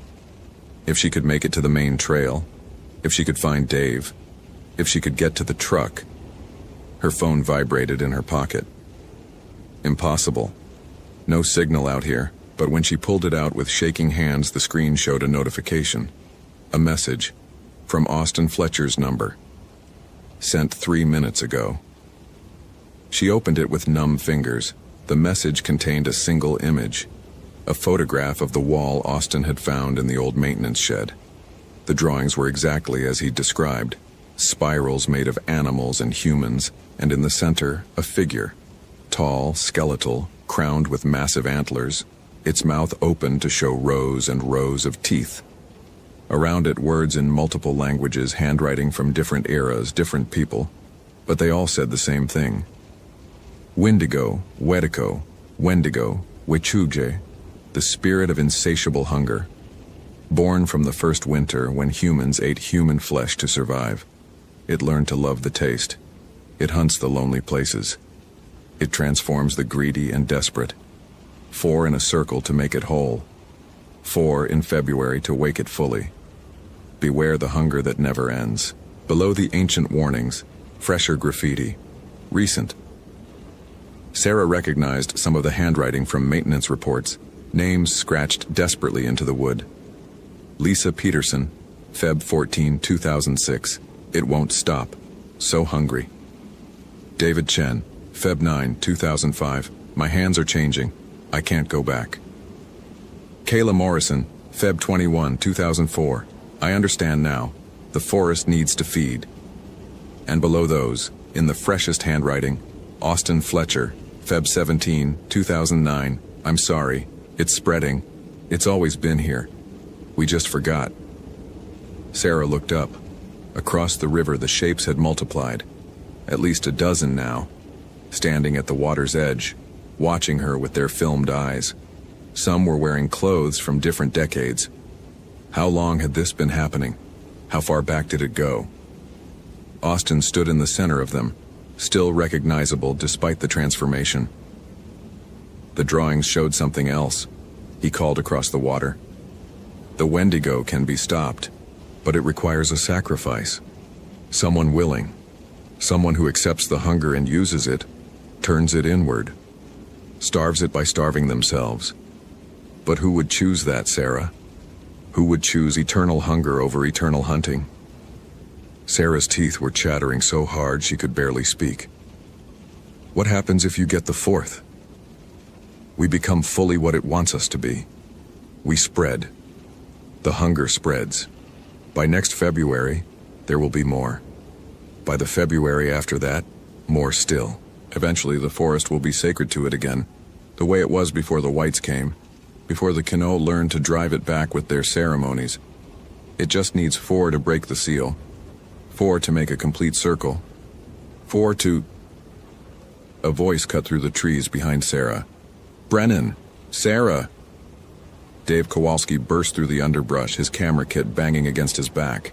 He was breathing hard, his face red with exertion. I followed your GPS track when you didn't respond on the radio. What the hell are you doing in the... He stopped, saw the shapes across the river. His face went white. Dave, Sarah said quietly, we need to go. Now. But the shapes were already moving, spreading out along the riverbank looking for places to cross. Sarah's mind raced. Moving water stopped them, but the river was miles long. There would be shallow points, frozen sections, places they could cross. The old shed, she said suddenly. Austin found drawings there, warnings, maybe something else, something about how to stop this. Dave was still staring at the shapes. What are they? Something that's been here a long time. Sarah grabbed his arm, pulled him away from the river. Something we woke up. They ran together, Sarah's wet clothes freezing against her skin, Dave's breath coming in panicked gasps. The GPS led them southeast toward the maintenance facility. The shapes paralleled them on the opposite bank, never crossing but never falling behind, their movements tireless.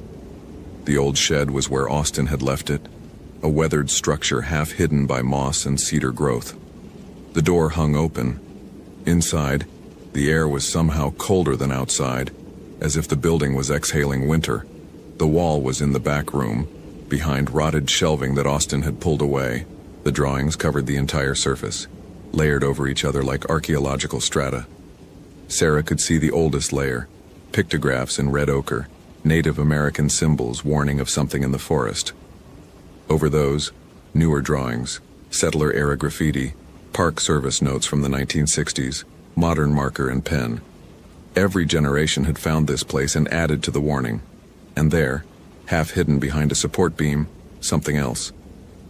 A small wooden box carved with symbols Sarah recognized from the training session with the Kinol Ranger. Protection symbols. Binding symbols. She opened it with shaking hands. Inside, bundles of sage and sweetgrass, dried and ancient. A small knife, the handle wrapped in what looked like sinew, and a piece of birch bark covered in more symbols, with instructions written in cramped, desperate handwriting. The Wendigo cannot be killed, but can be contained. It feeds on hunger, on the space between wanting and having. To bind it, you must create a circle of hunger that consumes itself. The transformed cannot cross moving water, but can cross frozen ground. Build a fire circle at the place of first transformation. Draw them in with blood sacrifice. Contain them with smoke of sacred herbs. Starve the hunger by giving it nothing to hunt. The transformed will weaken. The spirit will sleep again. Until next time someone feeds it. That's insane, Dave whispered, reading over her shoulder. Blood sacrifice, we need to call this in, get a full team out here, armed response. With what? Sarah's voice was harsher than she intended. What are you going to tell them? That we have a Wendigo problem? That we need to contain a shape-shifting cannibal spirit with sage smoke? They'll pull us off duty for psych evals. Then what do you suggest? Sarah looked at the knife, at the dried herbs, at the desperate warnings covering the wall. I suggest we try not to become number 4. Outside, the shapes were circling. Sarah could hear them in the trees, their footsteps creating a perimeter around the shed. They couldn't enter. Some boundary protection in the old warnings kept them out. But they could wait. And Sarah and Dave couldn't stay here forever. Already Sarah's wet clothes were leaching heat from her body. She had maybe an hour before hypothermia became critical. The first transformation, she said slowly. Where Austin first changed. That's what it means by the place of first transformation. Where he read the warnings and the hunger took him. Here.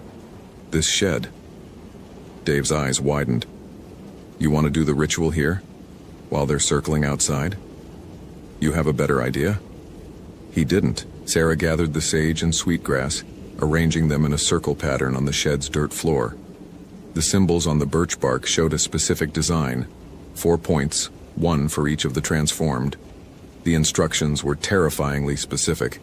Fresh blood from a willing sacrifice to draw them in. Sacred smoke to bind them.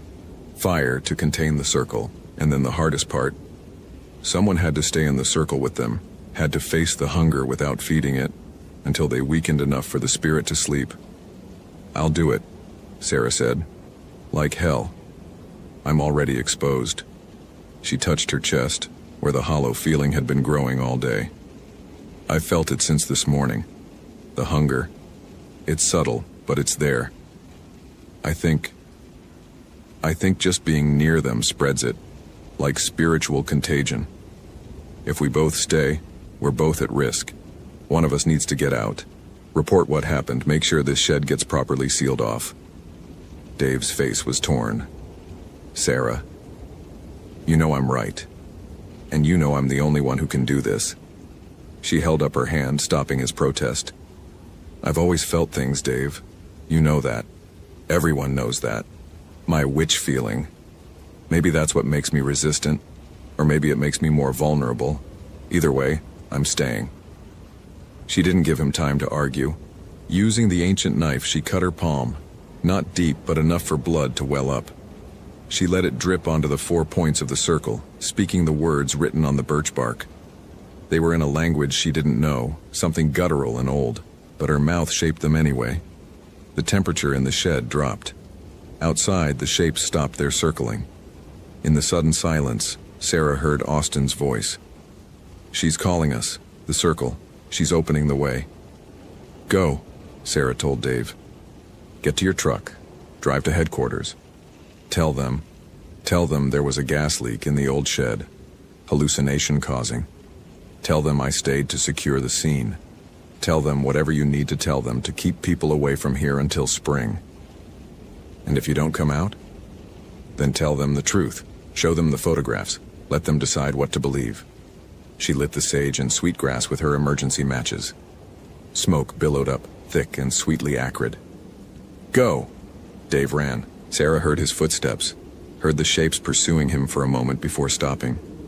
They understood. She was the sacrifice. She was the one who'd called them. They entered the shed one by one. Austin first, his transformed body moving with eerie grace. Then Lisa Peterson, her dead eyes fixed on Sarah.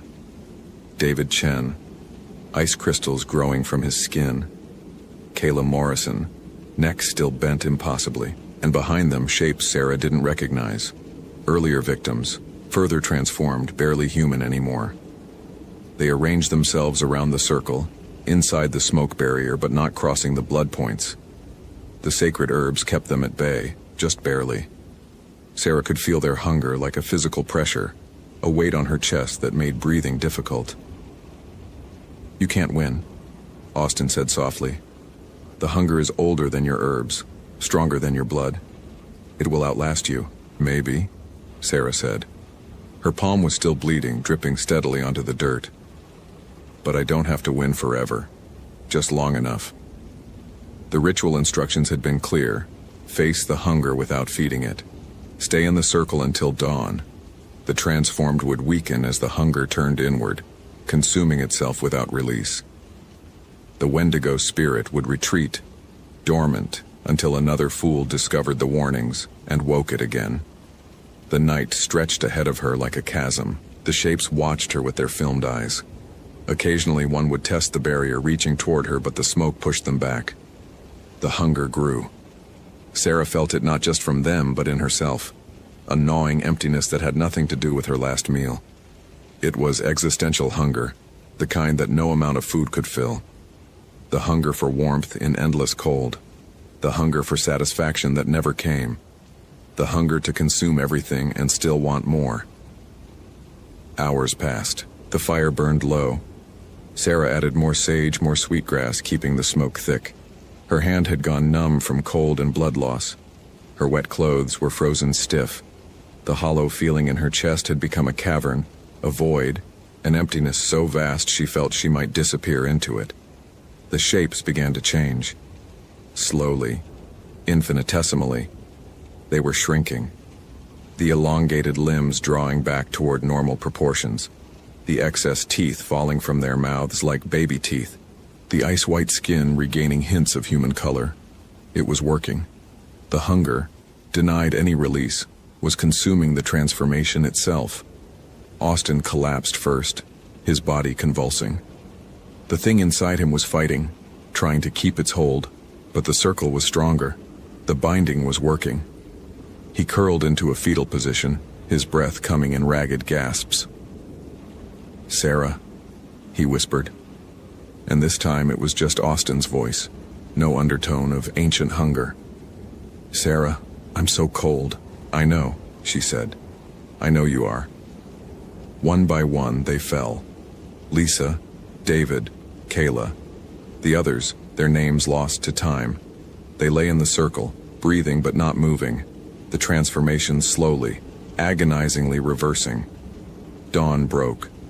Light streamed through the cracks in the shed walls. The moment it touched the circle, the remaining smoke flared bright and then dissipated. The herbs were completely consumed. Sarah's blood on the 4 points had dried black. The shapes were gone. In their place, bodies. Human bodies, naked and hypothermic but alive, breathing. Austin's eyes were closed, but his chest rose and fell. His skin was pale but not ice white. His fingers were normal. His teeth, when Sarah checked with shaking hands, were human. She had no strength left to move. The hollow feeling in her chest was still there, would probably always be there, but it was quieter now. Contained. She'd fed nothing. The hunger had turned inward and consumed itself. She heard engines, voices. Dave had brought help. Sarah let herself slump against the wall, consciousness fading. Her last thought before darkness took her was of the wall behind her, the layers of warnings, the desperate messages from every generation. Someone would have to add another one. Someone would have to warn the next person who found this place. But not today. Today, she'd done enough. When Sarah woke, She was in Olympic Medical Center in Port Angeles. 3 days had passed. Severe hypothermia, blood loss, exhaustion. They told her she was lucky to be alive. They told her Dave had found her unconscious in the old maintenance shed, along with 4 other unconscious people, Austin Fletcher, and 3 previously missing persons, Lisa Peterson, David Chen, and Kayla Morrison. All alive, all suffering from extreme hypothermia and malnutrition, but alive. Kayla Morrison had been missing for 5 years. The doctors couldn't explain how she'd survived. None of them could remember anything after their disappearances. Austin had vague memories of wandering in the forest, of being so hungry, but the details were gone, dissolved like dreams. Sarah didn't correct them. She accepted the official explanation. Gas leak from old equipment in the maintenance shed, hallucination-causing fumes, everyone disoriented and suffering from exposure. It was neat. It was rational. It was the kind of explanation that would go in reports and close the case files. She never mentioned the drawings on the wall which Dave had photographed before the demolition crew arrived. The Park Service took the old shed down within a week, grinding it to splinters, scattering the debris. The official reason? Structural instability. The drawings were gone. The warnings were gone. But Sarah knew they'd just be somewhere else. The Wendigo was old. It had been here before the trees, before the tribes, before anything human had walked these forests. It would be here after. It slept now, the hunger dormant, but not dead. Never dead, just sleeping. Sarah left the hospital after a week. The doctor recommended she take time off, maybe transfer to a less isolated station. The Park Service offered her a position at the visitor center in Port Angeles. No more solo work in the backcountry. She took it. At night, in her new apartment in town, she sometimes felt the hollow feeling in her chest. The hunger, dormant but present. A souvenir of her night in the circle. She'd faced something that couldn't be killed, only contained. She'd bound it with blood and smoke and will. But she'd also touched it. Let it touch her. You couldn't do that and come away unchanged. She didn't eat meat anymore. The thought of it made her stomach turn. She kept her apartment cold, always cold, because warmth felt wrong somehow. And sometimes, on February nights when the wind was right, she could hear footsteps in the forest. Barefoot steps, too fast, too regular, circling, hunting, hungry. She told Dave to keep the photographs locked away, to never show anyone. But she'd kept one copy for herself. The image of the wall, with all its warnings, all its desperate messages. She'd added her own note written on the back of the photograph. February 2009, 4 contained, binding held. The Wendigo sleeps but does not die. Do not disturb the old places. Do not read the old warnings aloud. Do not feed the hunger. If you must go into the deep woods in February, remember, moving water is protection. Sacred smoke is containment. Blood sacrifice is binding. And hunger, once awakened, never truly sleeps. S. Brennan. She kept the photograph in a locked drawer. Just in case. Just in case someone needed to know. Just in case she needed to remember what she'd faced, what she'd contained, what still waited in the deep woods when February came around again. The Wendigo slept, but Sarah Brennan, 35 years old and forever changed, knew better than to think that meant it was gone. Some hungers never die. They just wait. Patient as winter, endless as appetite. Old as the first time a human looked at another human and felt not empathy but hunger. And somewhere in the Olympic National Forest, in the deep places where the moss grew thick and the canopy blocked the sun even at noon, the trees creaked in the windless air. Waiting. Always waiting. Hope you felt genuine terror. If you appreciate authentic horror rooted in real folklore, consider following for more stories. Which moment scared you most? Share your theory about what happened.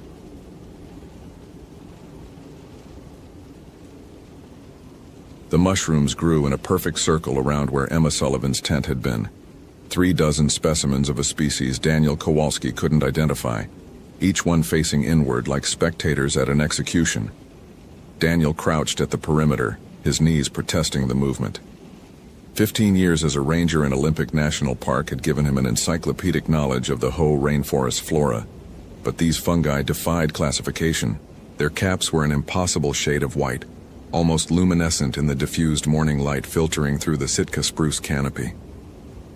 What disturbed him more was their arrangement, too precise, too deliberate, too much like something he'd seen before in a place he tried hard not to remember.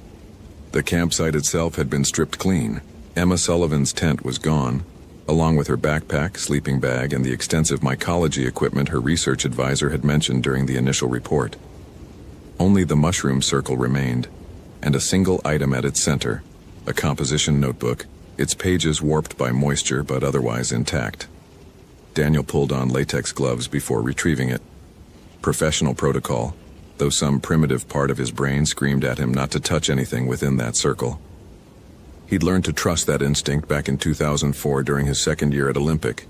He'd ignored it once, never again. The notebook's cover bore Emma's name in careful handwriting. Inside, the entries began mundane enough.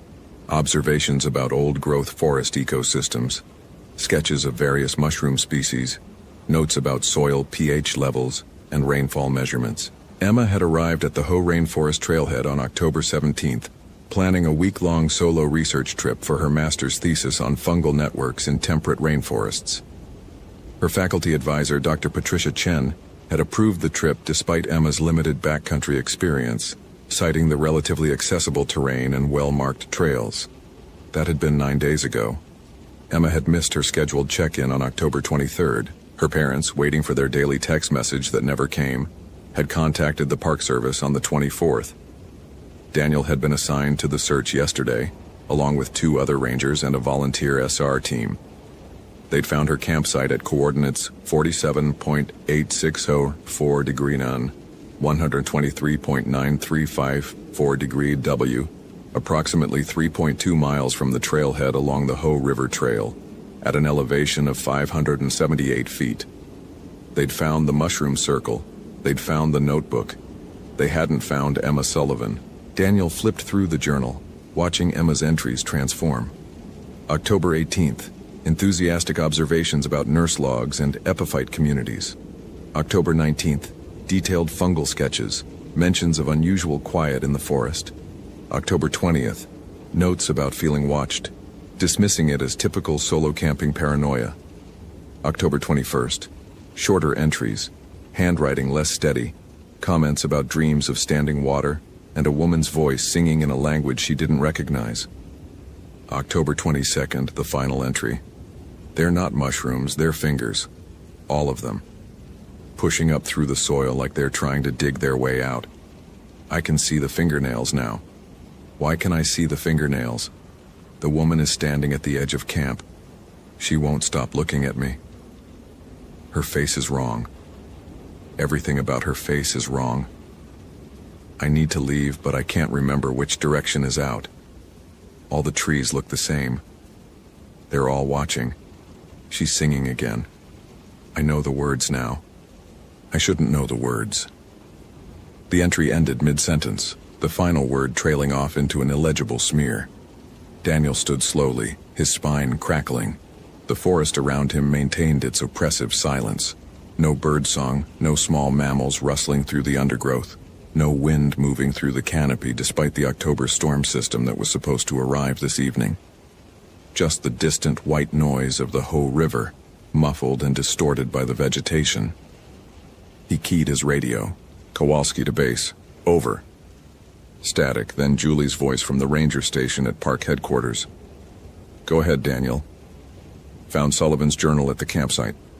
No other signs of her presence. Journal entries suggest possible psychological distress. Requesting continuation of search with focus on the area within 2 miles of current location. He rattled off the coordinates, keeping his voice level and professional. Weather's holding for now, but that front's coming in. We'll need to expand the search grid before conditions deteriorate. Copy that. How's the journal look? Anything indicating direction of travel? Daniel glanced down at the final entry. Negative. Last entry is disoriented. No clear indication of intended movement. SAR team is en route to your location. ETA 45 minutes. Caldwell and Martinez are working the northern sectors. Be advised, we've got another report coming in. Hikers on the Sol Duque Valley Trail reported hearing singing last night around Oro 200 hours. Female voice, unfamiliar language. Location approximately 8 miles northwest of your position. Something cold settled in Daniel's stomach. Copy. We'll maintain current position until SAR arrives. He clipped the radio back to his belt and looked again at the mushroom circle. In the 7 years since he'd transferred from Crater Lake, Daniel had worked dozens of missing person cases in Olympic National Park. Most ended well. Confused hikers located within hours, injured climbers airlifted out, the occasional visitor who'd simply lost track of time. Some ended badly. Bodies recovered from falls, drownings, exposure. One case had never been resolved at all. That case had also involved mushrooms growing in impossible patterns. It had involved silence where there should have been sound. It had involved Daniel finding evidence that made no sense according to any rational framework. Evidence he documented carefully and completely. Evidence that had been dismissed by investigators as misidentification or contamination, or the unreliable observations of a stressed ranger working a traumatic search. Daniel had been 26 then, new enough to the job that he'd still believed documentation mattered more than politics. He'd learned otherwise. He'd also learned that some things in the forest operated according to rules that had nothing to do with the ones taught in ranger training or written in Park Service procedures. He'd spent the last 7 years trying to forget those lessons. The forest, it seemed, had other ideas. Daniel walked the perimeter of the mushroom circle, photographing it from multiple angles with his Nikon D90. The camera was old even by 2011 standards, but it was reliable and took excellent macro shots. He documented each fungus individually, noting their uniform size, their precise spacing, their identical orientation. Then he photographed the journal pages, being careful not to damage the moisture-weakened paper. The temperature had dropped noticeably in the 15 minutes since he'd arrived at the campsite. His breath misted in front of his face, which made no sense given that it was only mid-October, and the forecast high was 58 degrees. Daniel had seen plenty of strange weather in Olympic. The park received an average of 12 feet of rain annually, creating microclimates that could shift dramatically within short distances. But this cold felt different. It felt deliberate. He was putting the camera away when he noticed the trees. All around the campsite, the moss-covered trunks of the old-growth Sitka spruce bore marks, scratches shallow and precise arranged in vertical lines. They were new. The exposed wood beneath the moss was still pale, not yet darkened by oxidation or moisture. Daniel approached the nearest tree, a massive specimen easily 6 feet in diameter, and examined the marks more closely. Not scratches. Characters, kanji, unless he was mistaken, though his knowledge of Japanese was limited to the few phrases he'd picked up from his ex-wife during their brief marriage. These weren't random graffiti. They'd been carved with care, each character perfectly formed, each line exactly the same depth. There had been no mention of Japanese visitors in the area. The Hoh rainforest attracted tourists from around the world, but the vast majority came during summer months. Late October was shoulder season, with only the most dedicated hikers willing to brave the increasingly rainy conditions. Daniel photographed the characters, then moved to the next tree. More kanji, different characters but the same precise execution. He circled the campsite, documenting every tree within a 30-foot radius. All of them bore marks. All of them had been carved recently, within the last few days, he estimated, based on the condition of the exposed wood. His radio crackled. "Daniel, this is Martinez. You still at the Sullivan campsite?" "Affirmative. We've got something up here you need to see. Grid reference 47.8721, 123.9287, about half a mile northeast of your position. What have you got?" A pause. When Martinez spoke again, his voice had lost its usual casual tone. "Just come up here and bring your camera." Daniel marked his current location with flagging tape and headed northeast, following his GPS. The silence persisted as he walked, his boots squelching through the perpetually damp ground. The Hoh rainforest was among the wettest places in the continental United States, and the ground never truly dried out. Nurse logs, fallen trees in various stages of decay, carpeted the forest floor, giving rise to the next generation of spruce and hemlock in an endless cycle of death and renewal. He'd always found it beautiful here, in a primordial way, the sense of deep time, of processes operating on scales that made human concerns feel trivial. Today, though, the forest felt wrong, watchful, like every tree had eyes. He found Martinez standing at the base of a massive hemlock, staring up at something in the branches. The ranger was in his early 40s, ex-military, unflappable under normal circumstances. He looked flapped now. "Tell me you see it too," Martinez said without preamble. Daniel looked up. Suspended 20 feet above the ground, tangled in the hemlock's branches, was a dress. Not modern hiking clothes, a white kimono, formal and elaborate, the kind Daniel vaguely associated with traditional Japanese ceremonies. It hung perfectly still despite the slight breeze that had finally started moving through the canopy. No tears, no signs of weathering. The fabric pristine despite being exposed to the elements in one of the rainiest ecosystems on Earth. "How long has it been there?" Daniel asked. "No idea. Could be recent, could be months, but Daniel..." Martinez pointed. "Look at the branches." Daniel looked. The branches supporting the kimono were dead, their bark sloughing off, their wood darkened and brittle. But only those specific branches. The rest of the tree appeared healthy, its needles green and dense, its bark intact. The dead branches formed a perfect cradle around the suspended garment. "I already checked the base of the tree," Martinez continued. "No footprints, no signs of climbing, no equipment. No way to get it up there without leaving some kind of evidence." Daniel pulled out his camera and started shooting. "Any sign of Sullivan?" "Negative. Caldwell's working the creek bed about 200 yards south. Nothing so far." Martinez finally looked away from the kimono. "What the hell is this, Daniel? This doesn't make any sense." "No," Daniel agreed. "It doesn't. But it did make sense in a terrible way that Daniel had spent 7 years trying not to acknowledge. It made sense the same way the mushroom circle made sense, the same way the kanji carved into the trees made sense, the same way the complete absence of animal sounds made sense. "I need you to document everything within a 100-yard radius of this location," Daniel said. "Look for more carvings, more anomalies. Take photos of anything unusual. I'm going to check the creek bed with Caldwell." "Daniel, what's going on here?" "I don't know yet." It was only partially a lie. Daniel knew what was going on. He just didn't know why or how to stop it or how to explain any of it without sounding insane.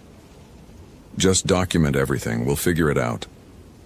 He left Martinez and headed south toward the creek, his mind racing. The kimono was a burial garment. He was almost certain of that.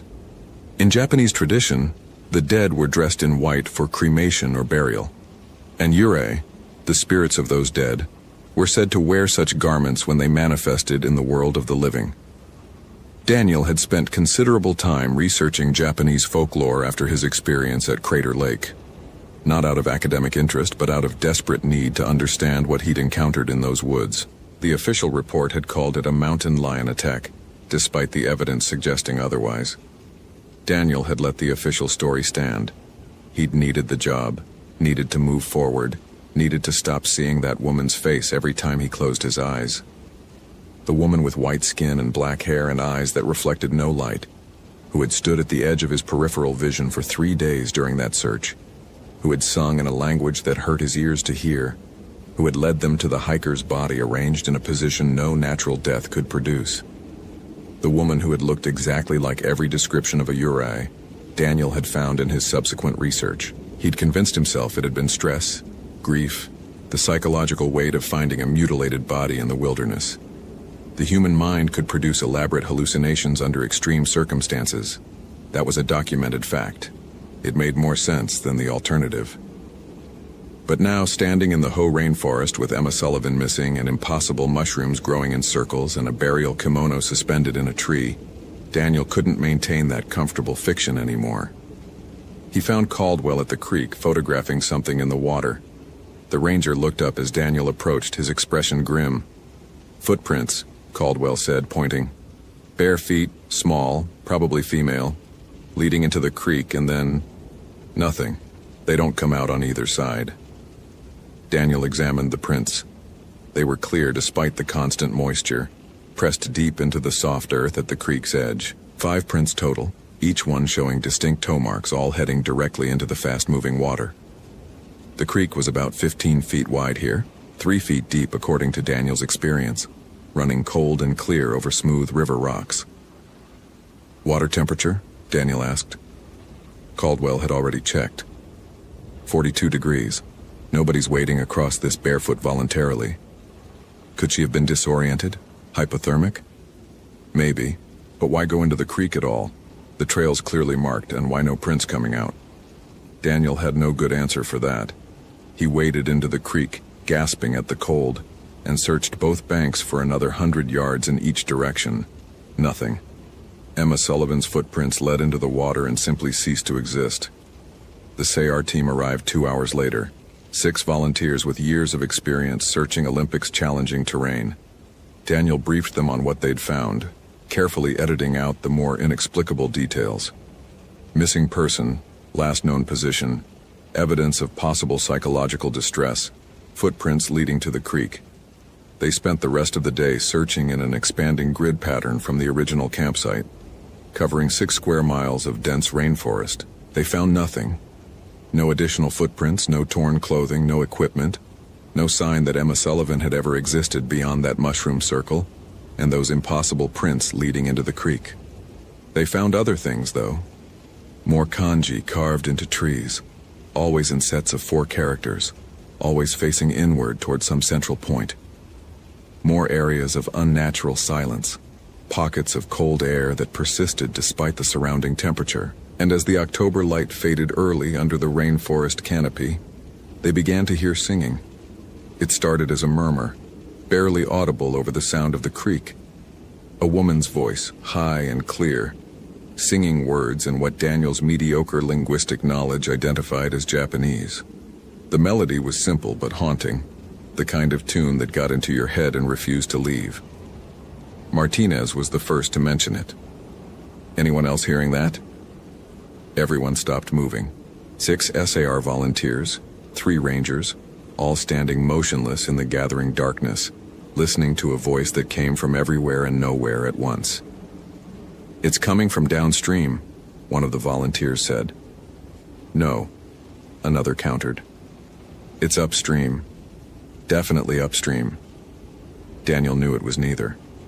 The voice wasn't coming from any specific direction because it wasn't really a voice at all. Not in the conventional sense. It was something else. Something that bypassed the normal mechanisms of hearing and went straight into the brain. "Everyone back to the campsite," Daniel ordered. "Now. We're not searching in the dark." There were protests. SAR protocol emphasized the golden hours immediately after a person went missing, the critical window when they were most likely to be found alive. But Daniel pulled rank, citing safety concerns and the approaching storm. The team reluctantly complied, though he could see the questions in their eyes. They made it back to the Sullivan campsite just as the rain started, the first drops of what the forecast promised would be a significant weather system. Daniel had the team set up camp in a clearing 50 yards from the mushroom circle, which remained perfectly intact despite the increasingly heavy rain. "I'm staying here tonight," Daniel announced. "I want everyone else out at first light. Caldwell, Martinez, you'll lead the team back to the trailhead. I'll maintain radio contact and continue the search alone." "That's not protocol," Caldwell protested. "Nobody searches alone, especially not in these conditions." "I'm not asking for permission." "Daniel, what the hell is going on? What aren't you telling us?" Daniel looked at the circle of mushrooms, still luminescent in the darkness, still oriented inward toward that empty center, where Emma Sullivan's tent had been. "I need you to trust me. All of you. Whatever happens, I need you out of this forest by dawn. That's an order." It spoke to their years of working together that they didn't argue further. Daniel had built a reputation as the steadiest ranger in the park, the one who never panicked, never broke protocol without good reason. They trusted him, even when they didn't understand. The team bedded down in their tents, though Daniel doubted anyone would sleep. The singing had grown louder as darkness fell, no longer a distant murmur but a clear, insistent melody that seemed to resonate in the bones. Daniel sat outside his tent, rain dripping off his hood, watching the mushroom circle. He'd brought his personal copy of Yokai, the World of Japanese Demons and Spirits by Shigeru Mizuki, purchased years ago during his desperate attempts to understand what he'd seen at Crater Lake. He read it now by flashlight, reviewing the sections on Yurei. Yurei were spirits of the dead who remained bound to the earthly realm by powerful emotions: rage, sorrow, love, revenge. They typically manifested as pale women in white burial kimono, their long black hair falling across their faces, their presence marked by cold spots and feelings of dread. They were most active at night, particularly during the hours between 2 and 3 a.m., when the barrier between the living world and the realm of the dead was thinnest. Traditional protections against Yurei included Shinto purification rituals, Buddhist sutras, salt, and specific kanji written on protective amulets. But these methods only worked if the Yurei's earthly attachment could be addressed, the wrong that bound them resolved, the injustice acknowledged, the grief honored. Some Yurei, though, were beyond appeasement. These were the Onryo, spirits so consumed by rage that they existed only to inflict suffering. They could curse the living, drive them mad, or simply kill them through supernatural means. The book included photographs of Yurei sightings, woodblock prints depicting traditional encounters, academic analyses of various regional Yurei legends. Daniel studied an image of a woman standing in water, her white kimono floating on the surface, her face obscured by wet black hair. The caption identified her as a specific type of Yurei associated with drowning deaths. At 2:47 a.m., according to Daniel's watch, the singing stopped. The silence that followed was absolute, pressing against his ears like physical pressure. Even the rain seemed muted, falling without sound through the trees. Daniel stood slowly, his hand moving to the Motorola radio on his belt, some part of him knowing it wouldn't work but checking anyway. Static, not the normal static of a working radio struggling with terrain and weather, but the corrupted static of a device that had simply ceased to function according to the laws of physics.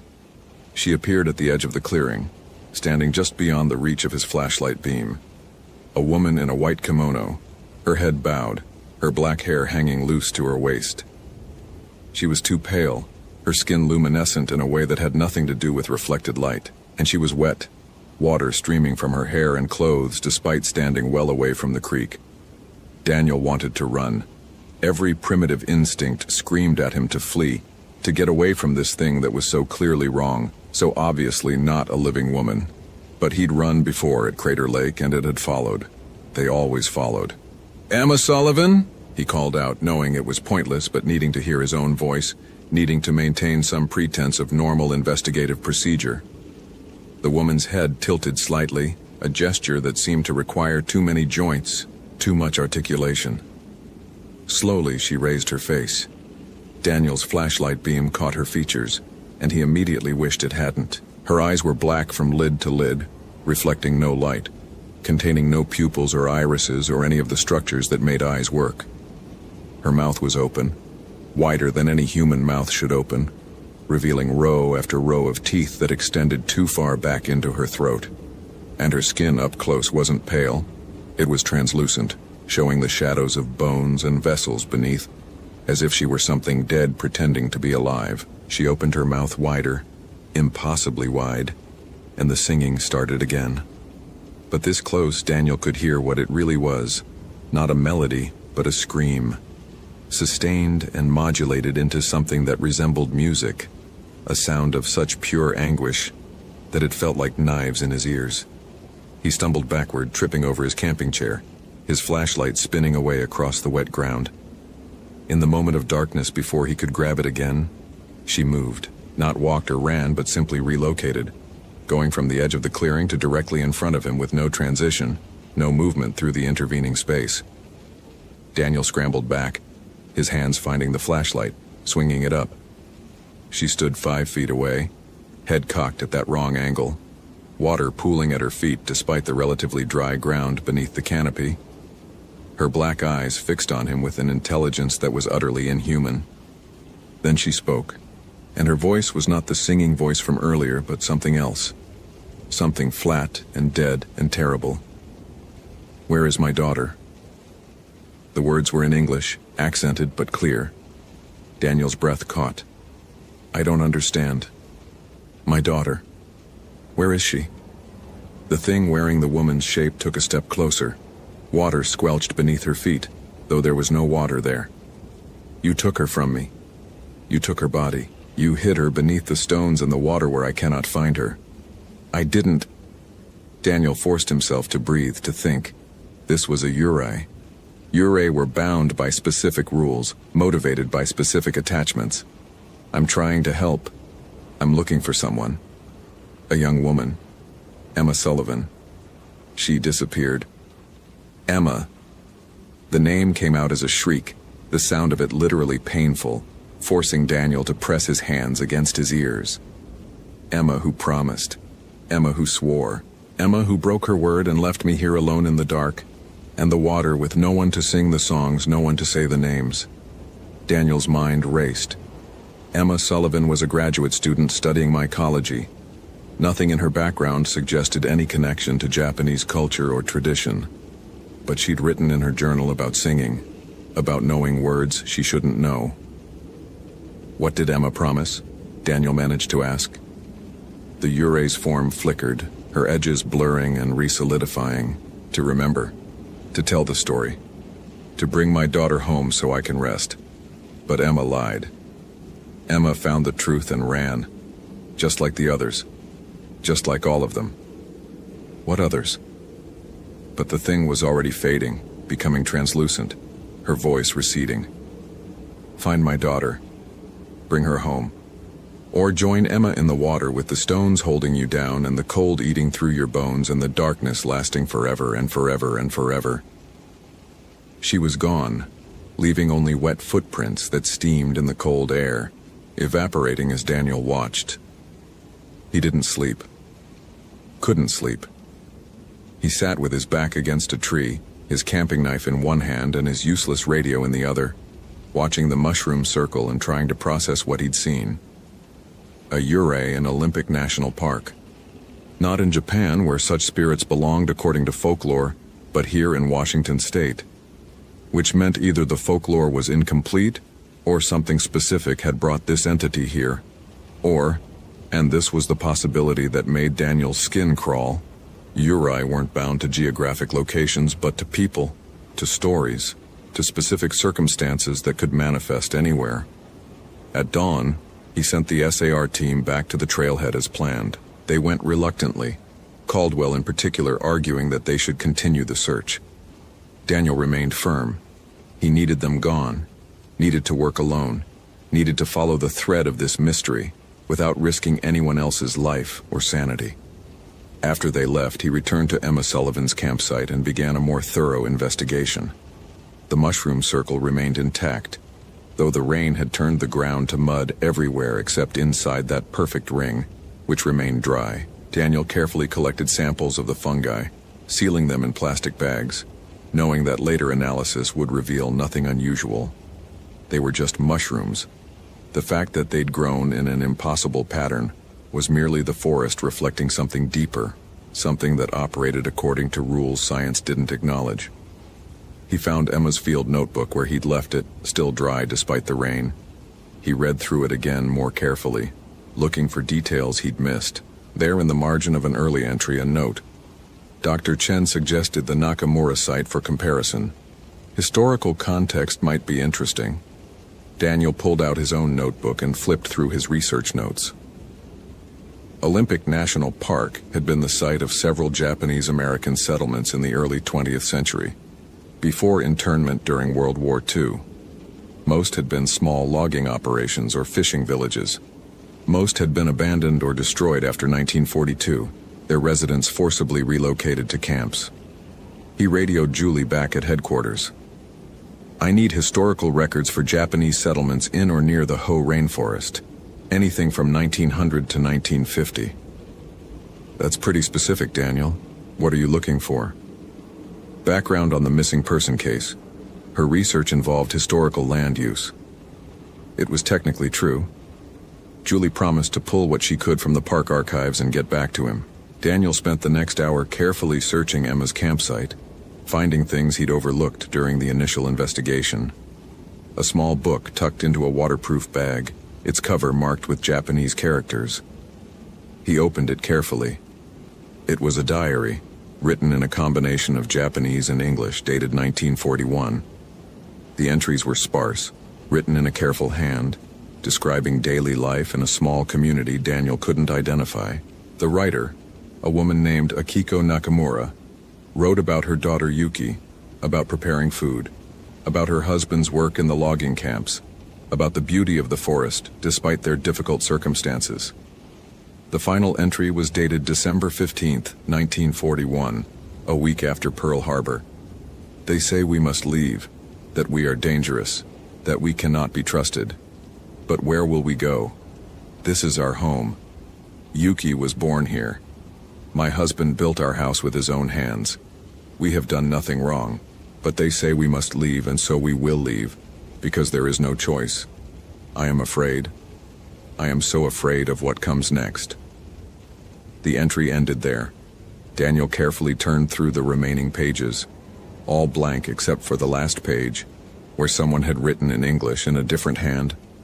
Akiko Nakamura drowned in Ho River, March 1942. Body never recovered. Daughter Yuki sent to Minidoka internment camp. Died of pneumonia, 1943, age 7. Below that, in the same hand but written more recently judging by the ink, I promised to find where they buried Yuki. I promised to bring her home so Akiko can rest. But I can't find the records. It's like she never existed. Emma's handwriting. Daniel's radio crackled to life, making him jump. Julie's voice came through, clearer now that the storm had passed. Daniel, I've got something weird. There was a settlement called Nakamura Camp about 8 miles northwest of your position, near Solduke River. Japanese immigrant families, about 40 people total. They were removed during internment. But here's the thing. There's a note in the file from the Park Service Rangers who inventoried the site in 1944. They reported finding signs of ritual activity, Shinto shrines, Buddhist altars, some kind of memorial markers. The Rangers were ordered to remove everything and burn it. They complied. Any mention of specific graves? Children's graves? A pause. No, why? Just following a lead. Thanks, Julie. Daniel studied his topographic map. 8 miles northwest would put the Nakamura campsite near the location where hikers had reported hearing singing. It would also put it upstream from where Emma Sullivan's footprints had led into the creek. He packed quickly and headed northwest, following game trails and his GPS. The forest remained unnaturally quiet, the silence broken only by his own footsteps and the distant rush of water. The kanji carved into the trees became more frequent as he walked, appearing every 100 yards or so, always in groups of 4 characters. Daniel photographed each set, knowing he'd need to get them translated later. He had a sinking suspicion he already knew what they said. After 3 hours of hiking, he found the settlement site. Or what remained of it. The forest had reclaimed most of the area, but the footprints of buildings were still visible. Rectangular depressions in the ground, a few stone foundations, rusted metal implements half buried in moss. And in the center of the clearing, a stone marker weathered by decades of rain but still legible. It was a memorial, the characters carved deep into granite. Daniel couldn't read Japanese, but he photographed it carefully, along with the smaller markers surrounding it. 16 of them, each one bearing a name and dates. One of them said Yuki Nakamura, 1936-1943. But the marker was here in Washington, not in Idaho where Minidoka Camp had been located, which meant someone had brought Yuki's remains back, or at least commemorated her here. Which meant, you found them. Daniel spun around. Emma Sullivan stood at the edge of the clearing, soaked and shivering, her hiking clothes torn and muddy. She looked alive, real. Nothing like the thing he'd seen last night. Relief and suspicion warred in his chest. Emma, are you hurt? She shook her head, teeth chattering. I'm so cold. I've been so cold since I went into the water. You need medical attention. How long have you been out here? I don't know, days? Hours? The time doesn't work right anymore. She wrapped her arms around herself. I found Akiko's diary at an estate sale in Seattle. I'm studying mycology, but I've always been interested in local history. And this diary, it was so sad. I wanted to do something, wanted to honor her story. So I researched the internment camps, found records of Yuki's death, discovered that someone, probably her father, had brought her ashes back after the war and buried them here. I thought if I could document it, if I could tell the story, it would mean something. And then Akiko appeared. Daniel said quietly. Emma's eyes widened. You've seen her. Last night, she's looking for Yuki. She doesn't know Yuki is right here. He gestured to the memorial markers. She died before the war ended. Her body was never found. She doesn't understand that her daughter was brought home. I tried to tell her, Emma whispered. That first night when she appeared at my campsite, I tried to explain, but she couldn't hear me. She just kept asking where her daughter was, kept saying I'd promised to bring her home. I got scared and ran. I thought if I could get to the river, cross it, the water would protect me. That's what the books say about spirits. Running water stops them. You're still alive? I think so. But I've been in the forest for so long, hiding from her, drinking creek water and eating berries, and I'm so cold. And sometimes I see things that can't be real, and I'm not sure anymore. Her voice broke. Am I alive? Or am I like her now? Daniel approached slowly, extending his hand. Emma reached out and her fingers were solid, cold but definitely real. He felt her pulse, faint but present. You're alive. Hypothermic, probably dehydrated, but alive. We need to get you out of here. She won't let me leave. Every time I try to find my way back to the trail, I end up back at her campsite. The trees move. The paths change. She's keeping me here. Because she thinks you can help her find Yuki. Daniel pulled out his camera and showed Emma the photos of the memorial stones. Yuki is here. She's been here since 1945 or 46. But Akiko doesn't know. She's been searching for 80 years, and her daughter has been right here the entire time. Emma stared at the photos. How do we tell her? How do we make her understand? Daniel thought about the kanji carved into the trees, the mushroom circles, the singing. In his research after Crater Lake, he'd read about various methods for communicating with Yurei, most of them requiring elaborate rituals performed by trained priests. But there was one method that appeared consistently across different sources. Acknowledgement. Bearing witness to the injustice that bound the spirit. Speaking the truth aloud. Making the invisible visible. We tell the story, Daniel said. All of it. We acknowledge what happened to them. He pulled out his notebook and wrote down everything he knew about Akiko and Yuki Nakamura. The dates, the places, the injustice of their separation, and Akiko's death. The devotion of whoever had brought Yuki home. He wrote about Emma's attempt to honor their story, about the diary that had survived all these years. He wrote about the internment, about families torn apart by fear and racism, about a mother who drowned searching for her daughter, and a daughter who died alone in a camp far from home. Then he read it aloud in the clearing, his voice carrying through the silent forest.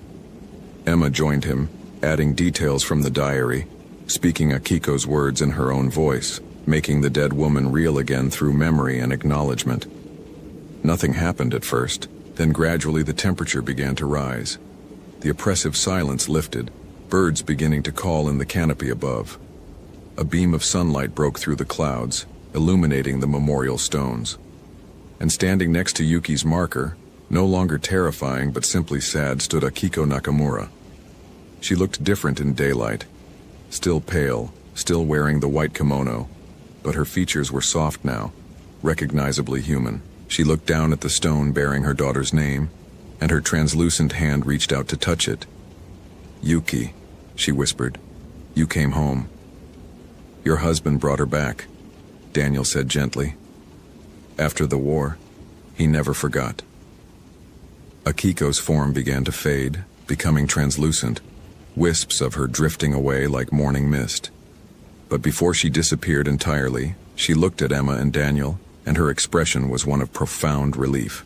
"Thank you," she said, her voice no longer terrible but soft, almost musical. "Thank you for remembering." Then she was gone, leaving only a faint scent of jasmine in the air. Emma collapsed, and Daniel barely caught her before she hit the ground. Her pulse was thready, her lips blue with cold. He radioed for emergency extraction, giving their coordinates, requesting immediate medical helicopter. Then he wrapped her in his jacket and his emergency blanket, building a fire with shaking hands. The helicopter arrived 40 minutes later, its rotor wash scattering leaves and moss across the clearing. The paramedics loaded Emma onto a stretcher, hooking her up to IV fluids and monitoring equipment. Daniel watched them work, feeling the exhaustion of the last 2 days finally catching up with him. "You should come too," one of the paramedics said. "You look like hell, man." "I need to document the site first. I'll hike out later."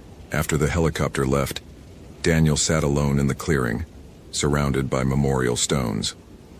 He thought about Akiko and Yuki, about families destroyed by hatred and fear, about grief so powerful it could transcend death itself. He thought about the Park Service rangers in 1944, who had burned the shrines and altars, erasing any trace that these people had existed, had lived and loved and died here. He photographed every marker, documenting each name and date. He would file a report, make sure these graves were officially recorded, make sure they would be protected and remembered. It was a small thing, maybe meaningless in the grand scheme, but it was something. The forest around him had returned to normal, birds singing, small animals rustling through undergrowth, wind moving through the canopy. The oppressive silence was gone, along with the cold pockets and the singing, and the sense of being watched.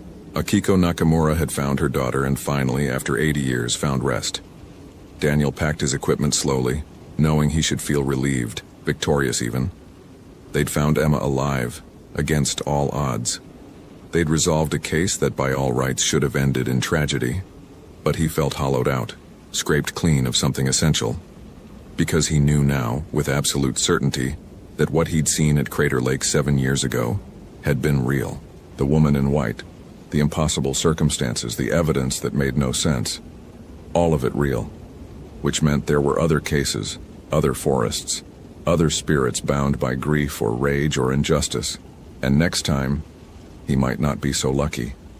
Next time, the story might not have an ending where everyone walked away. He started the long hike back to the trailhead, his boots squelching through mud, his muscles aching. Somewhere in the trees a raven called, 3 sharp cries that echoed through the forest. In Japanese folklore, ravens were messengers between the worlds of the living and the dead. Daniel didn't look back. Emma Sullivan spent 3 days in the hospital recovering from severe hypothermia and dehydration. Physically, she made a full recovery. Psychologically was another matter. She dropped out of graduate school 3 months later, unable to return to fieldwork, unable to sleep without lights on, unable to explain to her therapist what had really happened in the forest without sounding insane. Daniel filed his official report, documenting the discovery of the Nakamura settlement site and recommending historical preservation.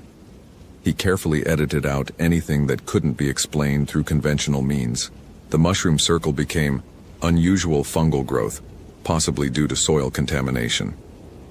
The kimono in the tree became historical artifact of unknown origin, removed for laboratory analysis. The kanji carvings remained kanji carvings, but he attributed them to modern vandalism rather than supernatural manifestation. His supervisor praised the report for its thoroughness and sensitivity to the historical context. The Nakamura site was officially designated as a protected historical area. A small plaque was installed near the memorial stones, acknowledging the Japanese-American families who had lived there before internment. Daniel was commended for his work on the Sullivan case, for finding her alive when the odds suggested otherwise. He accepted the commendation with quiet thanks and went back to his regular duties: trail maintenance, visitor education, wildlife monitoring. Normal ranger work that didn't involve Uri or grief so powerful it persisted beyond death. But he kept Akiko's diary, tucked away in his locker at the ranger station. And sometimes, on quiet nights when he was alone in the forest, he would take it out and read her words, bearing witness to a life that had been deliberately forgotten, making sure someone remembered. The mushroom circle at Emma Sullivan's campsite faded away over the following weeks, the fungi decomposing back into the soil, leaving no trace they'd ever existed. The kanji carvings on the trees gradually weathered and healed, the exposed wood darkening and sealing over. The kimono, when analyzed in the laboratory, turned out to be authentic ceremonial wear from the 1940s, made of real silk, impossibly well preserved despite apparent exposure to the elements. It was cataloged and stored in the park archives, another artifact of a forgotten history. Daniel Kowalski continued working as a ranger in Olympic National Park for another 6 years before transferring to a desk job at Park Service headquarters in Washington, D.C. He never spoke publicly about what he'd seen in the Hoh rainforest, never tried to convince anyone that Uri were real or that some disappearances in the wilderness involved forces that couldn't be explained by hypothermia or falls or animal attacks. But he kept researching quietly and privately, documenting patterns he saw in certain cases, noting the common threads, the silence, the cold, the sense of wrongness, the evidence that didn't fit, building a database of impossibilities, waiting for the next time the forest needed someone who understood. Because Daniel had learned finally and completely that the wilderness held more than just animals and weather and geological processes. It held stories, memories, grief that refused to die. And sometimes those stories demanded to be heard, by whatever means necessary. The Hoh rainforest continued growing, trees reaching skyward, moss carpeting everything, the endless cycle of death and renewal playing out across centuries and millennia. And deep in the forest, where very few people ventured, the memorial stones for Yuki Nakamura remained undisturbed, no longer mourned by a grieving ghost, but remembered nonetheless, their names carved in granite where the rain could not wash them away. On certain nights, hikers in the area reported hearing singing, a woman's voice high and clear, no longer anguished but peaceful, like a lullaby. And sometimes, in the early morning mist, there were reports of 2 figures walking through the trees, a woman in white and a small child, hand in hand, fading into the fog before anyone could get a clear look. Daniel heard these reports and said nothing, filing them away with all the other impossible things he'd collected over the years. Some mysteries, he'd learned, weren't meant to be solved. Some stories didn't need endings, just acknowledgement that they existed at all. The forest kept its secrets as it always had. But now at least Akiko and Yuki Nakamura were together again, their story remembered, their grief finally laid to rest. And in the deepest part of the night, when Daniel woke from dreams of white figures and impossibly wide mouths and singing that hurt to hear, he would remember the jasmine scent that had filled the clearing when Akiko faded away, and he would know that some things in the darkness were not evil, just lost. That knowledge didn't make the nightmares any easier to bear, but it made them bearable at all. Hope you felt genuine terror. If you appreciate authentic horror rooted in real folklore, consider following for more stories. Which moment scared you most? Share your theory about what happened.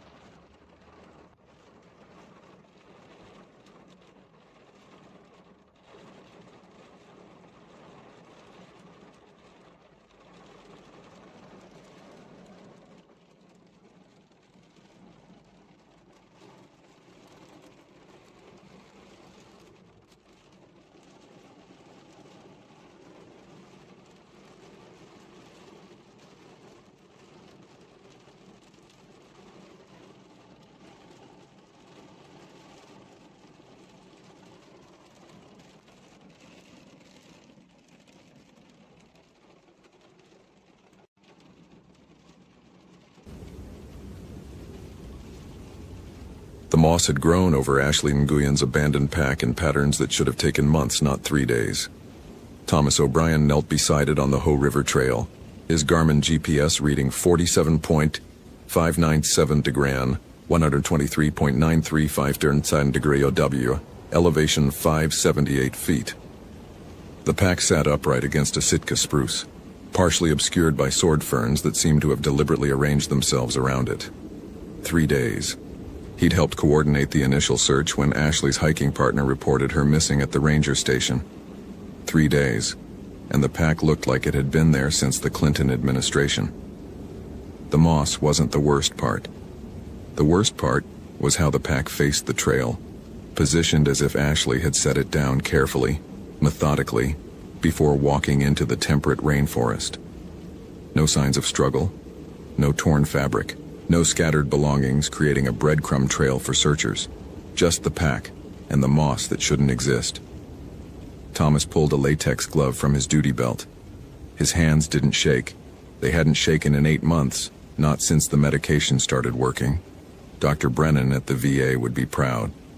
He opened the pack's main compartment with the detached efficiency of someone who'd done this before, someone who'd found things in the woods that shouldn't be found. Ashley's permit placed her as a 26-year-old environmental science graduate student from UC Berkeley. Experienced hiker. 10 essentials all accounted for.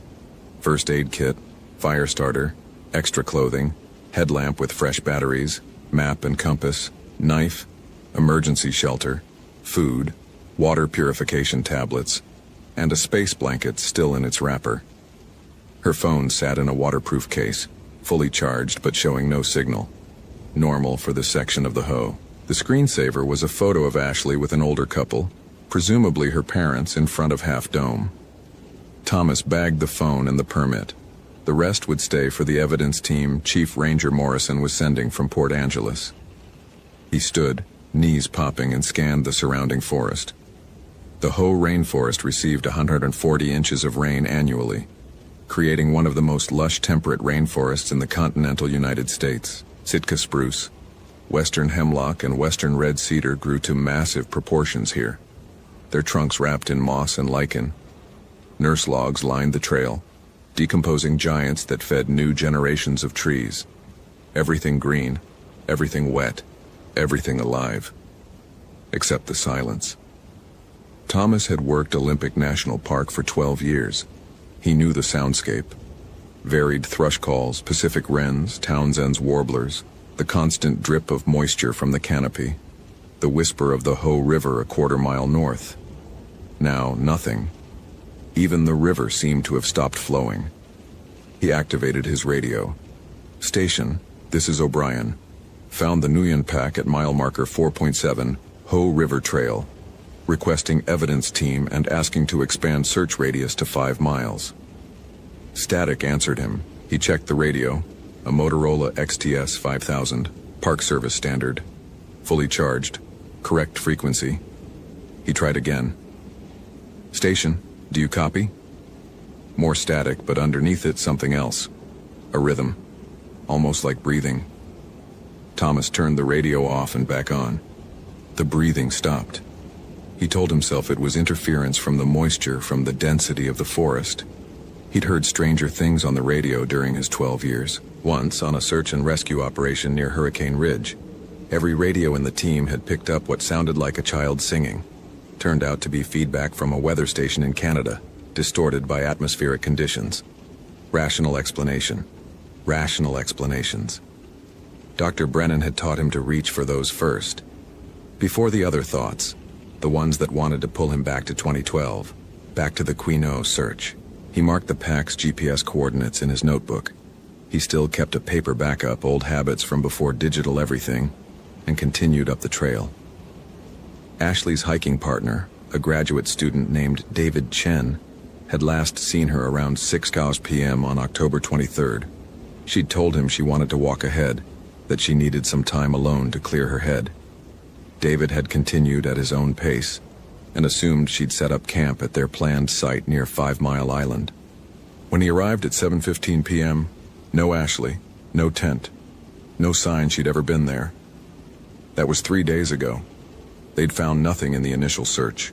No footprints leaving the trail, no broken vegetation, no clothing snagged on branches. It was as if she'd evaporated. Fourth one in 18 months. Thomas tried not to think about that. Morrison had specifically told him not to think about that. They're not connected, O'Brien. Different circumstances, different locations, different times of year. But they weren't different enough. All experienced hikers. All alone when they vanished. All disappeared between sunset and full dark. All during new moon phases. The trail curved east, following the river's contour. The canopy thickened overhead, reducing the October afternoon light to a dim green twilight. Thomas's watch read 4:47 p.m. Sunset would come at 6:08 p.m. He had 90 minutes before he needed to turn back. That was when he saw the first one. It stood 30 feet off the trail between two massive Sitka spruces. Not quite shaped like a person, but person adjacent. A vertical darkness that the forest's natural shadows couldn't explain. It didn't move, didn't react to his presence. Just stood there, a column of black that seemed to absorb light, rather than be created by the absence of it. Thomas stopped walking. His training said to investigate. His instincts, the ones that had kept him alive through 12 years of wilderness work, said to document and extract. He raised his Park Service camera, a ruggedized Canon point-and-shoot, and took 3 photos. The click of the shutter sounded abnormally loud in the silence. When he lowered the camera, the shadow was gone. Thomas walked to where it had been. No footprints in the moss, no disturbed vegetation, no broken spider webs or displaced moisture droplets. Nothing to indicate anything had stood there at all. He took more photos of the ground, the surrounding trees, the angles of natural shadow fall. His hand stayed steady. Dr. Brennan would be very proud. The breathing sound from the radio had started again, even though the radio was off. Thomas pulled it from his belt. The power button was in the off position, LED dark, but the breathing continued. Soft and rhythmic, like someone sleeping, or waiting. He removed the battery. The breathing stopped. He looked at his watch, 5:03 p.m. Sunset in 65 minutes. Time to head back. The trail back seemed longer than it should. The marker posts, placed every 1/10 of a mile by the Park Service, appeared in the wrong order. Mile 4.8, then 4.9, then 4.7, then 5.1. His GPS said he was walking northwest, back toward the trailhead, but the markers disagreed. Thomas stopped at marker 4.7, the location where he'd found Ashley's pack. But the pack wasn't there. Neither was the spruce it had been leaning against. Instead, a western red cedar stood in its place, ancient and massive, its trunk easily 12 feet in diameter. The shadows between the trees had multiplied. Thomas counted 15 of them, arranged in a rough circle around his position. The same vertical darkness, the same light-absorbing quality. They didn't move, but the space between them and Thomas felt like it was contracting, the way distance warps in extreme heat or cold. His hand found his service weapon, a Glock 22 .40 caliber. 14 rounds. He'd never fired it in the line of duty. Never needed to. The most dangerous things in Olympic National Park were usually lost tourists and the occasional black bear. This, whatever this was, fell outside his training parameters. The shadows moved closer. Not walking, just closer. One moment at 30 feet, the next at 25. No transition, no movement through space. Simple displacement from one point to another. Thomas backed away slowly, keeping his eyes on them. His heel caught on a root and he stumbled, catching himself against a moss-covered nurse log. The shadows stopped advancing. They seemed to be watching, evaluating. The word came to him unbidden. Observing. His radio's breathing had returned, loud enough now to hear even without the battery. It came from everywhere and nowhere, a sound with no apparent source. Thomas's psych training, part of the return-to-duty protocol after Quinault, identified the symptoms: auditory hallucination, visual disturbances, spatial disorientation, classic signs of a psychotic break. But his hands weren't shaking. His thoughts were clear. The fear he felt was appropriate to the situation, not the overwhelming panic that had characterized his PTSD episodes. This was real, or real enough. The sun slipped below the tree line at 6:08 p.m. exactly, and the shadows moved again, 15 to 30 in an instant. They surrounded him now, a perfect circle 20 feet in diameter. In the dying light, Thomas could see them more clearly. They weren't entirely without form. Suggestions of human shape emerged from the darkness. The angle of a shoulder, the curve of a head, the length of an arm. But wrong, somehow. Proportions slightly off, like reflections in water disturbed by ripples. One of them stepped forward. The movement was smooth, organic. Nothing like the displacement from before. It approached until it stood 5 feet away. Thomas could see nothing inside the darkness. No eyes, no features, no defining characteristics.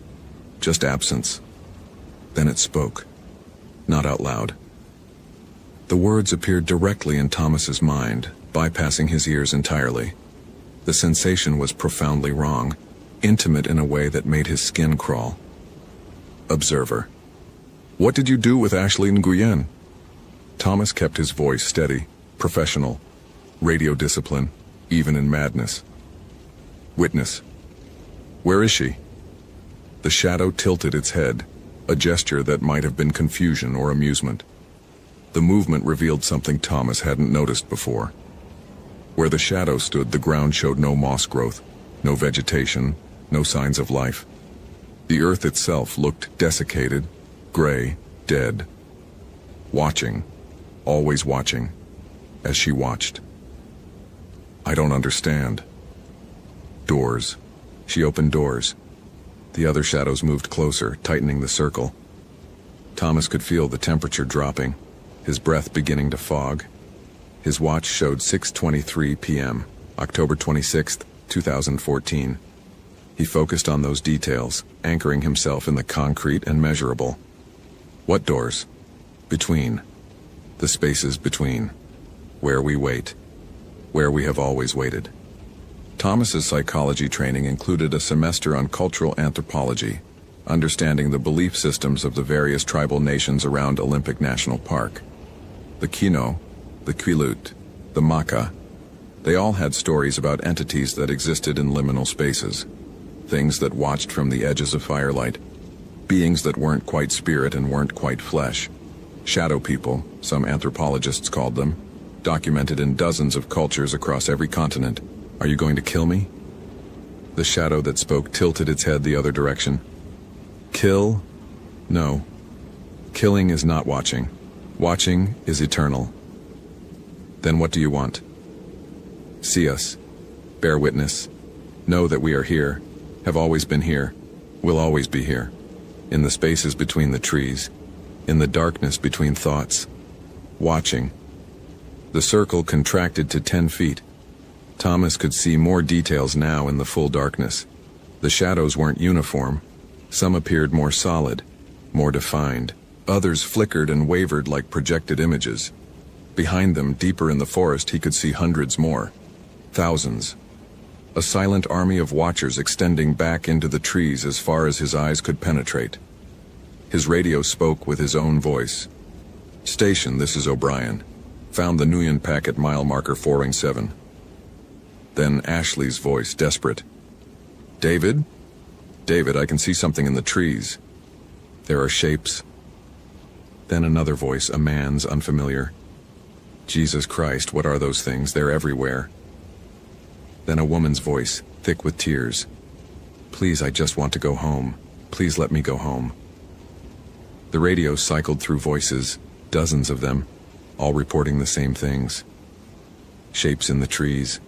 Shadows that moved, presences that watched. Some of the recordings sounded old, degraded, possibly from the 1970s or 1980s. Others were crystal clear, recent, 4 disappearances in 18 months. How many total over the decades? How many witnesses had the forest claimed?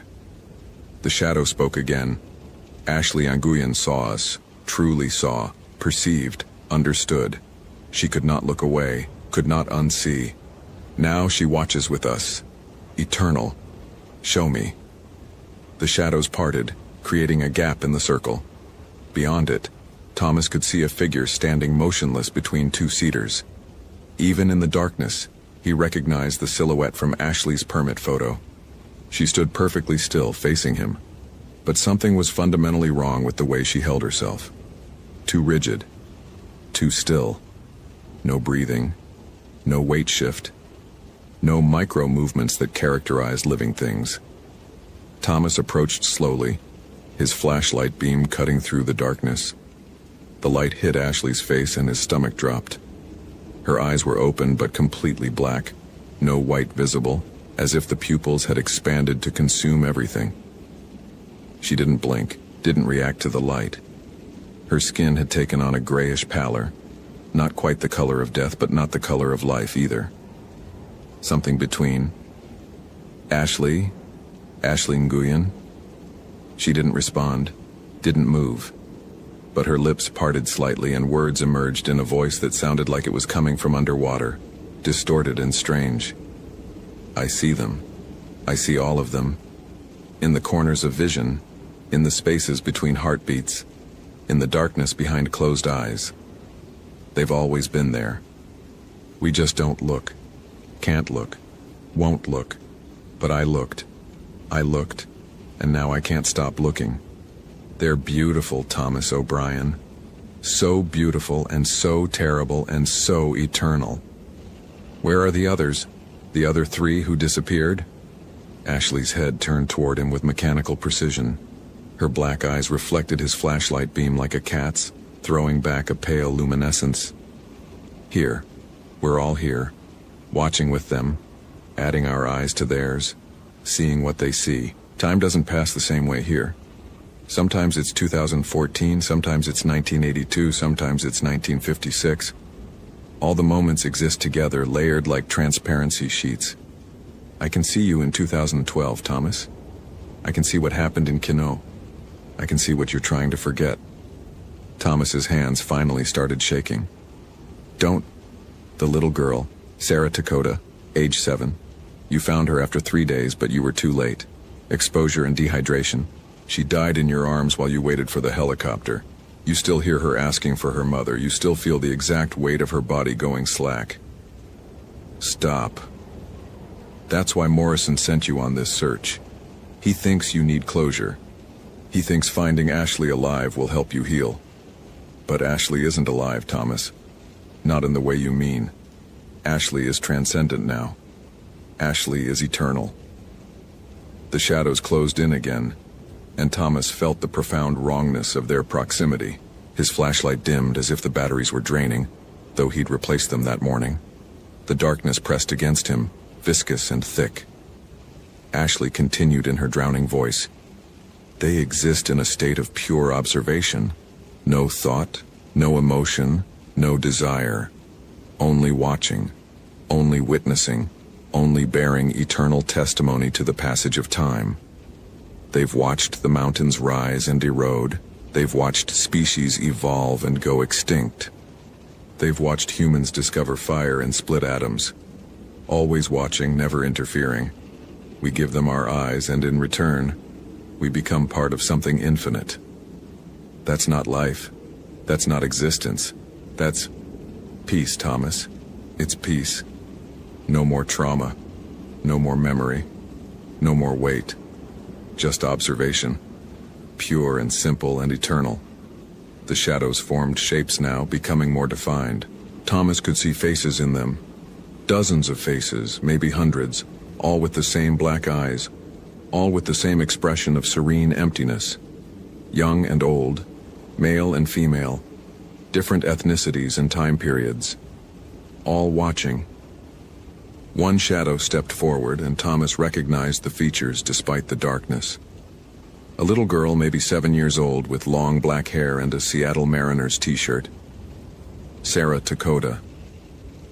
No, you're not real. She's dead. I was there. I held. The shadow Sarah spoke in that same underwater voice.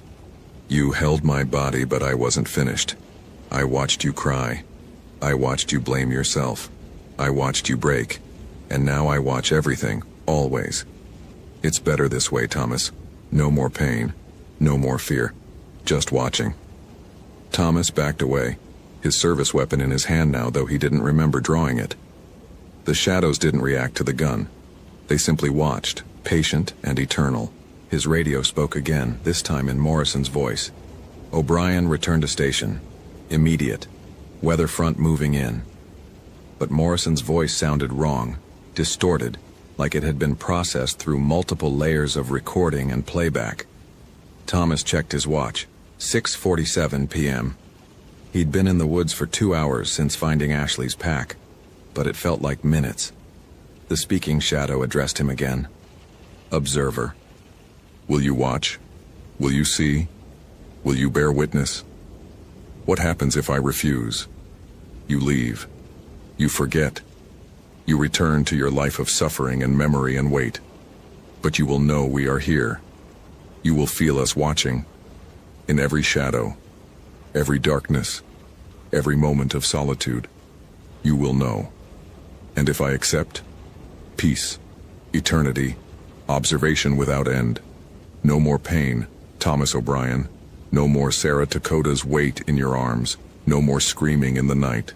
Only watching, only seeing, only being. It was tempting. God help him, it was tempting. 2 years of therapy, 8 months of medication, countless sleepless nights replaying those 3 days searching for Sarah, the moment of finding her, the helicopter that came too late, the weight that never left.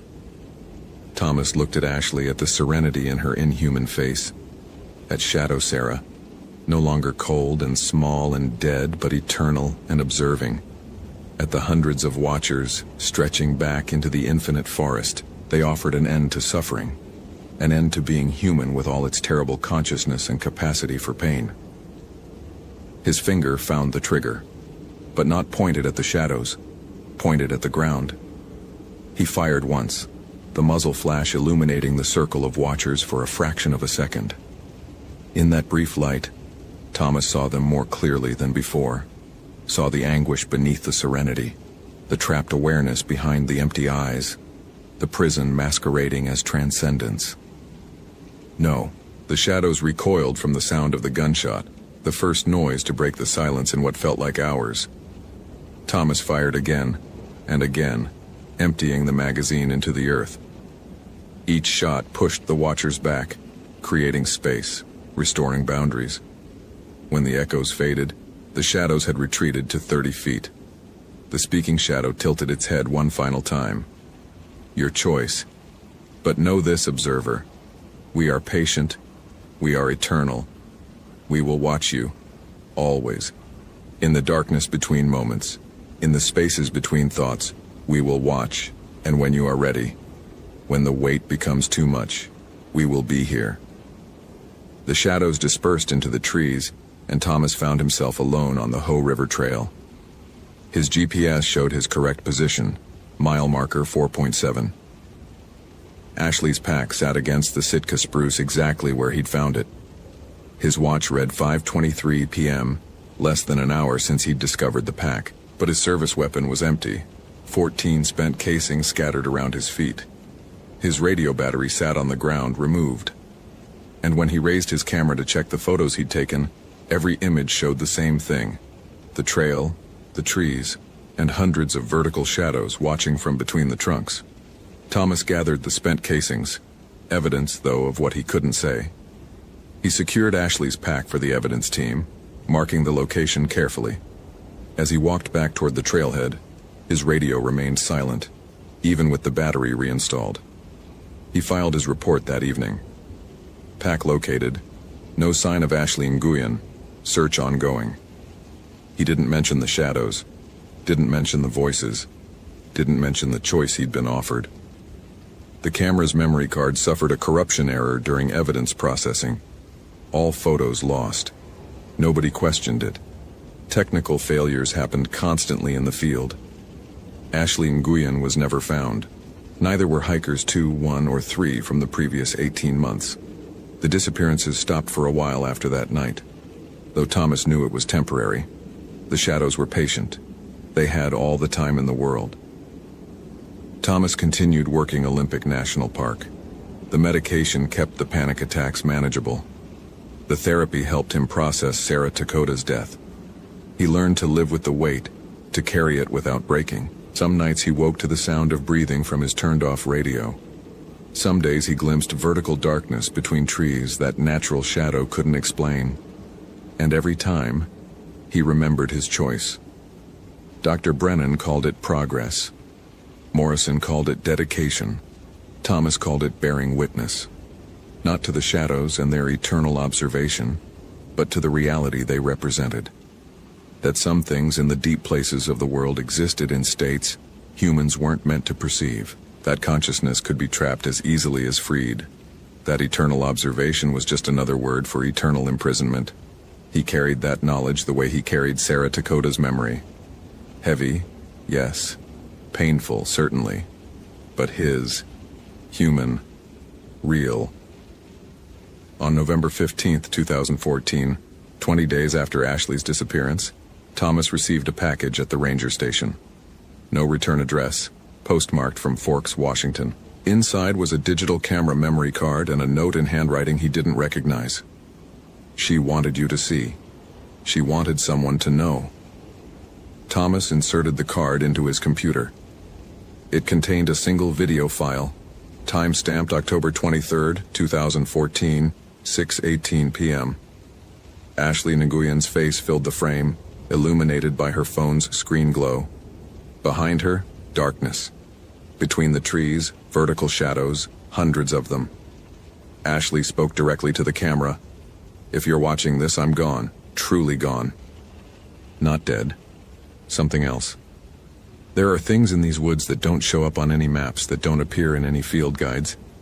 They've been here longer than the trees, longer than the mountains, maybe longer than the sky itself. They watch. That's all they do, but it's enough. They watch, and sometimes people watch back.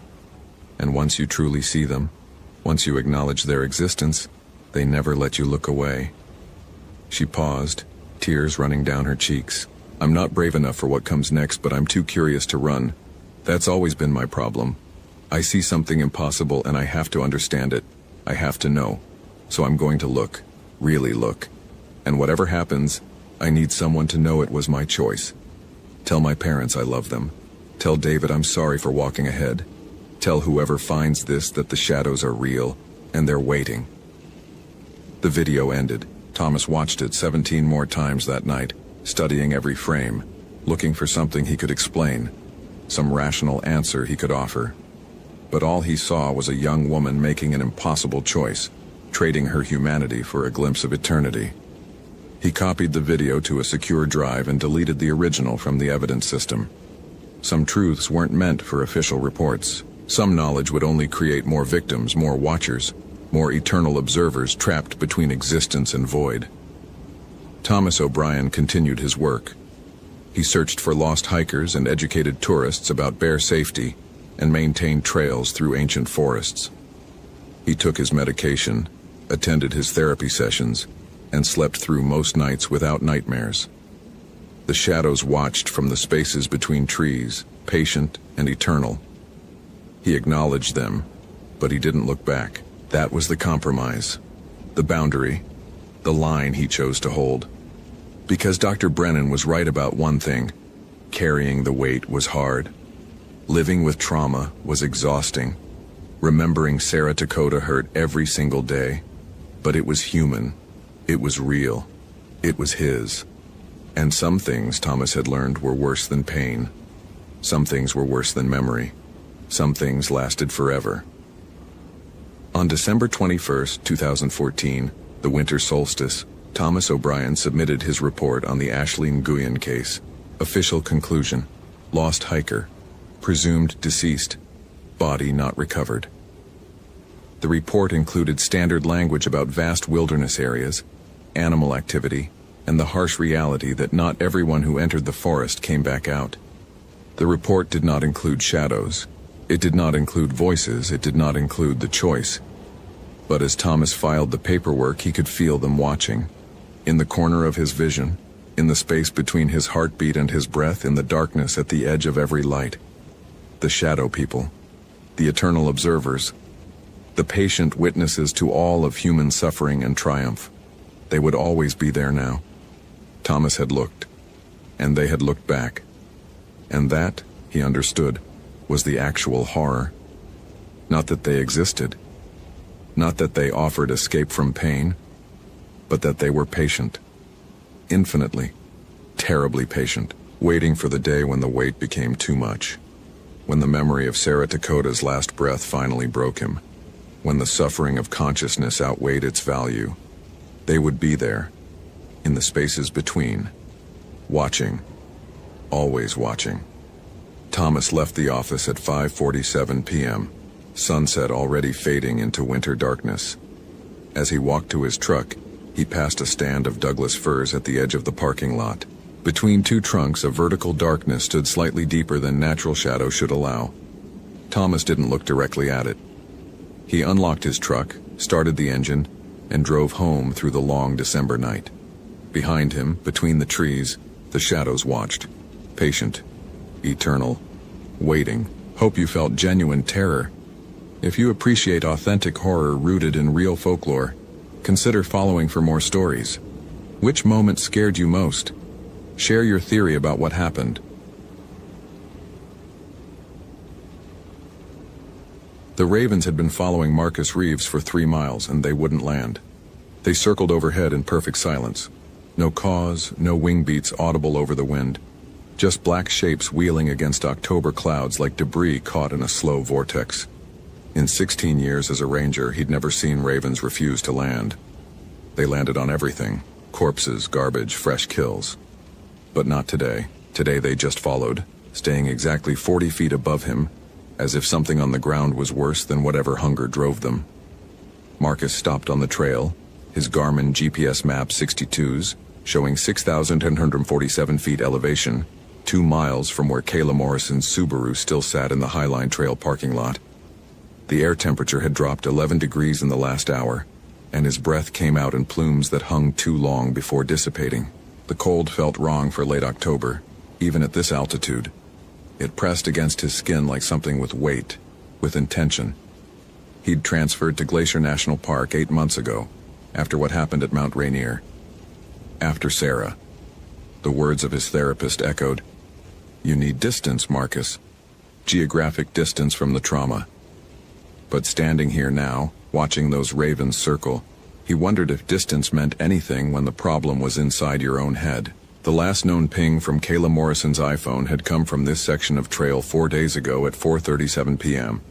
26 years old, solo hiker, graduate student in ecology from the University of Montana. Her parents had reported her missing when she didn't return Sunday night.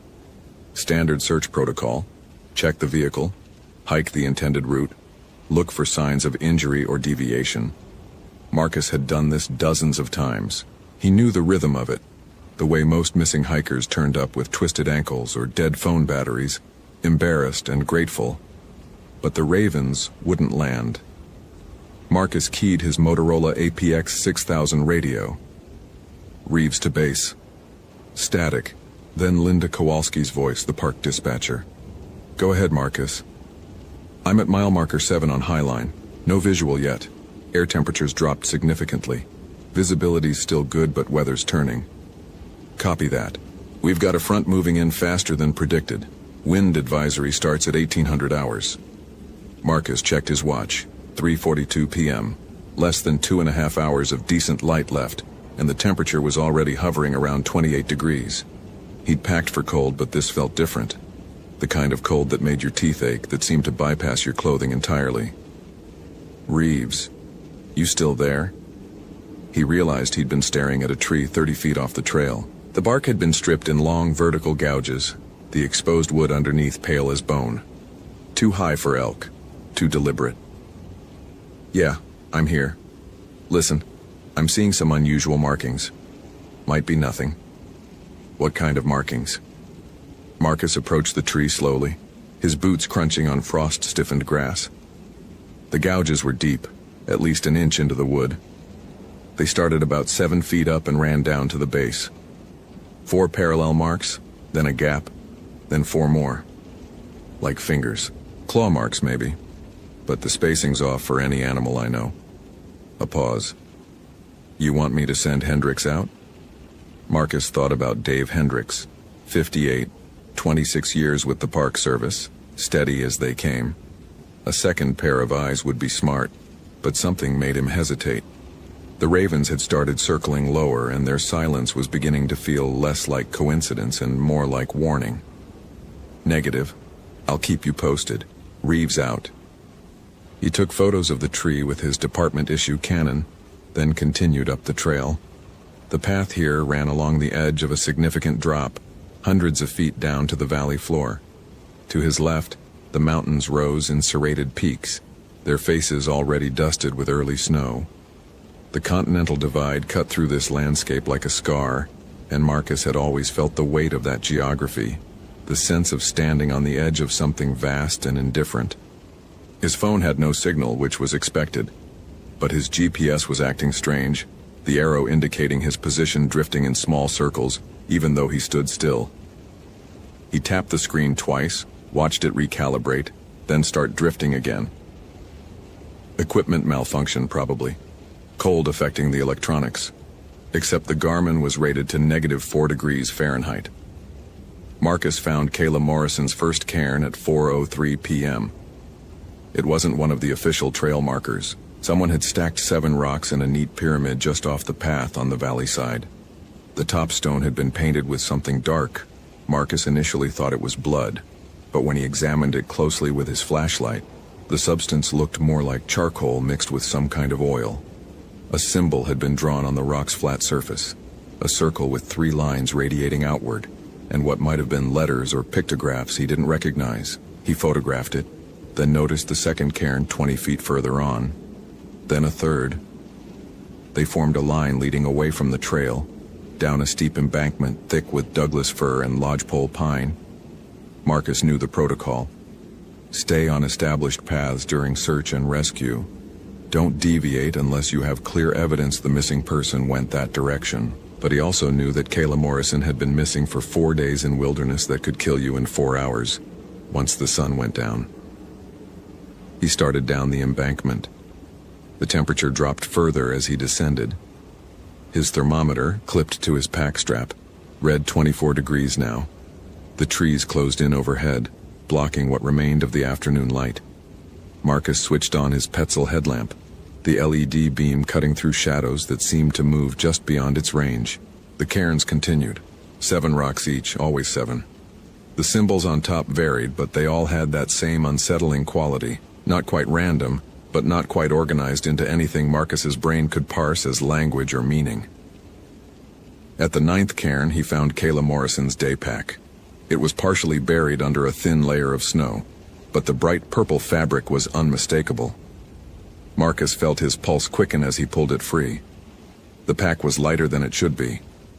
He unzipped it carefully, mentally cataloging the contents. 1 empty Nalgene bottle, a granola bar wrapper, a park map with a route marked in pencil, and a small leather journal. No phone, no wallet, no keys. Marcus opened the journal. The first several pages contained field notes about lodgepole pine regeneration patterns after fire disturbance, Kayla's graduate research. The handwriting was neat, methodical, but the later entries devolved into something else. The notes became fragmented. The ranger at the visitor center warned me about the North Trails. Said 3 hikers disappeared last spring. Said it's always the North Trails. Something wrong with the temperature. My thermometer showed 68 degrees an hour ago. Now it's 31. Weather Service said clear skies all week. I keep seeing the same tree. I know that's impossible. I've been hiking east, but every 20 minutes, I pass the same twisted pine with the split trunk. I marked it with chalk the second time. The mark is still there. The final entry was dated 4 days ago, the handwriting barely legible. They're not ravens. They look like ravens, but they don't move right. They don't make sounds. I counted 17 of them, and they're all watching me, and I think I understand now what the ranger was trying to tell me. I think the North Trails aren't the problem. I think north is the only direction you're allowed to leave from. Marcus felt something cold slide down his spine that had nothing to do with the temperature. He keyed his radio, but got only static. The signal should have worked fine at this distance, even in the trees. He tried again, adjusting the squelch. Nothing but a hiss that sounded almost like breathing. He clicked his GPS. The screen was blank. Marcus took a breath, held it, let it out slowly. This was the moment his therapist had talked about. The moment when his brain would try to make connections that weren't there, would try to see patterns in random data because that's what trauma did.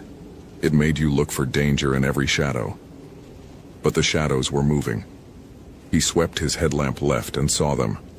Dark shapes between the trees, tall and impossibly thin, standing motionless. His light passed over them and they didn't react, didn't move. Just stood there in the spaces between the pines, and Marcus counted 4, then 6, then lost count because they all looked the same, and they were all facing him. His hand went to the canister of bear spray on his belt. He knew, rationally, that these were probably just trees. Shadows cast at strange angles by his headlamp. Pareidolia, the human brain's tendency to see faces and figures in random patterns. But they were breathing. Marcus could see it now. Could see the subtle rise and fall of their chests. Could see the vapor of their breath in the frigid air. And they were too tall, 7 feet at least, their proportions wrong, their limbs too long and joints bending at angles that didn't match human anatomy. He took a step backward. His boot landed on something that cracked like kindling. When he looked down, he saw the bones. They were scattered in a rough circle around the 9th cairn, half buried in the snow and dead pine needles. Too many bones, too varied in size. A pelvis that might have been elk. A skull that definitely wasn't. Ribs, dozens of them, some still connected by desiccated cartilage. And something that looked like a human femur, except it had been split lengthwise, the marrow cavity scraped clean. Marcus's training kicked in even as his hands started shaking. This was a scene. Evidence. He needed to document it, preserve it, radio it in. He needed to... The figures between the trees moved. They didn't walk. They glided, their feet never quite touching the ground, closing the distance between themselves and Marcus with impossible speed. He got a clear look at one of them as it entered the sphere of his headlamp's beam, and his mind tried very hard to reject what his eyes were reporting. The thing had the approximate shape of a human being, the way a child's stick figure has the approximate shape of a human being. Technically correct, but missing something essential. Its skin was the color of frostbite, gray-white and pulled tight over bones that protruded at sharp angles. Its face was the worst part. The eye sockets were too deep, too dark, and inside them, something moved that caught his light and reflected it back in amber. But it was the teeth that made Marcus run. The thing's mouth hung open in a perpetual silent scream, and its teeth were all wrong. Too many of them, filed to points, stained with something dark and organic. When it breathed, the sound was like wind through a cave system, hollow and ancient. Marcus crashed back through the underbrush, his headlamp beam bouncing wildly. He could hear them behind him, not footsteps but something else. A sound like branches scraping against ice. His lungs burned with cold air, and his rational mind tried to assert itself. These are people, this is a cult, this is something explainable. But his trauma-trained hindbrain knew better. His hindbrain remembered Sarah's last radio transmission, the confusion in her voice, the static that sounded like screaming. He burst onto the main trail, his momentum carrying him forward. The ravens above scattered for the first time, their silence breaking into harsh cries that sounded almost like warnings. Marcus risked a glance back and saw the figures at the tree line, 7 of them now, standing perfectly still. Watching. The temperature had dropped to 19 degrees. Marcus ran for 2 miles before his legs gave out and he collapsed against a boulder, gasping. His radio had started working again halfway up, Linda's voice cutting through with increasing concern when he didn't respond. He'd managed to gasp out something about finding evidence, about needing backup, about the temperature anomaly. What he didn't tell her was that he'd seen them, the Wendigos. The word had come to him from somewhere in his memory, a lecture at the academy maybe, or a documentary he'd half-watched. Algonquian folklore, spirits of winter and starvation. creatures of insatiable hunger that had once been human but had crossed a line that couldn't be uncrossed. Bullshit. Mythology. Stories told around campfires. Except those things in the trees hadn't looked like stories. Dave Hendricks met him at mile marker 4 with a thermos of coffee and a concerned expression. Jesus, Marcus, you look like you've seen a ghost. Linda said you sounded bad on the radio. Marcus wrapped his hands around the thermos, trying to force warmth back into his fingers. He'd been shaking for the last 20 minutes, and it wasn't just from the cold. I found Morrison's pack, and some kind of scene. Bones. Lots of bones. Dave's expression shifted to professional concern. Human? I don't know. Some of them, maybe. It was... Marcus stopped himself. What was he going to say? It was guarded by nightmare creatures that looked like they'd stepped out of a medicine man's vision quest. It was getting dark. I need to go back with proper gear. And backup. Did you mark the location? Marcus pulled out his GPS. The screen was working again, showing his route in a neat red line. But when he scrolled back to where he'd found the pack, the track became a confused tangle, like he'd been walking in circles. Something's wrong with the GPS signal down there. Heavy tree cover, maybe. Dave studied him for a long moment. How long since you've taken a couple days off, Marcus? There it was. The question Marcus had been dreading since Mount Rainier. How long since you've had a break? How are you sleeping? Have you been taking your medication? All the gentle probes that meant, we're not sure if we can trust you anymore. I'm fine, Dave. I know what I saw. I'm not saying you didn't see something, but this job, especially after what you went through, it can play tricks. The mind tries to protect us by making sense of the senseless, and sometimes it makes connections that aren't really there. Marcus wanted to argue, but he'd had the same thought. That's what made it so insidious. His therapist's voice in his head. PTSD can cause hallucinations, especially under stress. Your brain is trying to reconcile what happened to Sarah by finding patterns, by making it make sense. But Sarah hadn't been a hallucination. Sarah had been his partner, and she'd disappeared on a routine trail check, and they'd found her 3 days later at the bottom of a ravine that she had no reason to have been anywhere near. The official report said she'd fallen, become disoriented, suffered a head injury. But Marcus had read the autopsy report, the part they didn't include in the official findings. The part about the bite marks. I need to go back, Marcus said. Tomorrow, first light, with a team. Dave nodded slowly. I'll clear it with Henderson, but Marcus, if we don't find anything, then I'll take that vacation everyone keeps suggesting. They hiked back to the trailhead together, Dave keeping up a steady stream of conversation about normal things. His daughter's college applications, the roof repair on his cabin, the elk migration patterns this year. Marcus tried to engage, tried to pretend his mind wasn't replaying the image of those figures gliding between the trees, their too long limbs and hollow breathing. The parking lot was empty except for their vehicles and Kayla Morrison's Subaru. Marcus's truck thermometer read 42 degrees, normal for late October at this elevation, as if the last 4 hours had been a dream. He sat in his truck for a long time after Dave left, engine running, heater blasting. His hands had finally stopped shaking. The radio chatter was routine, a couple checking into Granite Park Chalet, a hiker with a non-emergency question about bear activity, Linda going through the end-of-shift protocols. Marcus pulled out his phone and did something he'd promised his therapist he wouldn't do. He searched for information about Sarah's death.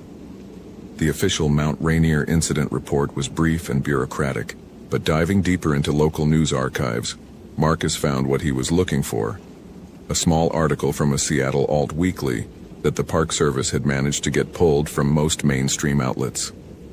The journalist had interviewed a Puyallup elder who lived near the park boundary. The elder had talked about the stick Indians, spirits of the forest that led people astray, about how there were places in the deep woods where the rules were different, where things that should stay buried sometimes walked around.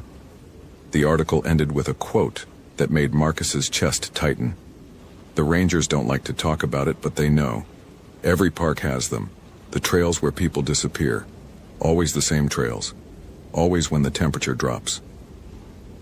Marcus closed his phone and stared at Kayla Morrison's Subaru.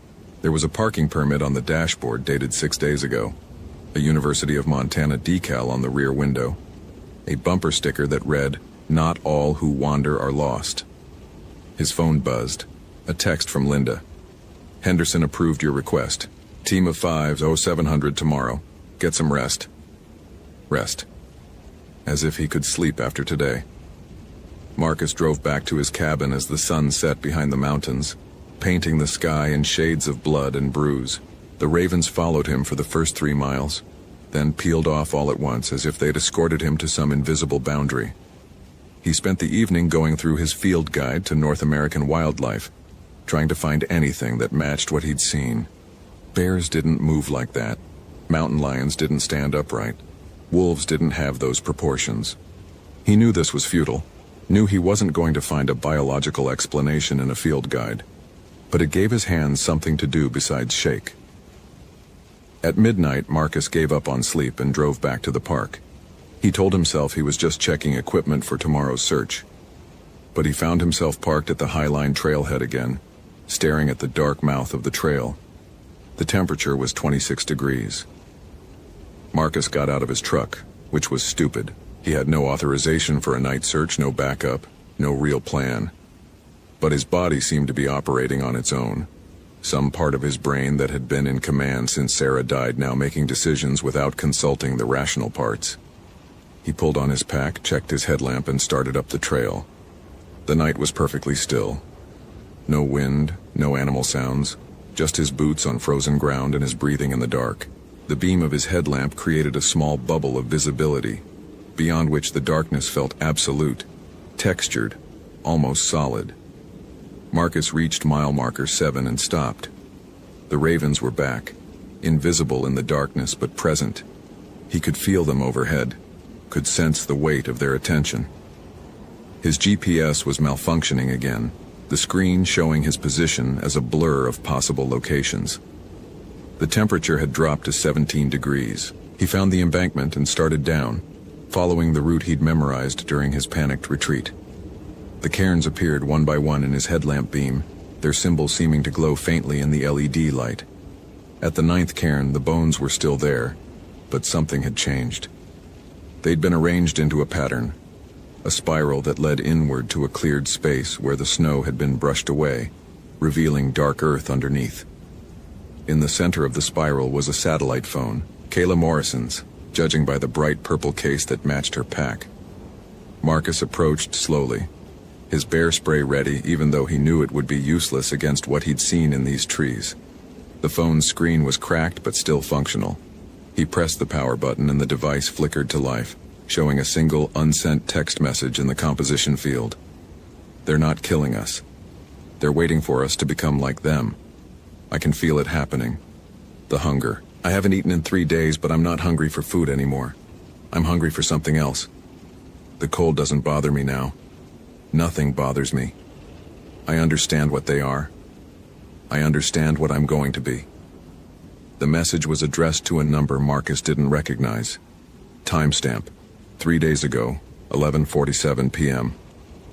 A sound behind him, that scraping ice sound, made Marcus spin around. The figures were there again, closer this time, close enough that his light caught details he wished it hadn't. Their ribs were visible through translucent skin. Their fingers were too long, the nails thick and yellowed like horn. And their eyes. Those weren't eyes at all, but empty sockets where something else lived. Something that looked at him with an intelligence that was alien and ancient and starving. One of them opened its mouth wider than any human jaw should open and spoke. The voice was like wind through dead trees, like ice cracking on a frozen lake. But the words were English. She tasted the cold. Now she belongs to winter. Marcus's mind fractured a little at that moment.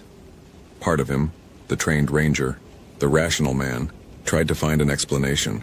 Audio hallucination, exhaustion, mental breakdown. But another part, the part that had been growing since Sarah's death, accepted what his eyes and ears were telling him. There were things in the world that didn't fit into the neat categories of his training. There were places where the normal rules didn't apply, and he was standing in one of those places right now. "Where is Kayla Morrison?" His voice came out steady, which surprised him. The figure tilted its head at an impossible angle. In the cold, in the hunger, in the space between heartbeats where the body realizes it's already dead, another figure emerged from the trees. This one was different, more recent, its transformation less complete. It still wore the tattered remains of clothing, though the fabric hung from a frame that had been stretched and distorted. Its face retained some human features, but they were sliding away like wax near a flame. The thing that might have been Kayla Morrison reached out with hands that had grown too many fingers, and Marcus saw that she was holding something, a human femur, split and scraped clean, exactly like the ones scattered around the cairn. "The hunger," she said, and her voice was more human than the others, but fading fast. "The hunger never stops. I ate everything, all my food. Then I ate the bark off trees. Then I ate the pine needles. Then I found the bones and I ate those too. And they tasted so good, Marcus. They tasted so good and I wanted more, and then they came and they showed me where to find more. And I'm so hungry. I'm so hungry all the time." Marcus took a step back, then another. His training was screaming at him to help her, to attempt a rescue, but his survival instinct knew better. Whatever Kayla Morrison had been, she wasn't that anymore. "The cold is mercy," the first figure said. "The cold ends the confusion. The cold makes the hunger make sense." The temperature had dropped to 11 degrees. Marcus could feel ice forming in his beard, on his eyelashes. His breath came in desperate gasps that burned his throat. And with the cold came the hunger. It started small, just an awareness that he hadn't eaten since breakfast. But it grew with terrifying speed, becoming a gnawing ache in his stomach. Then a consuming need that pushed every other thought aside. Food. He needed food. He'd give anything for food. He'd do anything. Marcus's hand went to his pack, pulled out an energy bar with fingers that were going numb. He ripped open the wrapper and shoved the bar into his mouth, but it tasted like sawdust, like nothing, like it couldn't possibly satisfy the hunger that was expanding inside him like a living thing. "The cold changes the appetite," the figure said. "The cold teaches new hungers." And Marcus understood. This was how it happened. This was how the transformation began. Not with violence, but with need, with a hunger that normal food couldn't satisfy, with cold that rewrote the body's priorities until survival meant abandoning everything that made you human. He thought of Sarah, wondered if she'd felt this same hunger in her final hours, wondered if she'd given into it. But Sarah had taught him something in their years as partners.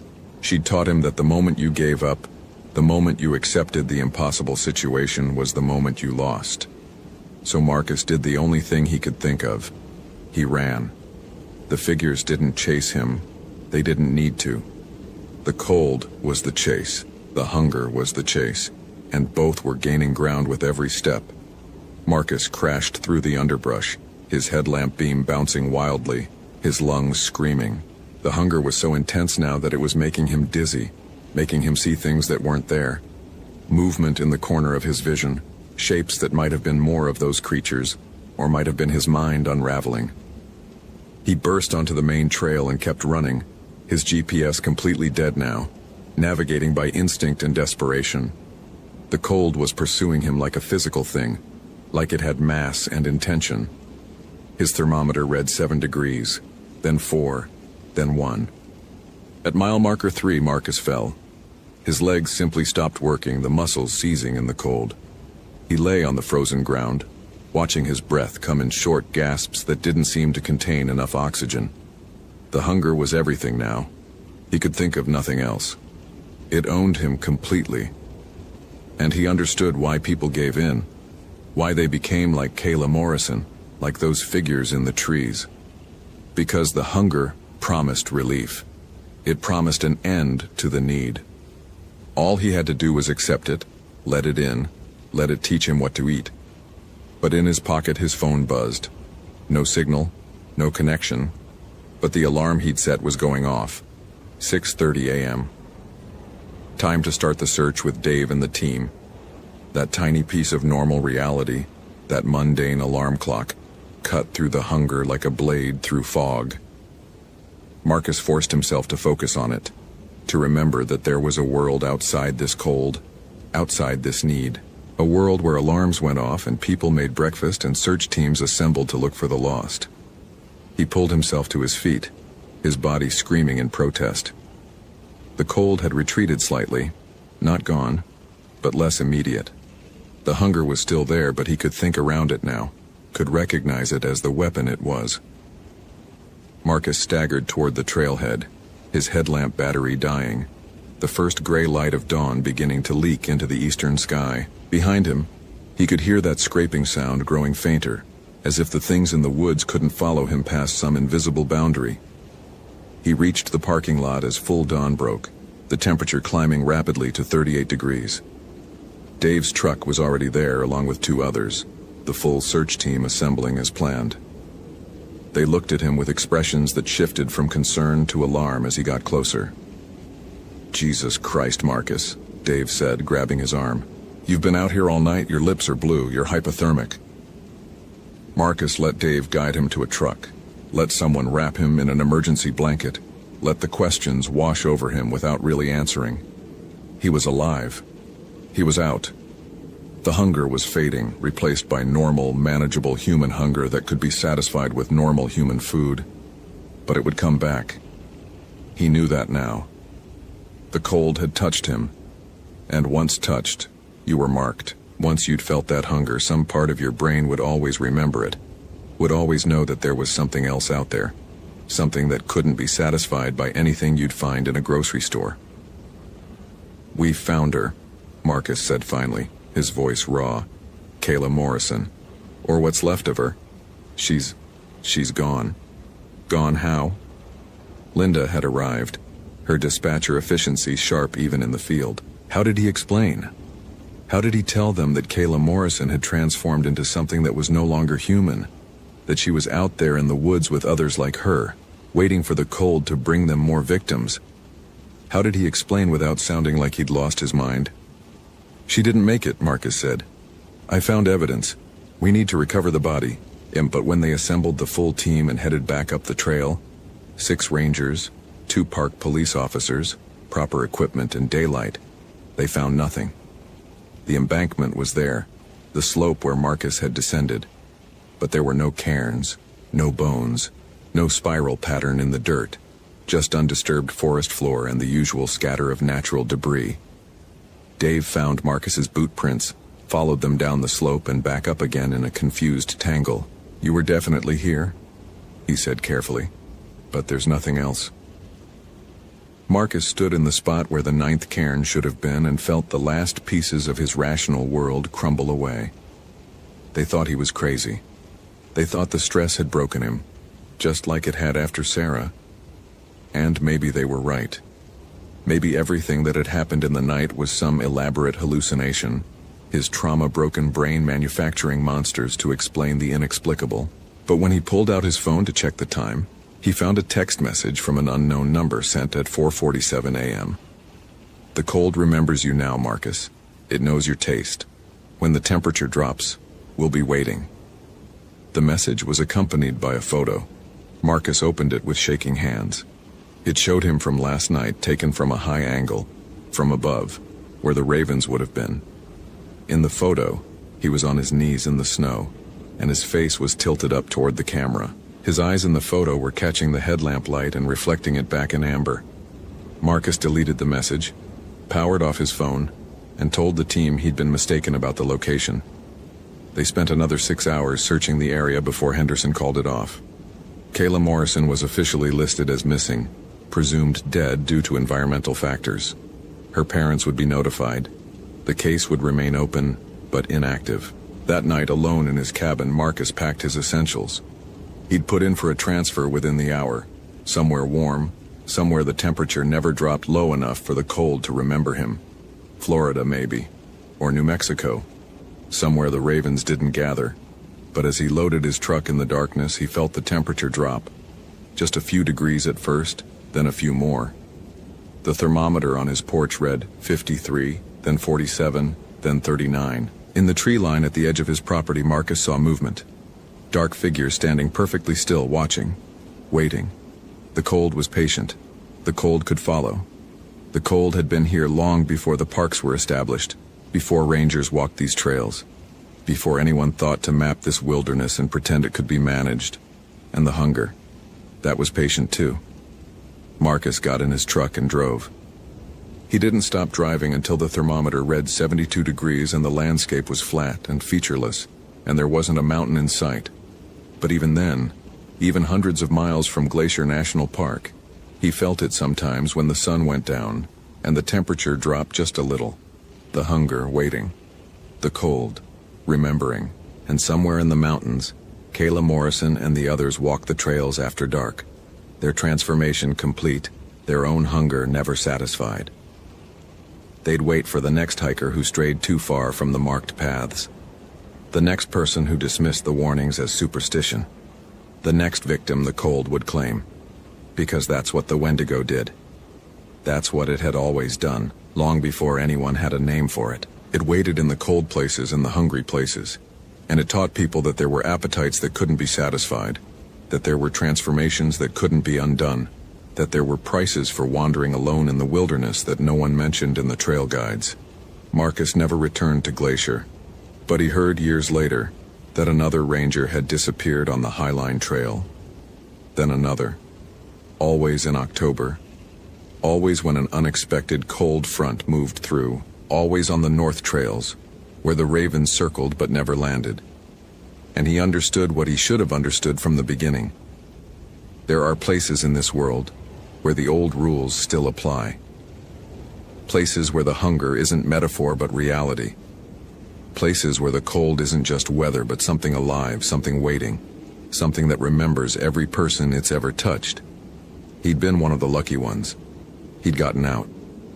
But late at night, when the temperature dropped and he felt that particular quality of cold that seemed to reach past his skin and into something deeper, Marcus would check the locks on his doors and windows. He'd turn up the heat until his small apartment was stifling. And he'd remember the figures in the trees and Kayla Morrison's amber eyes and the promise the cold had made. We'll be waiting, and he knew, with the terrible certainty that comes from having looked directly at something you were never meant to see, that they were keeping that promise. They were waiting. They were always waiting.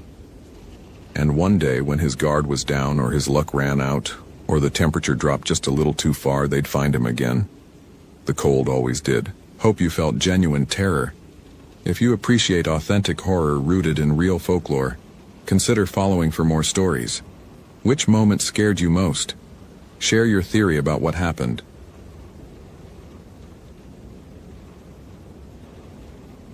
Sarah Brennan's thermal imaging camera picked up the heat signature at 11:47 p.m. Human-shaped, 98 degrees, standing motionless in 40-degree weather without visible clothing or shelter, 3 miles from the nearest trail. She adjusted the FLIR Scout to 3, thinking the device had malfunctioned. The thermal bloom remained consistent. A human form, radiating body heat, positioned at coordinates N48.5167, W1 21.0842, roughly 200 yards northeast of Cascade Pass. The elevation read 5,147 feet according to her Garmin GPS. Sarah had been tracking Tyler Dawson for 6 days, and this was the first concrete lead since his Subaru had been found abandoned at the Cascade Pass trailhead, with the driver's door open and his wallet still in the cup holder. The rational part of Sarah's mind, the part that had earned her a master's degree in environmental science before joining the Park Service, cataloged the impossibilities. Air temperature, 42 degrees. Wind chill, 34. No tent visible in thermal. No fire signature. No heat signature from clothing layers. Just exposed human skin, maintaining core temperature in conditions that should induce hypothermia within hours. She keyed her Motorola radio. Dispatch Ranger Brennan. I have a possible visual on Dawson. Requesting backup to coordinates November 48.5167, Whiskey 121.0842. Static answered her. Then silence. She tried again. Nothing. Sarah checked her phone. No signal, which was normal this deep in the North Cascades backcountry. The satellite phone had stopped working 2 days ago. Something about atmospheric interference the technician couldn't explain. She'd requisitioned a replacement, but it wouldn't arrive until Wednesday. The thermal signature hadn't moved. Still standing. Still impossibly warm. Sarah had been a ranger for 11 years, the last 4 in North Cascades. She'd found lost hikers, recovered bodies, talked down suicide attempts, and once tranquilized a black bear that had wandered into Stehekin. She approached problems methodically, relied on data, trusted her equipment. The thermal camera didn't lie. Someone was out there. She marked the coordinates in her GPS, shouldered her pack, and started toward the signature. The trail disappeared within 50 yards, absorbed by old-growth Douglas fir and western hemlock. Her headlamp cut weak illumination through darkness so complete it felt textured. The forest absorbed sound here, deadening even her footsteps until she moved through silence thick enough to taste. Tyler Dawson had been 23, a graduate student at University of Washington studying forest ecology.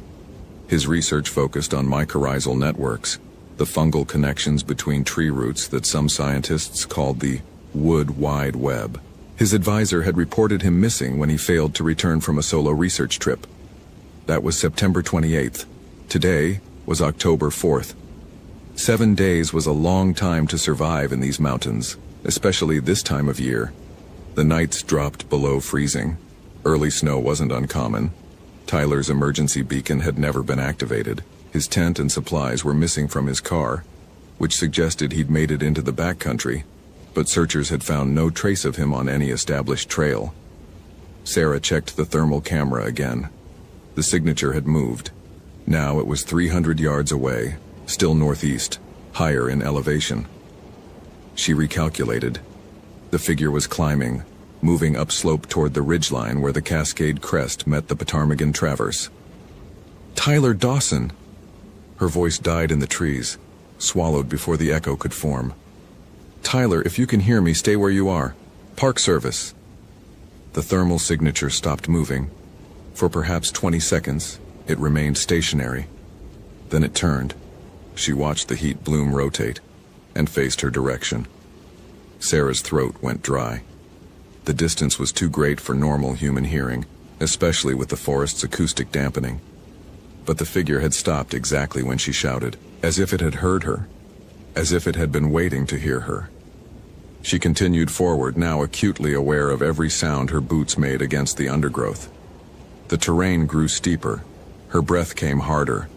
At 5,900 feet, the air carried less oxygen than her body wanted, and she'd already hiked 9 miles that day.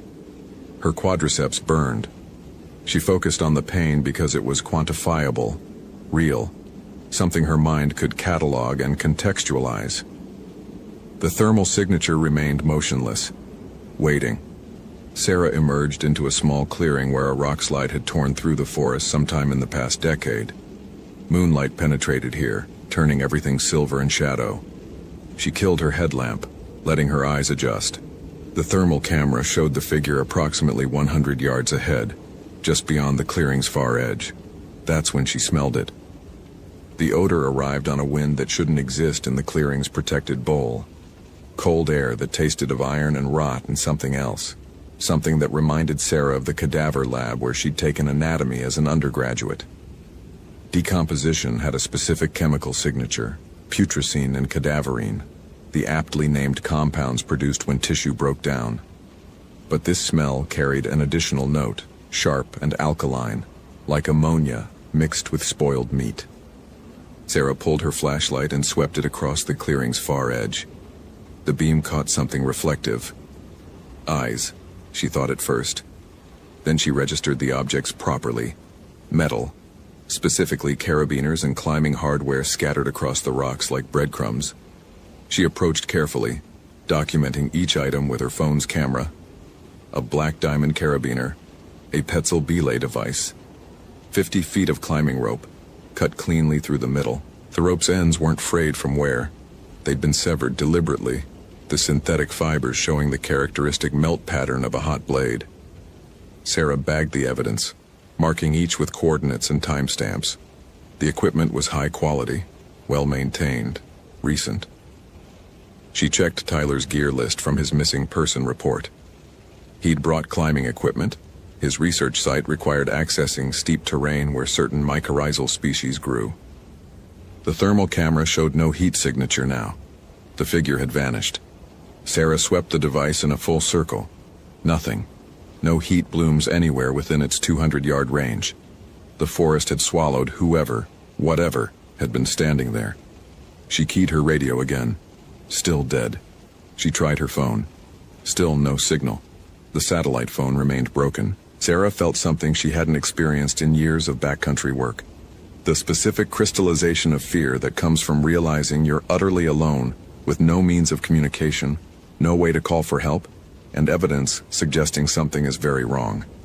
The professional part of her brain insisted on rationality. The figure had been human. Humans showed up on thermal imaging as heat signatures. The person had simply moved beyond the camera's range. The climbing equipment was Tyler's, and its presence here meant he'd come this way. She was doing her job, following evidence, documenting findings, conducting a search and rescue operation. But another part of her brain, older, more primitive, registered the wrongness saturating this place. The absolute silence, the smell, the way the thermal signature had moved impossibly fast across terrain that should have taken 10 minutes to traverse. The cut rope. Sarah marked the location in her GPS and continued northeast, following the direction the figure had traveled. The forest closed around her again, and she turned her headlamp back on. The beam showed nothing unusual, just trees, undergrowth, the typical dense vegetation of Pacific Northwest old growth. But the smell grew stronger with each step, that mixture of decay and chemical wrongness that made her sinuses burn. She found Tyler's tent at 1:33 a.m. It had been set up in a small depression, tucked among the trees in a location that offered good shelter from wind and rain. The tent itself was intact, a Mountain Hardware 3-season model, properly staked, rainfly secured. Everything about the setup suggested a careful, experienced camper who knew what he was doing. Sarah approached slowly, her hand moving to the canister of bear spray on her belt. Tyler Dawson, it's Park Service. Are you in there? No response. The tent's zipper was closed. She circled the campsite first, documenting everything with her phone's camera. Tyler's boots sat outside the tent's entrance, neatly placed as if he'd simply stepped out of them before going inside. His backpack leaned against a tree properly hung on a bear line away from the sleeping area. A camping stove sat on a flat rock, clean, the fuel canister still attached. Everything was orderly. Everything was correct. Everything was wrong. The smell was overwhelming here, so thick she could feel it coating her throat. Sarah pulled out a bandana and tied it around her nose and mouth. Her hands were shaking. She noticed this clinically, the way she'd noticed data during a research study. Elevated heart rate, increased respiration, pupils probably dilated, classic fight or flight response. She grabbed the tent's zipper pull and drew it down slowly. The tent was empty, completely empty. No sleeping bag, no clothes, no gear, just bare tent floor and the smell pouring out like a physical presence, making her gag despite the bandana. Sarah stepped back, fighting nausea. The tent shouldn't be empty. Tyler's boots were outside. His pack was here. The tent was zipped closed. Where were his belongings? Where was his sleeping bag? She searched the surrounding area with her flashlight. Nothing. No sign of a struggle. No blood. No torn fabric. Just the abandoned tent and Tyler's perfectly arranged campsite and that god-awful smell emanating from the empty interior. The thermal camera showed nothing. No heat signatures anywhere nearby. Sarah documented everything methodically, taking photos from multiple angles, recording GPS coordinates, making voice notes on her phone. This was evidence. This was data. Data could be analyzed, understood, explained. The rational explanation started forming in her mind. Tyler had abandoned his campsite. Some kind of medical emergency, maybe. Altitude sickness causing confusion. He'd taken his sleeping bag and wandered off, leaving behind the tent and boots. It didn't make complete sense, but human behavior under stress often didn't. People did irrational things when hypothermic, when oxygen deprived, when scared. That's when she found the marks. They started at the tent's entrance and led northeast, deeper into the forest. Not quite footprints, not quite drag marks. Something in between. Sarah crouched down, examining them with her flashlight. The impressions in the soft earth were elongated, roughly human-sized. But the pattern was wrong. Too widely spaced. The depth inconsistent, as if whatever made them had been moving with an unusual gait. She photographed the marks, placed a compass for scale, noted the direction. Northeast. Always northeast, toward the higher elevations where the tree line gave way to alpine terrain. Sarah followed the trail. She had no choice. This was what rangers did. You followed the evidence. You found the lost. You brought people home. The marks led up slope for approximately a quarter mile before they stopped abruptly at a patch of bare granite. Sarah swept her flashlight across the rock face. No blood, no tissue, no sign of what had happened here. The trail simply ended, as if the person making it had been lifted straight up into the air. She looked up. The trees formed a canopy overhead, their branches interlocked in patterns that seemed deliberate, geometric, wrong. Sarah had a degree in forest ecology. She understood how trees grew, how their branches competed for sunlight, how the canopy structure developed over decades. These branches formed shapes that shouldn't occur naturally, angles too precise, spacing too regular. The thermal camera showed a heat signature directly above her. Sarah's breath caught. The figure was in the trees 20 feet up, clinging to a branch that shouldn't support human weight. The thermal bloom was the same as before. 98 degrees, human-shaped, impossibly positioned. Tyler?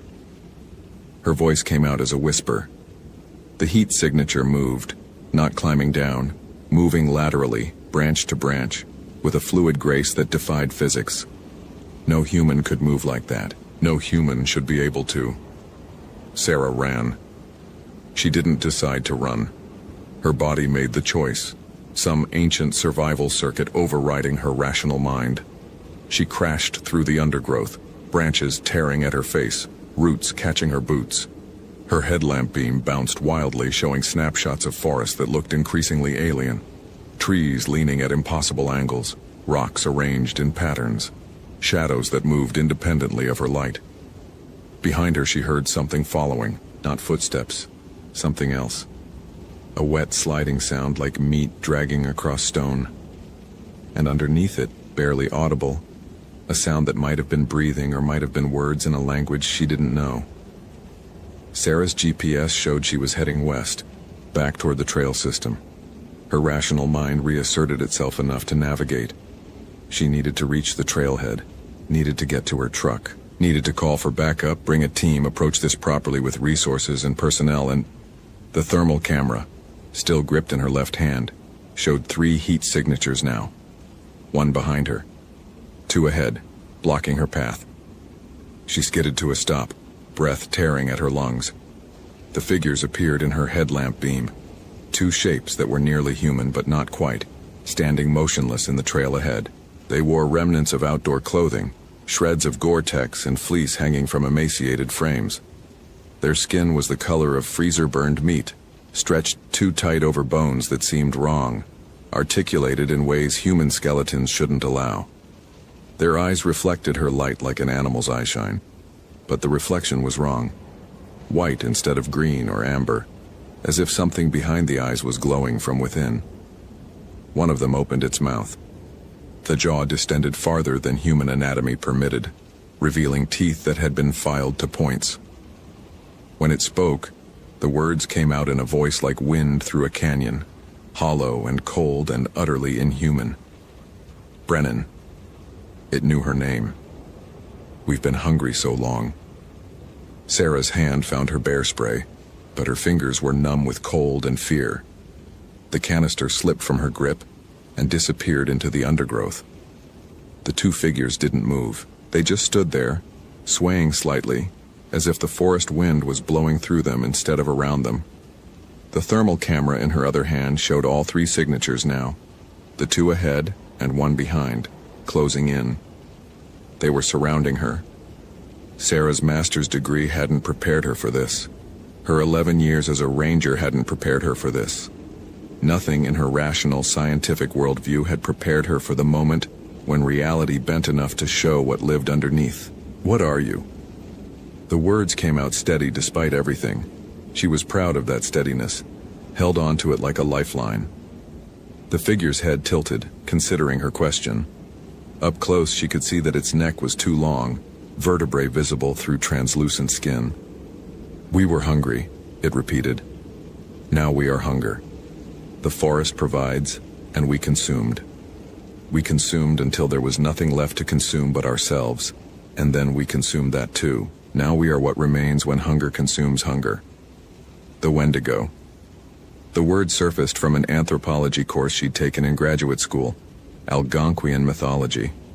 A spirit of insatiable hunger that possessed those who resorted to cannibalism, transforming them into monsters that could never be satisfied. She'd written a paper on indigenous North American folklore, analyzed it as cultural metaphor, environmental adaptation, cautionary tale about resource scarcity in harsh climates. She'd never considered it might be real. "Tyler Dawson," Sarah said, still holding on to that steadiness. "Where is he?" The figure smiled. Its teeth were blackened stumps behind the sharpened incisors. Dawson consumed his morals first, then his compassion, then his research, his ambitions, his love for his family. He consumed every memory that made him human. Now he consumes only flesh, and even that doesn't satisfy. It gestured behind Sarah with one elongated arm. "You've been speaking with him all night." Sarah turned slowly. The third heat signature stood 15 feet away, close enough now for her headlamp to illuminate properly.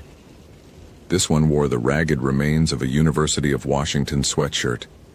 Its face was Tyler Dawson's face, recognizable from the missing person photos, but transformed. Cheekbones jutting like knives, eyes sunken into pits of shadow, skin pulled so tight it had split in places, showing yellow fat beneath. Tyler's mouth opened. "Run!" The word came out in 2 syllables, stretched and distorted. "Run before I forget why I'm telling you to run." Sarah ran. She ran southwest, abandoning any pretense of navigation, crashing through forest so thick it was nearly impassable. Behind her, she heard them following, 3 sets of whatever they used instead of footsteps, moving through the darkness with horrible efficiency. They could see in the dark, she realized. They didn't need light. They were perfectly adapted to this environment, and she was prey. Her headlamp died at 2:17 a.m. The batteries shouldn't have been dead. She'd replaced them that morning, but the light flickered twice and went out, leaving her in darkness so complete she literally couldn't see her hand in front of her face. Sarah stopped, lungs burning, completely disoriented. She pulled out her phone. The screen showed no signal, no GPS lock, and the battery indicator read 0% despite being fully charged hours ago. The thermal camera still worked. Sarah held it up with shaking hands, watching the 3 heat signatures converge on her position from different directions. They were coordinating, herding her, pushing her toward something. She heard water, running water, which meant a creek, which meant she could follow it downhill, find the valley floor, locate a trail. Sarah stumbled toward the sound, using the camera's faint screen glow as her only light. Her boots found water, and she waded in, letting the current guide her. The cold was immediate and total, soaking through her waterproof hiking boots in seconds. October water in the Cascades came directly from snowmelt and glaciers. She had maybe 10 minutes before hypothermia set in. The 3 heat signatures had stopped at the creek's edge. Sarah risked a glance back with the thermal camera. They were standing there, motionless, as if the water formed some kind of barrier they couldn't or wouldn't cross. Sarah kept moving downstream, teeth chattering, body shaking. The rational part of her brain noted the symptoms.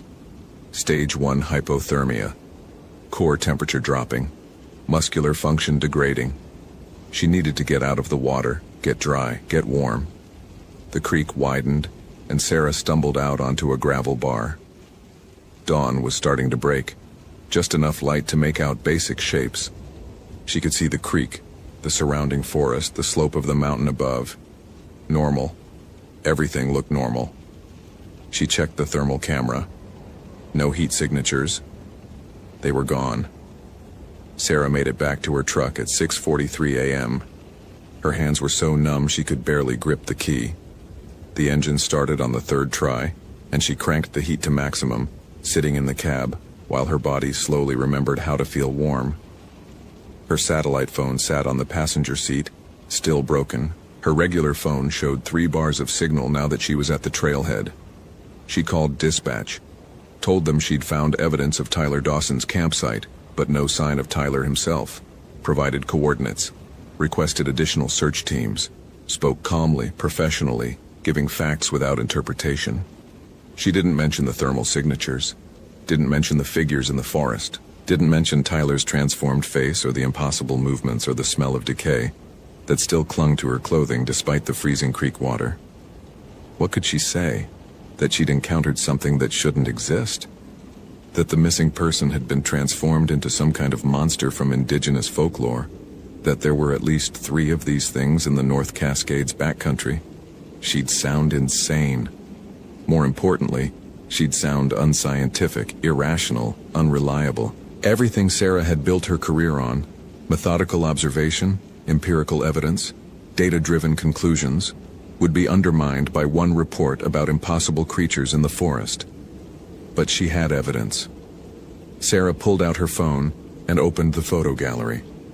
The pictures she'd taken showed Tyler's campsite, the climbing equipment, the marks in the ground. But when she zoomed in on the images, she saw nothing. Just forest. Just trees. The photos showed empty clearings where she'd documented Tyler's tent. Bare ground where the climbing gear had been scattered. Normal branches where she'd seen geometric patterns. The thermal camera's memory was worse. Every heat signature she'd recorded showed as corrupted data, pixels scattered into meaningless noise.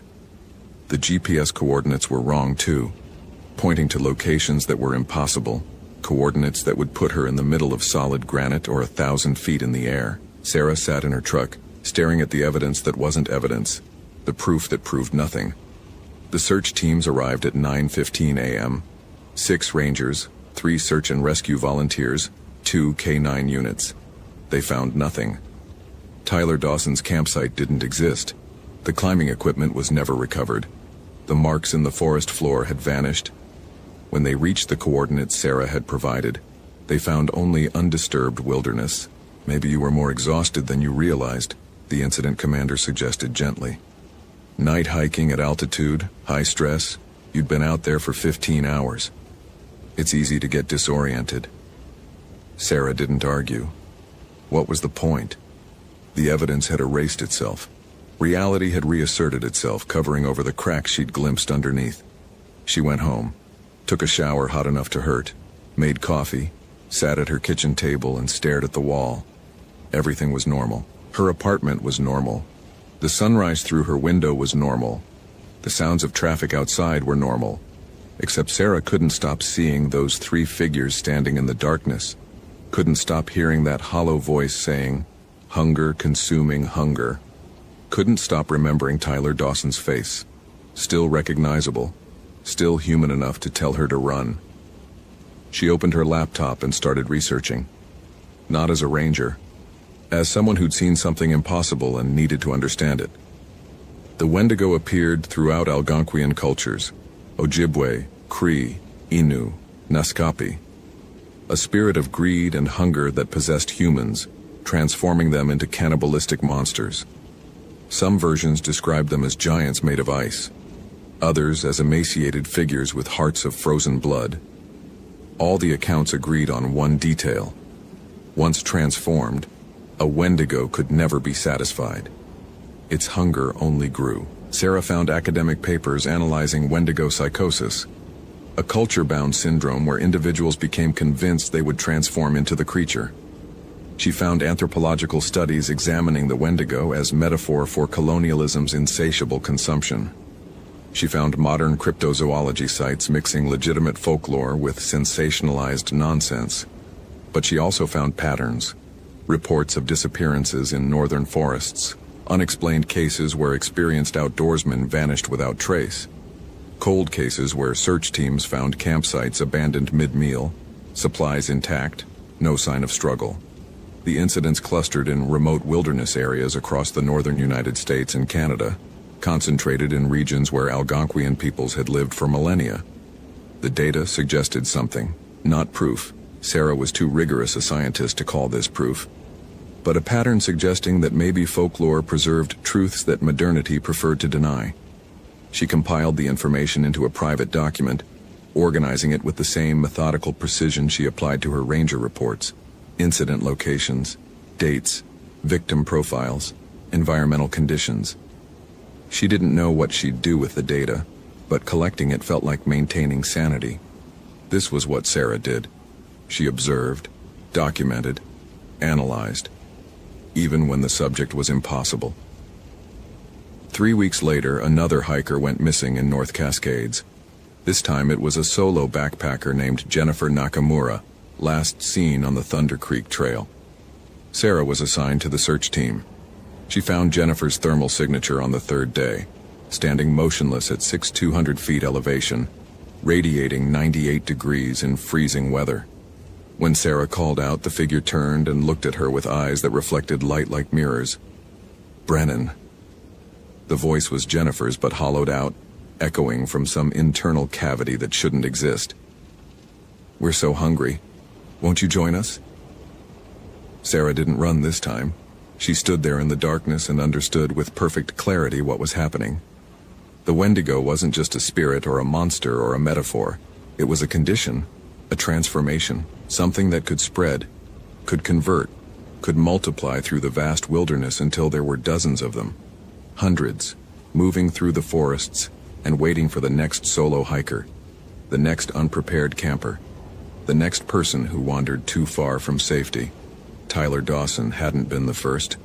Jennifer Nakamura wouldn't be the last. "No," Sarah said clearly. "I won't." She turned and walked away. Behind her, she heard Jennifer, who wasn't Jennifer anymore, calling her name, voice rising to a shriek that sounded like wind through empty bones.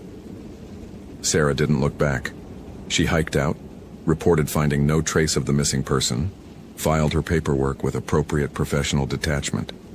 She put in her transfer request the next day. There were ranger positions in the desert Southwest, in grasslands, in tropical preserves where the trees didn't grow thick enough to hide things that shouldn't exist. She couldn't fight what was happening in these forests. She couldn't stop it. She couldn't even prove it existed. But she could refuse to feed it. She could warn people subtly through updated backcountry safety briefings and carefully worded danger advisories. She could advocate for buddy systems, for required check-ins, for anything that kept hikers from being alone in the deep wilderness where hunger waited with infinite patience. Sarah's transfer was approved in December. She left the North Cascades on a clear winter morning, drove south toward a position in Olympic National Park. Coastal forests, different ecology, different folklore, maybe different monsters, or maybe none at all. As she crossed the park boundary for the last time, her rearview mirror showed something standing at the edge of the road. Human-shaped but wrong, watching her leave with eyes that caught the morning light and reflected it back as pure white. Sarah kept driving. She didn't stop. She didn't look back. She drove until the mountains were behind her and the forest was someone else's responsibility, and the memory of that hollow voice saying, "Hunger consuming hunger," was something she could almost convince herself had been exhaustion, altitude, stress. Almost. At night, when she closed her eyes, Sarah still saw thermal signatures moving through the darkness, still heard Tyler Dawson telling her to run, still felt the weight of knowing that some things were real despite being impossible, and that sometimes the most rational choice was to flee from truth rather than confront it. She never went back to the North Cascades, never followed up on the Tyler Dawson case, never investigated the 3 additional disappearances that occurred in that region over the following year. She filed her reports, did her job, helped tourists and educated visitors, and maintained trails. But Sarah Brennan stopped hiking alone, stopped going into the deep wilderness, stopped trusting the darkness. Because she'd learned that hunger could consume everything, compassion, morality, humanity itself, until nothing remained but the endless need to feed. And she'd learned that once you saw what lived in the spaces between trees, it never stopped seeing you back. Hope you felt genuine terror. If you appreciate authentic horror rooted in real folklore, consider following for more stories. Which moment scared you most? Share your theory about what happened. The moss was wrong. Christopher Valdez had been staring at the western hemlock for 11 minutes, his field notebook forgotten in his hand, because the moss was growing upward instead of north. Not just this tree, he'd counted 47 so far, all within a quarter-mile radius of mile marker 8, all with thick mats of Isothecium myoceroides climbing toward the canopy like green water flowing upstream. Christopher pressed his thumb against the bark, felt the spongy vegetation pulse with moisture. The Hoh rainforest received 12 feet of rain annually, creating conditions where moss carpeted every surface in verdant excess, but it followed rules. Phototropism, moisture gradients, the Earth's magnetic field. Moss didn't just decide to grow in impossible directions. Yet here it was, defying basic biology in a perfect circle, roughly 300 yards across. He checked his Silva compass for the 4th time. The needle trembled, settled on north. His Garmin GPS confirmed his position, 47.8575 degree N, 123.9346 degree W, elevation 578 feet, Hoh River Trail, Olympic National Park. Everything normal except the moss, and the fact that Brandon Mitchell had been missing for 36 hours somewhere in this sector. Christopher had worked for the National Park Service for 6 years, long enough to develop a reputation. While other rangers told campfire stories about missing hikers walking in circles or tourists hearing voices in the trees, Christopher documented, measured, and usually found mundane explanations. Panic attacks causing disorientation, dehydration leading to poor decisions. The forest was dangerous enough without inventing mysteries, but the moss was wrong, and Christopher couldn't explain it. He photographed the anomaly with his Canon, making sure the compass was visible in the frame, then continued up the trail. Brandon Mitchell, 22, had last been seen by his hiking companion 3 mornings ago near mile marker 9. The companion, a college roommate named Aaron, had woken to find Brandon gone from their tent, his backpack and boots still inside. Aaron had searched for 2 hours before hiking out to report it, and the search and rescue operation had been running ever since. Christopher had volunteered for the solo patrol of this section, while the main SAR team worked the higher elevations. As lead ranger for the Southern Hoh District, he knew this trail intimately, every switchback, every creek crossing, every campsite. He'd walked it hundreds of times in 6 years, memorized the placement of nurse logs and the angles of ancient Sitka spruces. The Hoh was as familiar as his own apartment, which made it stranger when he reached mile marker 9 and didn't recognize anything. The trail looked right. Same packed earth, same western red cedars crowding close, same endless green pressing in from all sides. But the feeling was wrong, like walking into your childhood home and finding all the furniture moved 3 inches to the left. Christopher stopped, studied the forest. A massive Douglas fir he should have remembered stood 50 yards to his east, its trunk easily 15 feet in diameter. Had that always been there? His radio crackled. "Valdez, this is base. What's your 20? "Mile marker 9, Christopher said, pressing the transmit button on his Motorola. "Beginning search pattern Alpha, no sign of the subject yet." "Copy that. Be advised, we've had 2 other hikers report disorientation in your sector over the past week. Both were experienced. One swore the trail markers had moved." Christopher felt something cold settle in his chest, unrelated to the 48-degree temperature. Define disorientation. Both lost the trail for several hours despite having GPS. One said the trees looked different every time she turned around. The other, static interrupted, claimed the forest was breathing. Breathing. Her words, not mine. Both eventually found their way out, but they were pretty shaken. Just keep your wits about you, Chris. This section's been weird lately. Christopher wanted to ask what weird meant in objective terms, but just acknowledged and clipped the radio back to his belt. He'd requested the solo patrol because he thought he could bring some rationality to the situation, document it properly, maybe find some environmental factor everyone else had missed. Magnetic anomaly, gas seepage, something with a scientific explanation. The moss growing upward, the trees feeling wrong. Now reports of spatial disorientation. He pushed forward, following the trail north. Brandon Mitchell's file had mentioned he was studying mycology, documenting mushroom species in the rainforest for a class project. Christopher scanned the forest floor looking for signs someone had gone off trail to photograph fungi. The Hoe was a mycologist's paradise.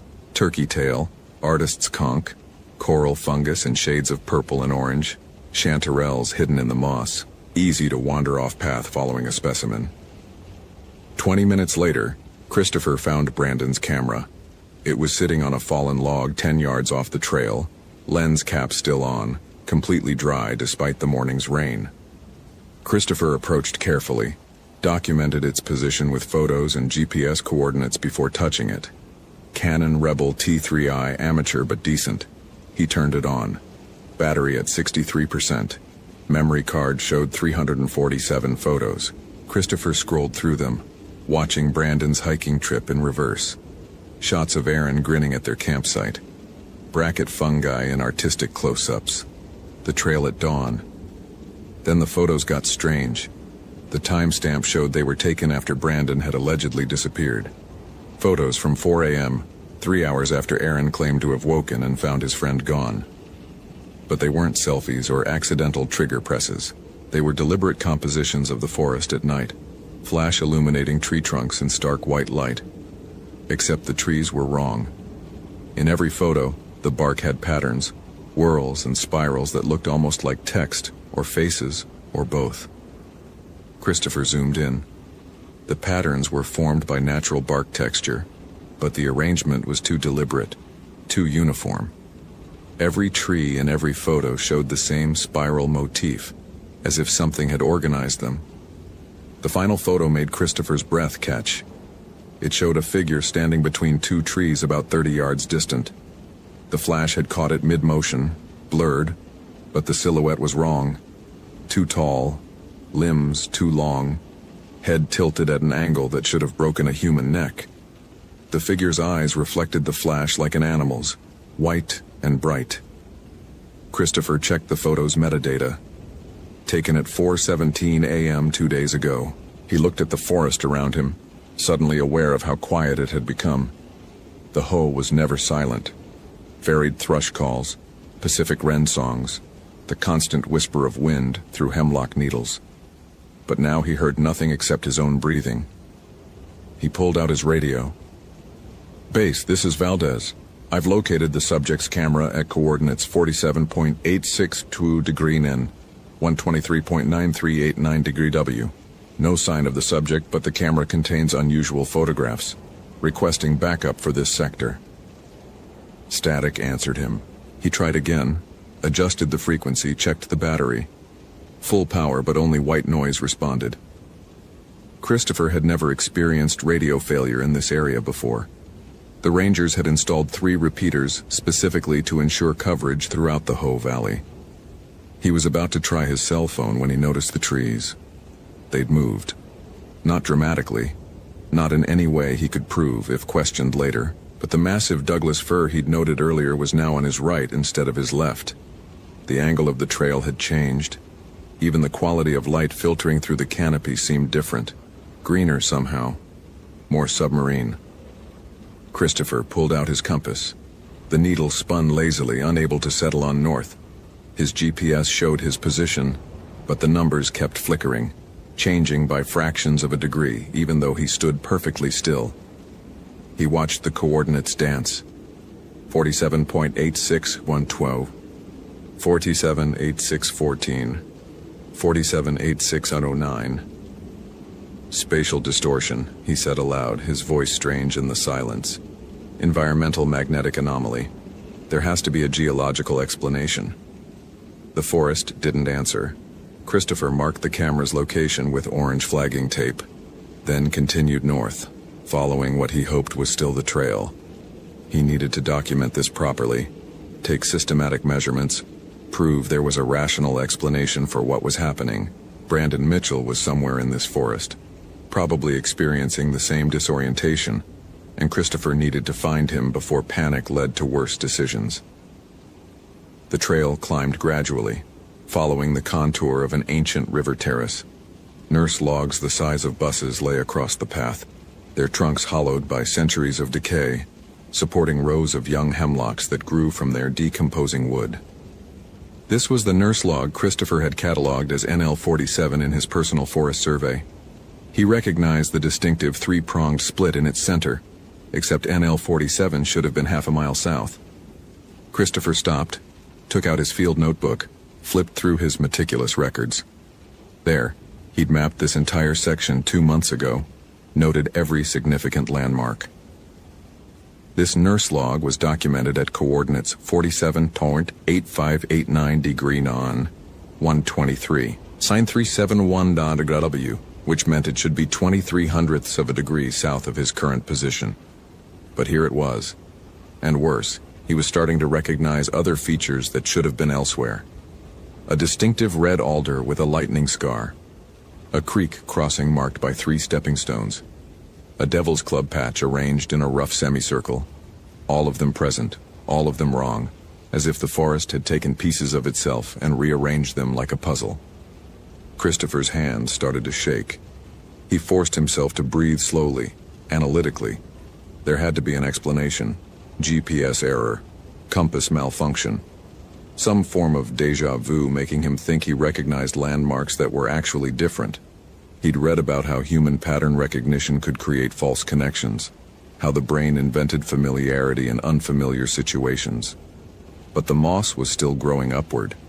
He kept walking, documenting everything with photos and notes, trying to ignore how the trail ahead seemed to curve in ways it shouldn't, how the spacing between trees felt mathematically wrong, how even the rain, which had started again, fell at angles that defied simple wind patterns. That's when Christopher found the first marker. It wasn't a trail blaze or a survey ribbon. It was carved directly into the trunk of an old-growth Sitka spruce about 7 feet up, a spiral pattern identical to the ones in Brandon Mitchell's photographs. The carving was old, weathered, filled with moss, but unmistakably deliberate. Christopher photographed it, then noticed another tree 50 yards ahead bore the same mark, then another beyond that. He followed the spirals deeper into the forest, leaving the trail without entirely meaning to. The markers led him through impossibly dense undergrowth that seemed to part as he approached, past clusters of bleeding heart flowers that shouldn't bloom in October, around trees that grew in formations he'd never seen. Perfect circles, radiating lines, geometric patterns that nature didn't naturally create. The markers led him to a clearing he absolutely knew didn't exist. Christopher had surveyed every accessible acre of this sector. There were no clearings within 5 miles of the Hoh River Trail. The forest here was temperate rainforest at its most dense, every inch of ground contested by competing vegetation. Yet here was a space roughly 40 feet in diameter, absolutely bare except for moss and a single object in its center: Brandon Mitchell's backpack. Christopher approached slowly, every instinct screaming that this was wrong, that he should turn back, radio for help, get out of this sector. But his radio didn't work, and Brandon Mitchell was missing, and the backpack was right there, sitting perfectly upright on the moss as if carefully placed. He photographed it from multiple angles before touching it.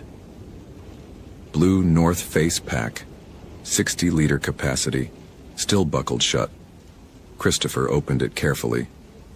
Brandon's sleeping bag, dry. His food bag, untouched. Spare clothes, field journal, water bottles full. Everything a person would need to survive was here, abandoned. Christopher flipped through the field journal. Brandon's handwriting started neat, documenting mushroom species with scientific precision. Then the entries got stranger. October 23rd, found the spiral trees. Professor said impossible patterns don't exist in nature, but these do. Something's organizing them, can feel it watching. October 24th. Aaron doesn't see them, says I'm obsessed. But they're getting clearer. Like the forest is trying to show me something. Like it's trying to communicate. October 25th. The moss is growing towards something. All of it. Like compass needles pointing to a specific location. Found the center last night. Aaron was asleep. I had to see. The trees there are old, older than old, and they remember. God, they remember. The final entry was a single line, written in shaking handwriting. It's not the trees. The trees are just how it sees. Christopher looked up from the journal. The clearing was darker than it should be, though his watch showed only 2:47 p.m.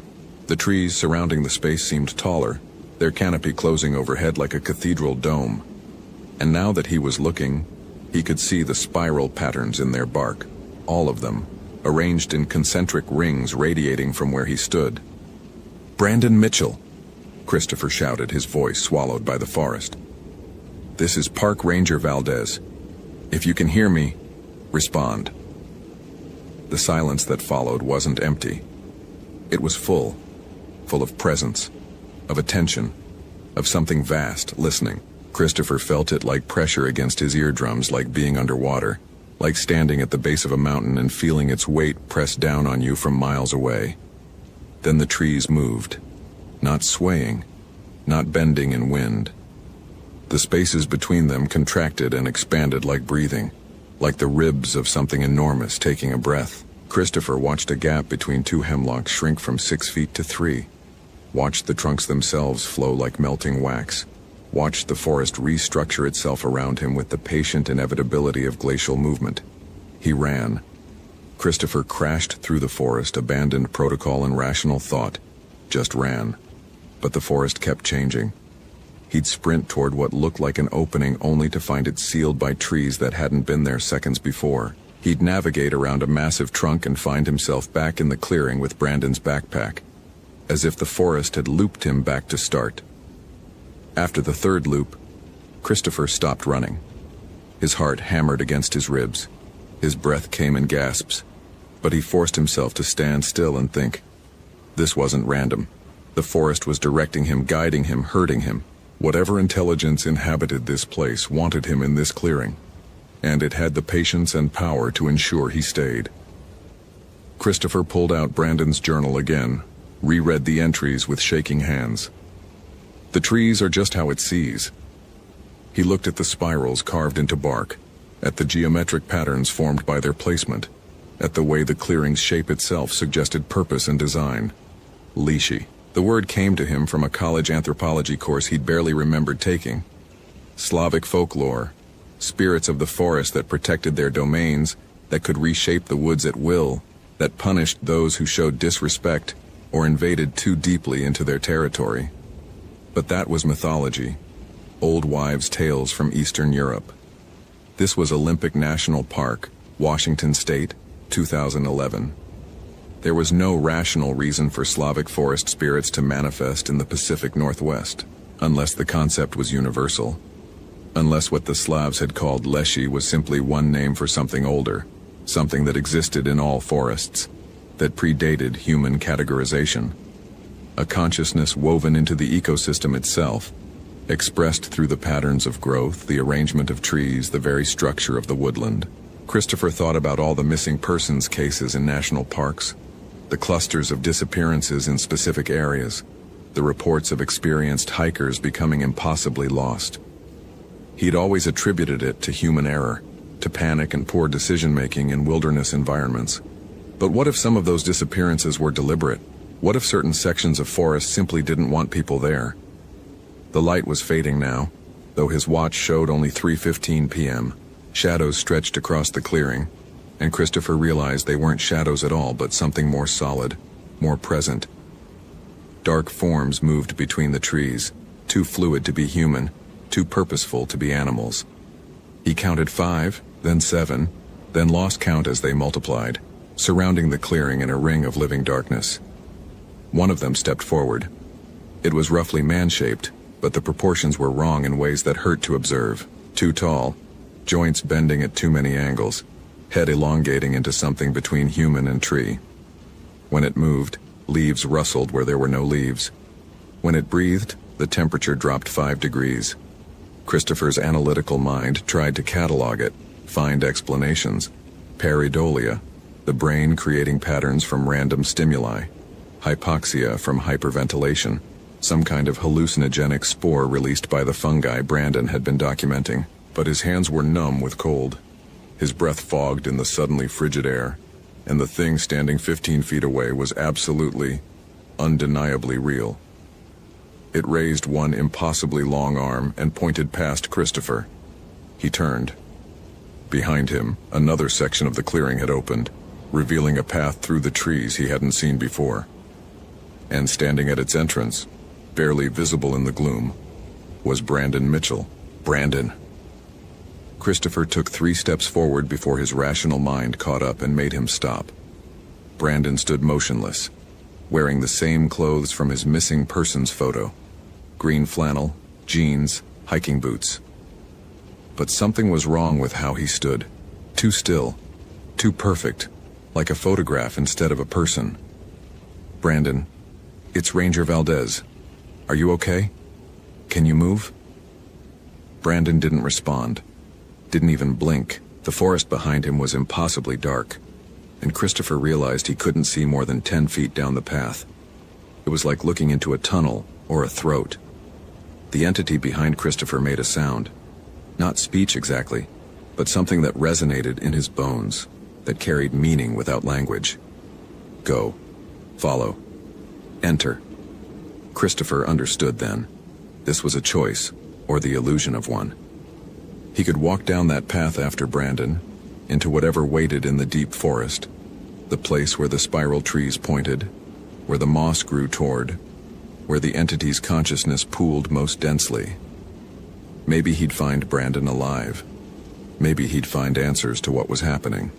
Or maybe he'd simply become another missing person, another case file, another name on the list of people who walked into the forest and never walked out. The alternative was to refuse, to somehow navigate his way back to the trail despite the forest's interference, to leave Brandon Mitchell to whatever fate awaited him in the darkness. The rational choice. The survivable choice. Christopher thought about his 6 years with the Park Service, about the reputation he'd built for logical analysis and skeptical documentation. He thought about the moss growing upward, about the photographs in Brandon's camera, about how badly he'd wanted to explain everything away with science and reason. He thought about standing in his apartment explaining to Brandon Mitchell's parents why he hadn't tried to retrieve their son, why he'd chosen himself over a 22-year-old kid who just wanted to photograph some mushrooms. He took a step toward the path. The entity made another sound, this one almost approving, and the darkness ahead seemed to lighten fractionally. Christopher walked forward, his legs moving on autopilot while his mind screamed at him to turn back. He passed Brandon's motionless form, resisted the urge to touch him, to verify if he was real or projection or something worse. The path led deeper into the forest, and with each step, the normal rules of space seemed to dissolve further. Trees grew at impossible angles, their roots forming staircases and bridges through the air. The ground beneath Christopher's feet felt solid, but looked transparent, as if he walked on water that had forgotten how to be liquid. Above him, the canopy closed into complete darkness, no sky visible, just endless reaching branches that intertwined into patterns that suggested language, mathematics, consciousness itself expressed in wood and leaf. He passed other figures standing motionless among the trees, hikers in modern gear and ancient clothes, loggers from the 19th century, possibly indigenous peoples from centuries before that, all frozen mid-step, eyes open but unseeing, like insects preserved in amber. Christopher understood these were the others, the ones who'd walked too deep, who'd tried to understand the forest and found understanding came at a price. The path ended in another clearing, larger than the first, and Christopher felt his mind strain trying to process what he saw. The trees here were old beyond measuring, their trunks wider than houses, their bark covered in spirals that moved and shifted like living things. And in the center of the clearing stood something that might have been a tree, Or might have been the entity itself. A massive presence that seemed to occupy more dimensions than Christopher's eyes could perceive. Brandon Mitchell stood before it, no longer frozen but moving in slow, dreamlike motions, his hands tracing the spirals in the bark, his lips moving soundlessly. Christopher approached him, touched his shoulder, and Brandon turned. His eyes were different. Not white like in the photograph, but filled with green light, with the bioluminescence of fungal growth, with something that was no longer entirely human. When he spoke, his voice echoed strangely, as if multiple voices spoke in harmony. "It's beautiful," Brandon said. "It's been here so long, since before humans, since before language. The forest is just the visible part. The real organism is underneath, in the mycelium networks, in the root systems, in the patterns of growth that span miles. It thinks. It remembers. It's trying to show us. Brandon, we need to leave. Now." "Leave?" Brandon smiled, and it was wrong. Too wide, too many teeth. "We're home. This is where we belong. All of us. The forest takes care of its own." He gestured at the frozen figures surrounding the clearing. "They understand now. They're part of it, part of the pattern." Christopher grabbed Brandon's arm, tried to pull him toward the path. Brandon's skin felt wrong under his hand, too cool, with a texture more like bark than flesh. "You're not thinking clearly. Whatever this thing is, it's affecting your perception. We need to get you to a hospital." "Hospital?" Brandon laughed, and the sound was like wind through hollow trees. "Christopher, there is no hospital, there is no park, there is no outside. That was all the dream. This is what's real. The forest, the pattern, the eternal growth and decay. We were always going to end up here. The spirals were always leading us home." The massive presence in the center of the clearing shifted, and Christopher felt a tension focus on him like a physical weight. Images flooded his mind. The forest as it had been 10,000 years ago, 100,000 years ago before humans had arrived, when it covered the continent in unbroken green. The slow, patient consciousness that had evolved in the networks of root and fungus, that thought in seasons and centuries, that perceived time as humans perceived space. It didn't hate humans. It simply didn't recognize them as permanent. People were ephemeral things, insects that crawled across its surface for brief moments before disappearing. But sometimes the insects walked too deep, saw too much, understood too much, and then the forest had to decide whether to let them leave with that understanding or incorporate them into the pattern, make them part of the eternal structure. Christopher understood he was being offered the same choice Brandon had accepted: become part of the forest, merge consciousness with the vast intelligence that inhabited the root networks and mycelia, exist forever in the pattern of spirals and geometric growth. Or resist and face consequences he couldn't quite perceive but knew would be terrible. "No," Christopher said. The word came out weaker than he intended. "No, this isn't right. This is some kind of neurological effect. Fungal spores, airborne toxins, something with a scientific explanation. I won't accept." Pain exploded through his skull. Not physical pain, but something deeper. The sensation of his mind being rewritten, his neurons forming new connections, his consciousness being reshaped into something compatible with the forest's patterns. Christopher fell to his knees, and through the agony he felt himself starting to understand, starting to see the beauty of it. The logic of surrendering individual identity to become part of something larger, older, more permanent. He thought about his apartment in Port Angeles, about the books on his shelf and the telescope by his window, about the small separate life he'd built with its neat explanations and rational structures. He thought about everything he'd tried to prove with 6 years of documentation and skepticism, the barrier he'd built between himself and the forest's mystery. And he realized the barrier had always been artificial, that he'd been lying to himself. That part of him had always known the forest was alive in ways science couldn't measure, that the rational explanations had been comfort blankets against a truth too large to accept. The moss growing upward, the trees rearranging themselves, the sense of being watched on night patrols. It had all been real, and he'd spent 6 years explaining it away. Christopher looked up at Brandon, at the green light in his eyes, at the smile that was no longer quite human. He looked at the frozen figures around the clearing, at the massive presence in the center, at the spirals that covered every surface.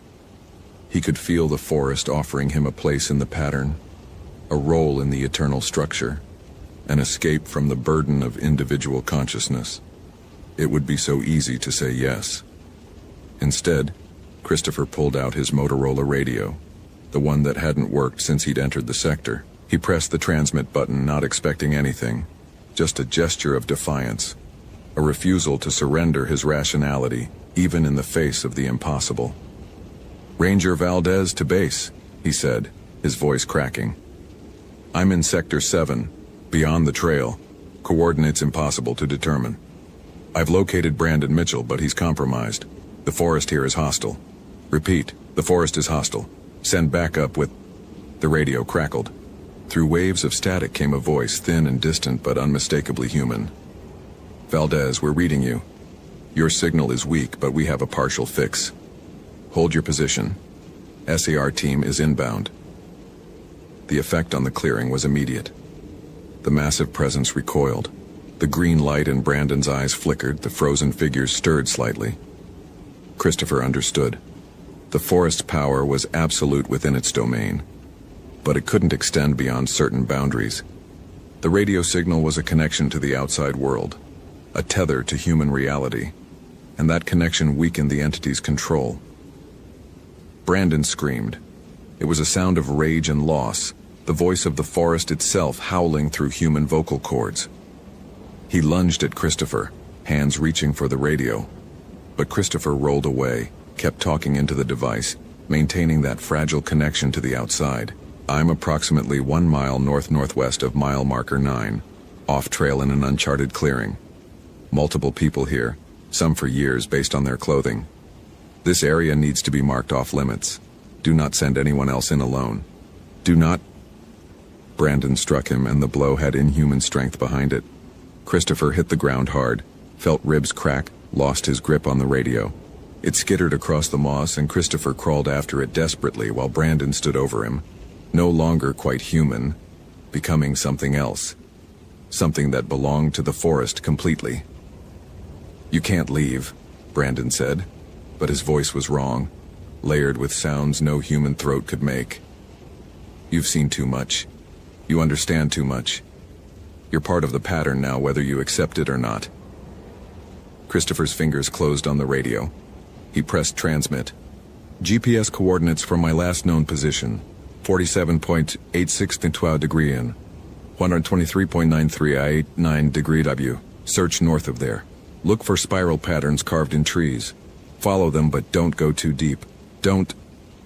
The massive presence in the clearing moved. It wasn't dramatic or violent.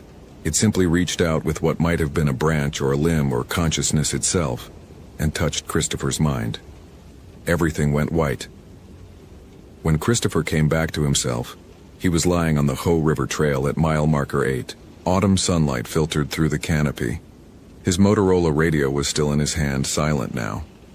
His watch showed 4:47 p.m. His GPS confirmed his position at standard coordinates with no flickering or anomalies. The moss grew north, as it should. Christopher stood slowly, inventory of injuries, cracked ribs, multiple bruises, hands torn up from crawling through underbrush. His uniform was covered in dirt and moss, his equipment scattered around him. It looked like he'd been through a physical ordeal, like he'd fallen or been in some kind of struggle. But his field notebook was gone. Brandon Mitchell's camera was gone. The photographs, the evidence, everything that could prove what he'd experienced in the clearing, all missing. Christopher tried his radio. "Valdez to base. Come in, base." "Base here." "Valdez, where the hell have you been? We lost your signal 3 hours ago." "I found Brandon Mitchell. He's not retrievable. Sector 7 needs to be closed. Mark it off limits immediately." "Slow down, Chris. You found Mitchell? What do you mean, not retrievable?" Christopher looked north toward where the clearing should be, though his GPS showed only unbroken forest. How could he explain? What could he say that wouldn't sound like hallucination or breakdown? The ranger who insisted on rational explanations, claiming the forest was alive and taking people. "I mean, he's dead," Christopher heard himself say. The lie came automatically, protective. "I found signs of a fall possibly several days ago. The terrain in that area is unstable. We'll need a recovery team, but only in daylight, and only with multiple rangers. No one goes in alone." He was lying. Brandon Mitchell wasn't dead. He was something worse. Alive but no longer human. Part of the forest's pattern. Existing in that space between life and incorporation. But Christopher couldn't say that. Couldn't admit that he'd walked away. That he'd chosen himself over retrieving Brandon. That he'd felt the forest's consciousness and run from it. "Copy that. Return to base for debriefing. SAR team will go in at first light with full support." Christopher started walking south back toward the ranger station, each step taking him further from that clearing and whatever intelligence inhabited it. He tried to tell himself it had been real, that the broken ribs and torn hands were proof, that the gaps in his memory and equipment were evidence. But already it felt dreamlike, unreal, impossible to reconcile with the rational world he'd built his identity around. They never found Brandon Mitchell's body. The recovery team went into Sector 7 at dawn, followed Christopher's directions to the area north of mile marker 9, and found nothing. No clearing, no frozen figures, no spiral patterns beyond ordinary bark texture. Christopher went with them, insisted on going despite his injuries, and couldn't locate the place where he'd spent 3 hours the previous day. The official report listed Brandon Mitchell as missing, presumed dead from exposure or accident in the Olympic wilderness. Case closed. Christopher was commended for his search efforts and given 2 weeks administrative leave to recover from his injuries. During those 2 weeks, Christopher tried to return to his apartment in Port Angeles, to his books and telescope and rational life. But he'd lie awake at night, feeling the phantom pressure of the forest's consciousness against his mind. Remembering the choice he'd made to save himself instead of Brandon Mitchell, he'd stare at the ceiling and wonder if the entity was patient enough to wait. If someday he'd walk into the forest for a routine patrol and find the trees had rearranged themselves again. Find the spirals carved in bark leading him back to that clearing. He requested a transfer to a different district. Request denied. The Southern Ho was his responsibility, his sector, and there was a shortage of experienced rangers. He was needed here. On his first patrol back, Christopher noticed something that made his hands shake. The moss at mile marker 8 was growing upward again. Just a few patches, easy to miss if you weren't looking, but unmistakably wrong. The forest was still there, still conscious, still waiting. And Christopher understood he would spend the rest of his career, possibly the rest of his life, walking these trails, maintaining the pretense of normalcy, keeping other rangers away from Sector 7, living with the knowledge that something vast and ancient inhabited these woods, and occasionally it took people who walked too deep or understood too much. He thought about Brandon Mitchell's journal, about the final entry. It's not the trees. The trees are just how it sees. Christopher had understood what that meant in the clearing. But now the understanding was fading, protected by his mind's defense mechanisms, rationalized away by the need to function in normal reality. But sometimes, on night patrols when the forest grew quiet and the darkness pressed close, Christopher would feel that presence again. Vast and patient and utterly inhuman, waiting for him to understand fully, to accept what he'd seen, to stop fighting against the truth that some mysteries had no rational explanation. The moss kept growing upward at mile marker 8. Every week Christopher would see it, documented in reports that went nowhere. Mark it as an anomaly no one else seemed concerned about. He'd look at those reversed patterns and know they were a message, a reminder, a promise from something that had existed in these forests for millennia, before humans arrived with their science and skepticism. He never told anyone the full truth about what happened in Sector 7. How could he? He barely believed it himself most days, and the parts he did believe felt more like nightmare than memory. But the cracked ribs healed wrong, leaving a permanent ache when it rained.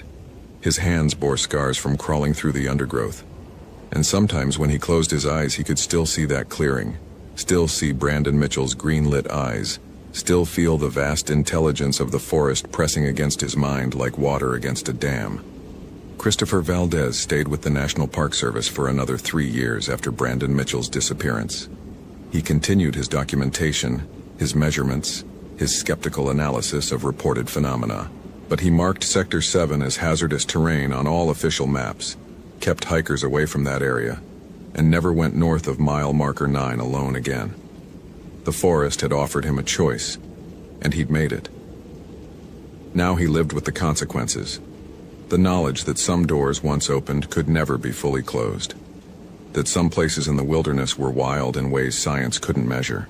That the line between the real and the impossible was thinner than he'd spent 6 years trying to prove. On foggy mornings, when the Hoh rainforest was most beautiful and most alien, Christopher would stand at the trailhead and wonder if Brandon Mitchell was still alive in that other place. If consciousness could really merge with forests and fungal networks. If somewhere beyond the mapped trails there existed clearings where lost people stood frozen in eternal contemplation of patterns that predated human thought. Then he'd check his equipment, note his coordinates, and walk the trail like the rational, skeptical ranger everyone believed him to be. And the forest would watch him with its 1,000 eyes, patient and eternal, waiting for the next person who walked too deep, who understood too much, who followed the spirals to their source. The moss kept growing upward. The trees stood in patterns no one else seemed to notice.